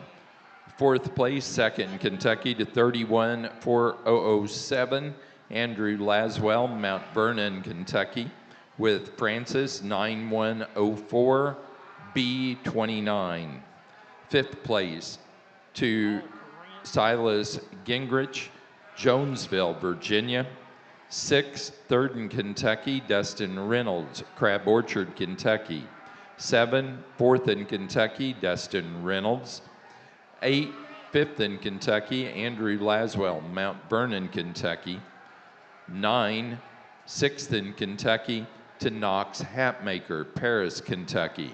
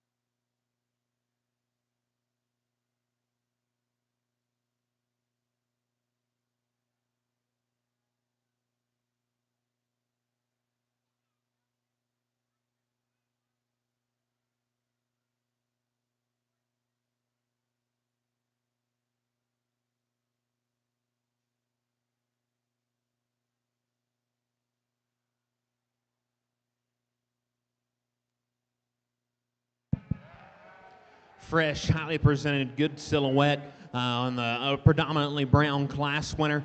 As she gets out and goes, it becomes a little bit more apparent. She needs to be stronger behind her shoulder, needs to be a little bit stronger on her rear pastern. But other than that, gives us a fresh, high-quality look. A good lined one that comes out next, in terms of silhouette and balance there from the side. Her flank line's good. Need to open her up down low. She's a little bit peaked there behind her shoulder. Need to see a bolder rib cage. I think the one that comes out in third's an upgrade as far as that's concerned. Big boned and big footed, a little bit rounder and square out the back side of her blade. A little bit rounder there in terms of her hip once again, deeper in terms of her shoulder, and relative to the two ahead of her, just a nickel bit plainer in terms of her look. A maternal, big-bodied one that comes out next that looks good in terms of her lines and angles, a little bit deeper in terms of her chest. Doesn't necessarily maintain the same top line strength as those ahead of her. Gets, again, just a little bit steeper there in terms of her front shoulder angle and the set of her hip. An elevated one that's the longest in terms of her neck of the whole entire class, like this one's lateness of maturity. Too flat, too dry there in terms of her rib cage. A good silhouette on the one that comes out next. Again, lines and angles are good. Maybe a little splay-footed up front, a little flatter there at the base of her forerib. wants to pull her hock there from behind.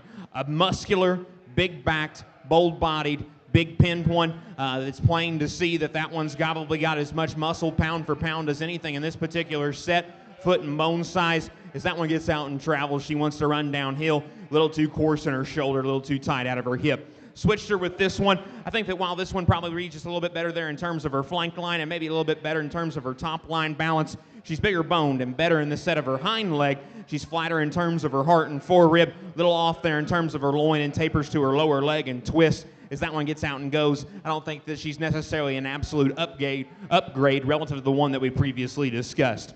A long-bodied, sleek-necked one that comes out next. Good in terms of her flank line and her fore-rib shape. I think, again, a little forward in terms of her knee, just a little bit too far forward in terms of her chest. Need to see that one come accompanied with more dimension from behind. A big-topped, big racked one that's big in terms of her pin set. Again, we need to reorganize some structure things. Just reading a little too coarse up front for this particular judge. Round her out of her hip and off behind her blade. And then one that rounds out the class. Smooth, angular, refined, feminine, just a little too flat and narrow. Congratulations to those exhibitors. Let's give them a big round of applause.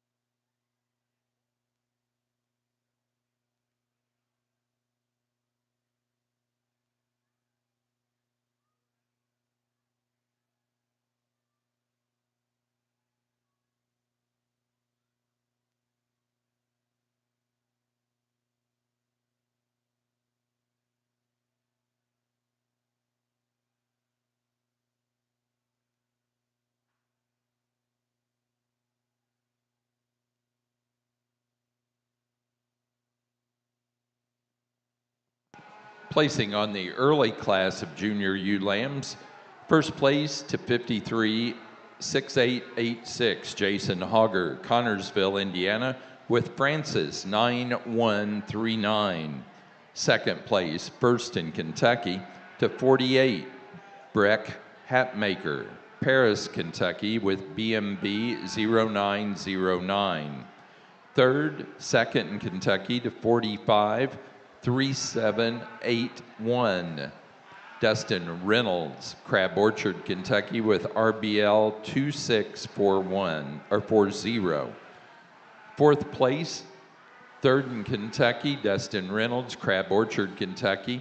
Fifth place, fourth in Kentucky, Knox Hatmaker, Paris, Kentucky. Sixth, fifth in Kentucky, Breck Hatmaker, Paris, Kentucky. Seventh place, sixth in Kentucky, Andrew Laswell, Mount Vernon, Kentucky. Eighth place, seventh in Kentucky, Gary Hurst, Broadhead, Kentucky. 9, 8 in Kentucky, Knox Hatmaker, Paris, Kentucky. 10th place to Silas Gingrich, Jonesville, Virginia. And 11, 9th in Kentucky, Andrew Laswell, Mount Vernon, Kentucky.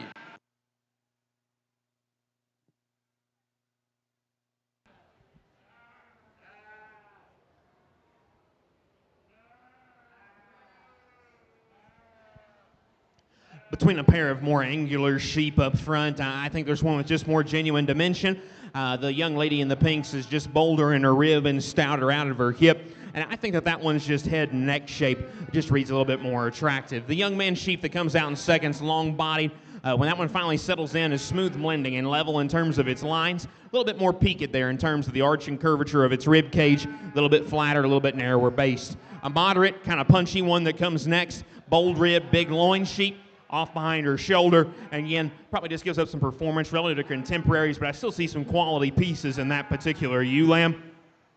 Young lady sheep that comes out next, I think that one's sleek-necked, big outline, bold-bodied, a little extra set to her hind leg. As that one gets out and goes just a little too far forward and coarse in the angle and use of her shoulder.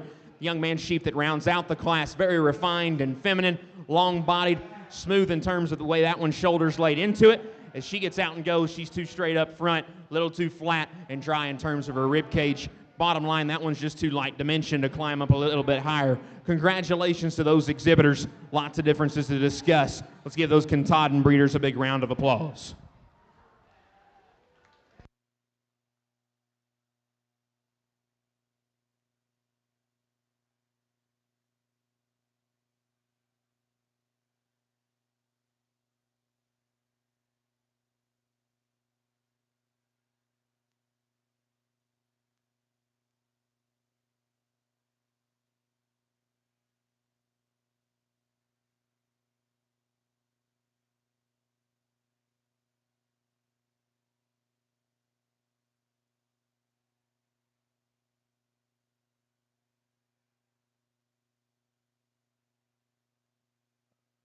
Results of the late-born junior ewe lamb class: first place to 58, 6887 Jason Hogger, Connorsville, Indiana, with Francis 9361.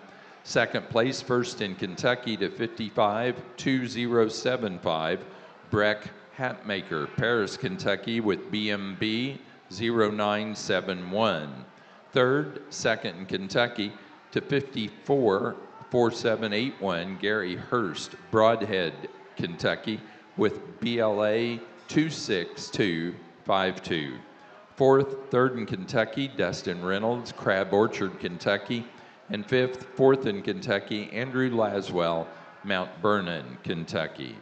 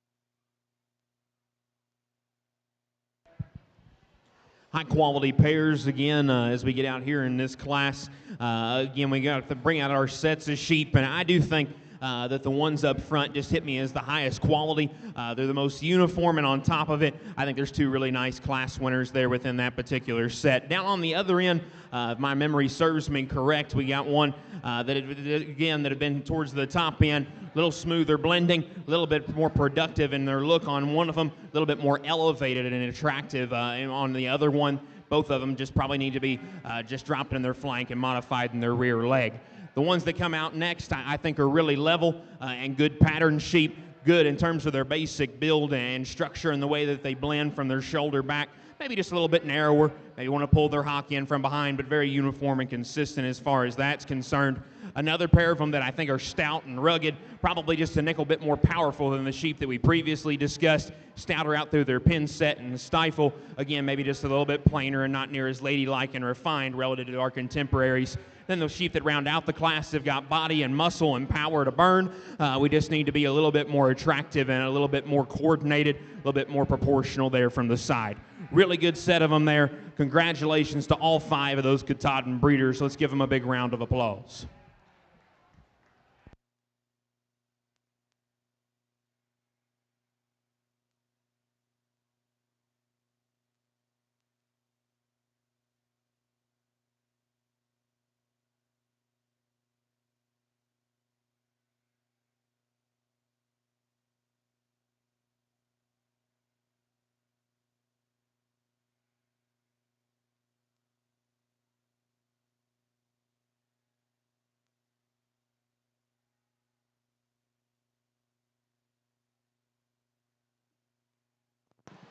Placing on the pair of ewe lambs: first place, 2, Jason Hogger, Connorsville, Indiana. 2nd, Andrew Laswell, Mount Vernon, Kentucky. 3rd, Knox Hatmaker, Paris, Kentucky. 4th, Breck Hatmaker, Paris, Kentucky. And 5, Dustin Reynolds, Crab Orchard, Kentucky.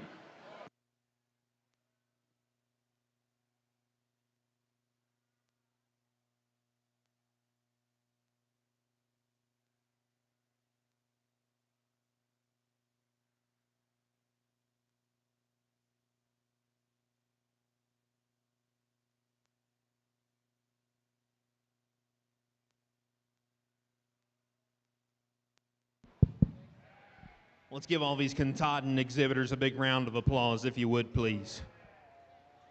The crowd's getting a little flat on me in the afternoon. The hog judge came over here and heckled me and said that I needed to speak a little bit louder. If you would, put your hands together for these Katahdin breeders if you're standing ringside.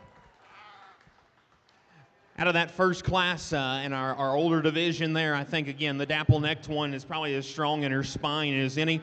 Good in terms of her hind leg posture and length of body, refinement and femininity. We've definitely got that down pat.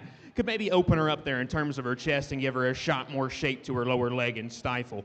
The predominantly brown ewe that came out of that next division, bolder ribbed, bigger loined, stouter in terms of her pin set, maybe a little bit rounder there with a little extra set to her hind leg. She's maybe a nickel longer in terms of her pastern, and as she doesn't really necessarily cooperate, it kind of shows off maybe just a nickel bit deeper chest and shoulder set on that particular ewe. A very elevated, very high quality, very fresh one that comes out next that's round in terms of her rib cage, big over her loin. Like the set of her hind leg, you could strengthen her behind her blade just a nickel and open her up at the base of her forerib, but a really high quality ewe that's got a world of presence. A very look-at-me kind of ewe that comes out of our last division. I think very extended about her front end, extremely good in the slope and angle of her shoulder. Love the set to her pastern knee and front foot and the flexibility of her hind leg. Strong in terms of her top and big in terms of her loin. Maybe just a little bit lighter dimension there relative to some contemporaries. Very respectable seconds out of each and every one of these divisions. Again, it's been a pleasure to sort them. I do appreciate you Katahdin exhibitors for bringing them out here and allowing me to evaluate them. In my opinion, every single breed matters, and I hope that you know that, and I've given you my honest opinion. Congratulations to each and every one of you. I'll go out here and get you a champion reserve.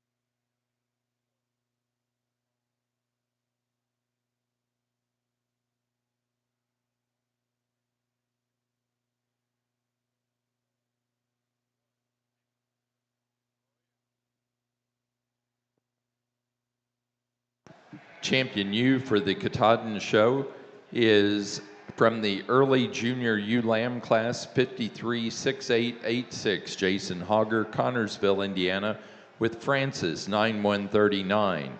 The reserve champion was out of the yearling ewe class, 226894, Jason Hogger, Connorsville, Indiana, with Francis, 8701.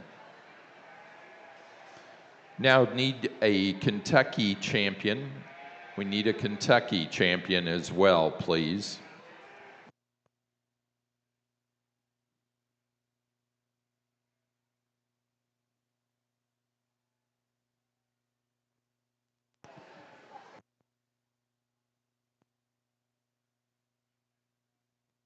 After the Kentucky champion, we will show Pen of Four Lambs and then Young Flock.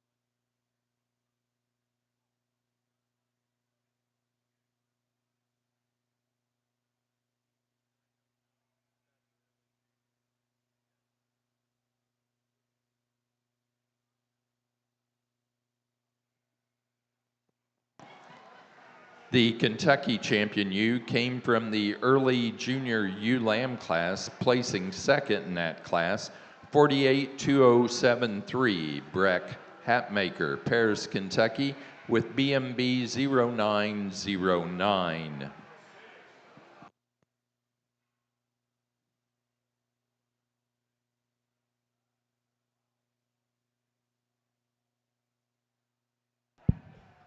Get out here in your pen of four, and again, I love doing the pen shows as much as anything. Again, getting you breeders to showcase your whole entire program, I think it's something that's extremely something to appreciate. For me, the champion pen's going to go ahead and be the one over here to my far left. My champion buck's in there. I think that's a big, stout group of them.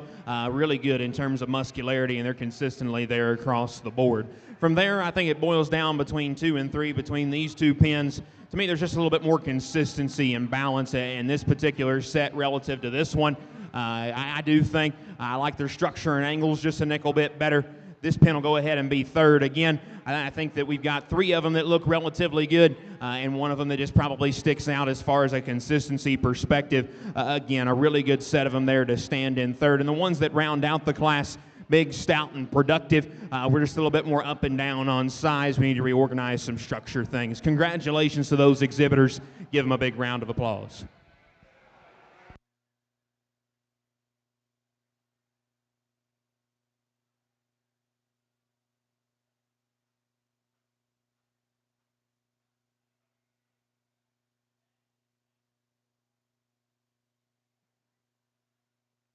Next class is Young Flock. Young Flock will be your next class.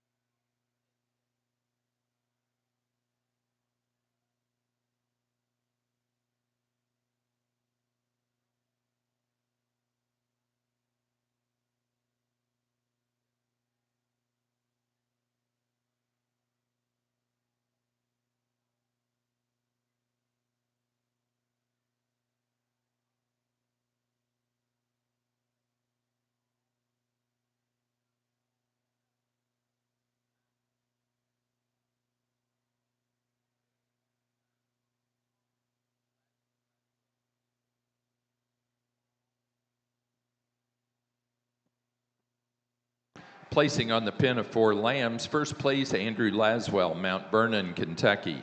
Second place, Knox Hatmaker, Paris, Kentucky. Third, Breck Hatmaker, Paris, Kentucky. And 4, Dustin Reynolds, Crab Orchard, Kentucky.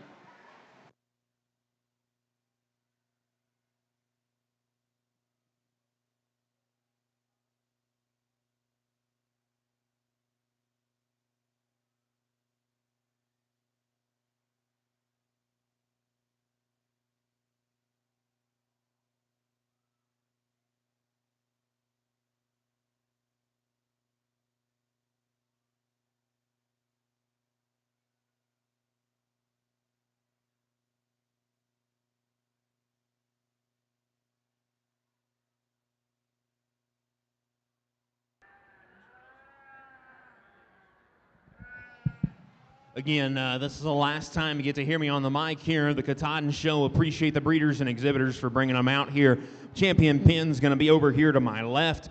Really good one there. When it comes down to it, from there we've got some decisions to make. I like the pin here in the middle to go ahead and be second, followed suit by these. And the gentlemen and the ladies in pink down here will go ahead and round out that particular set, the pin of 5. Congratulations once again. Appreciate you giving me these to evaluate. Best of luck going down the road.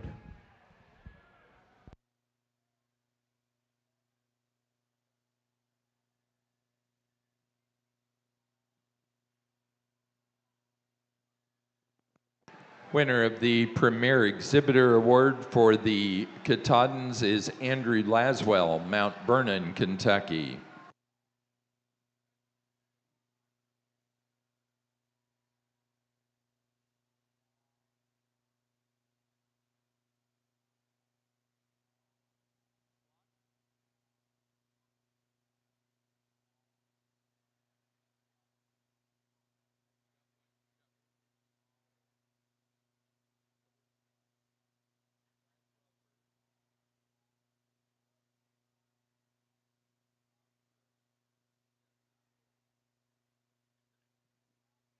Placing on the young flock class, first place, Andrew Laswell, Mount Vernon, Kentucky. Second, Breck Hatmaker, Paris, Kentucky. Third, Knox Hatmaker, Paris, Kentucky. And fourth place, Dustin Reynolds. At this time, we're ready to have our single entry in the All Other Breeds meet. All Other Breeds meet. We have a single entry in the late born junior ram lamb class.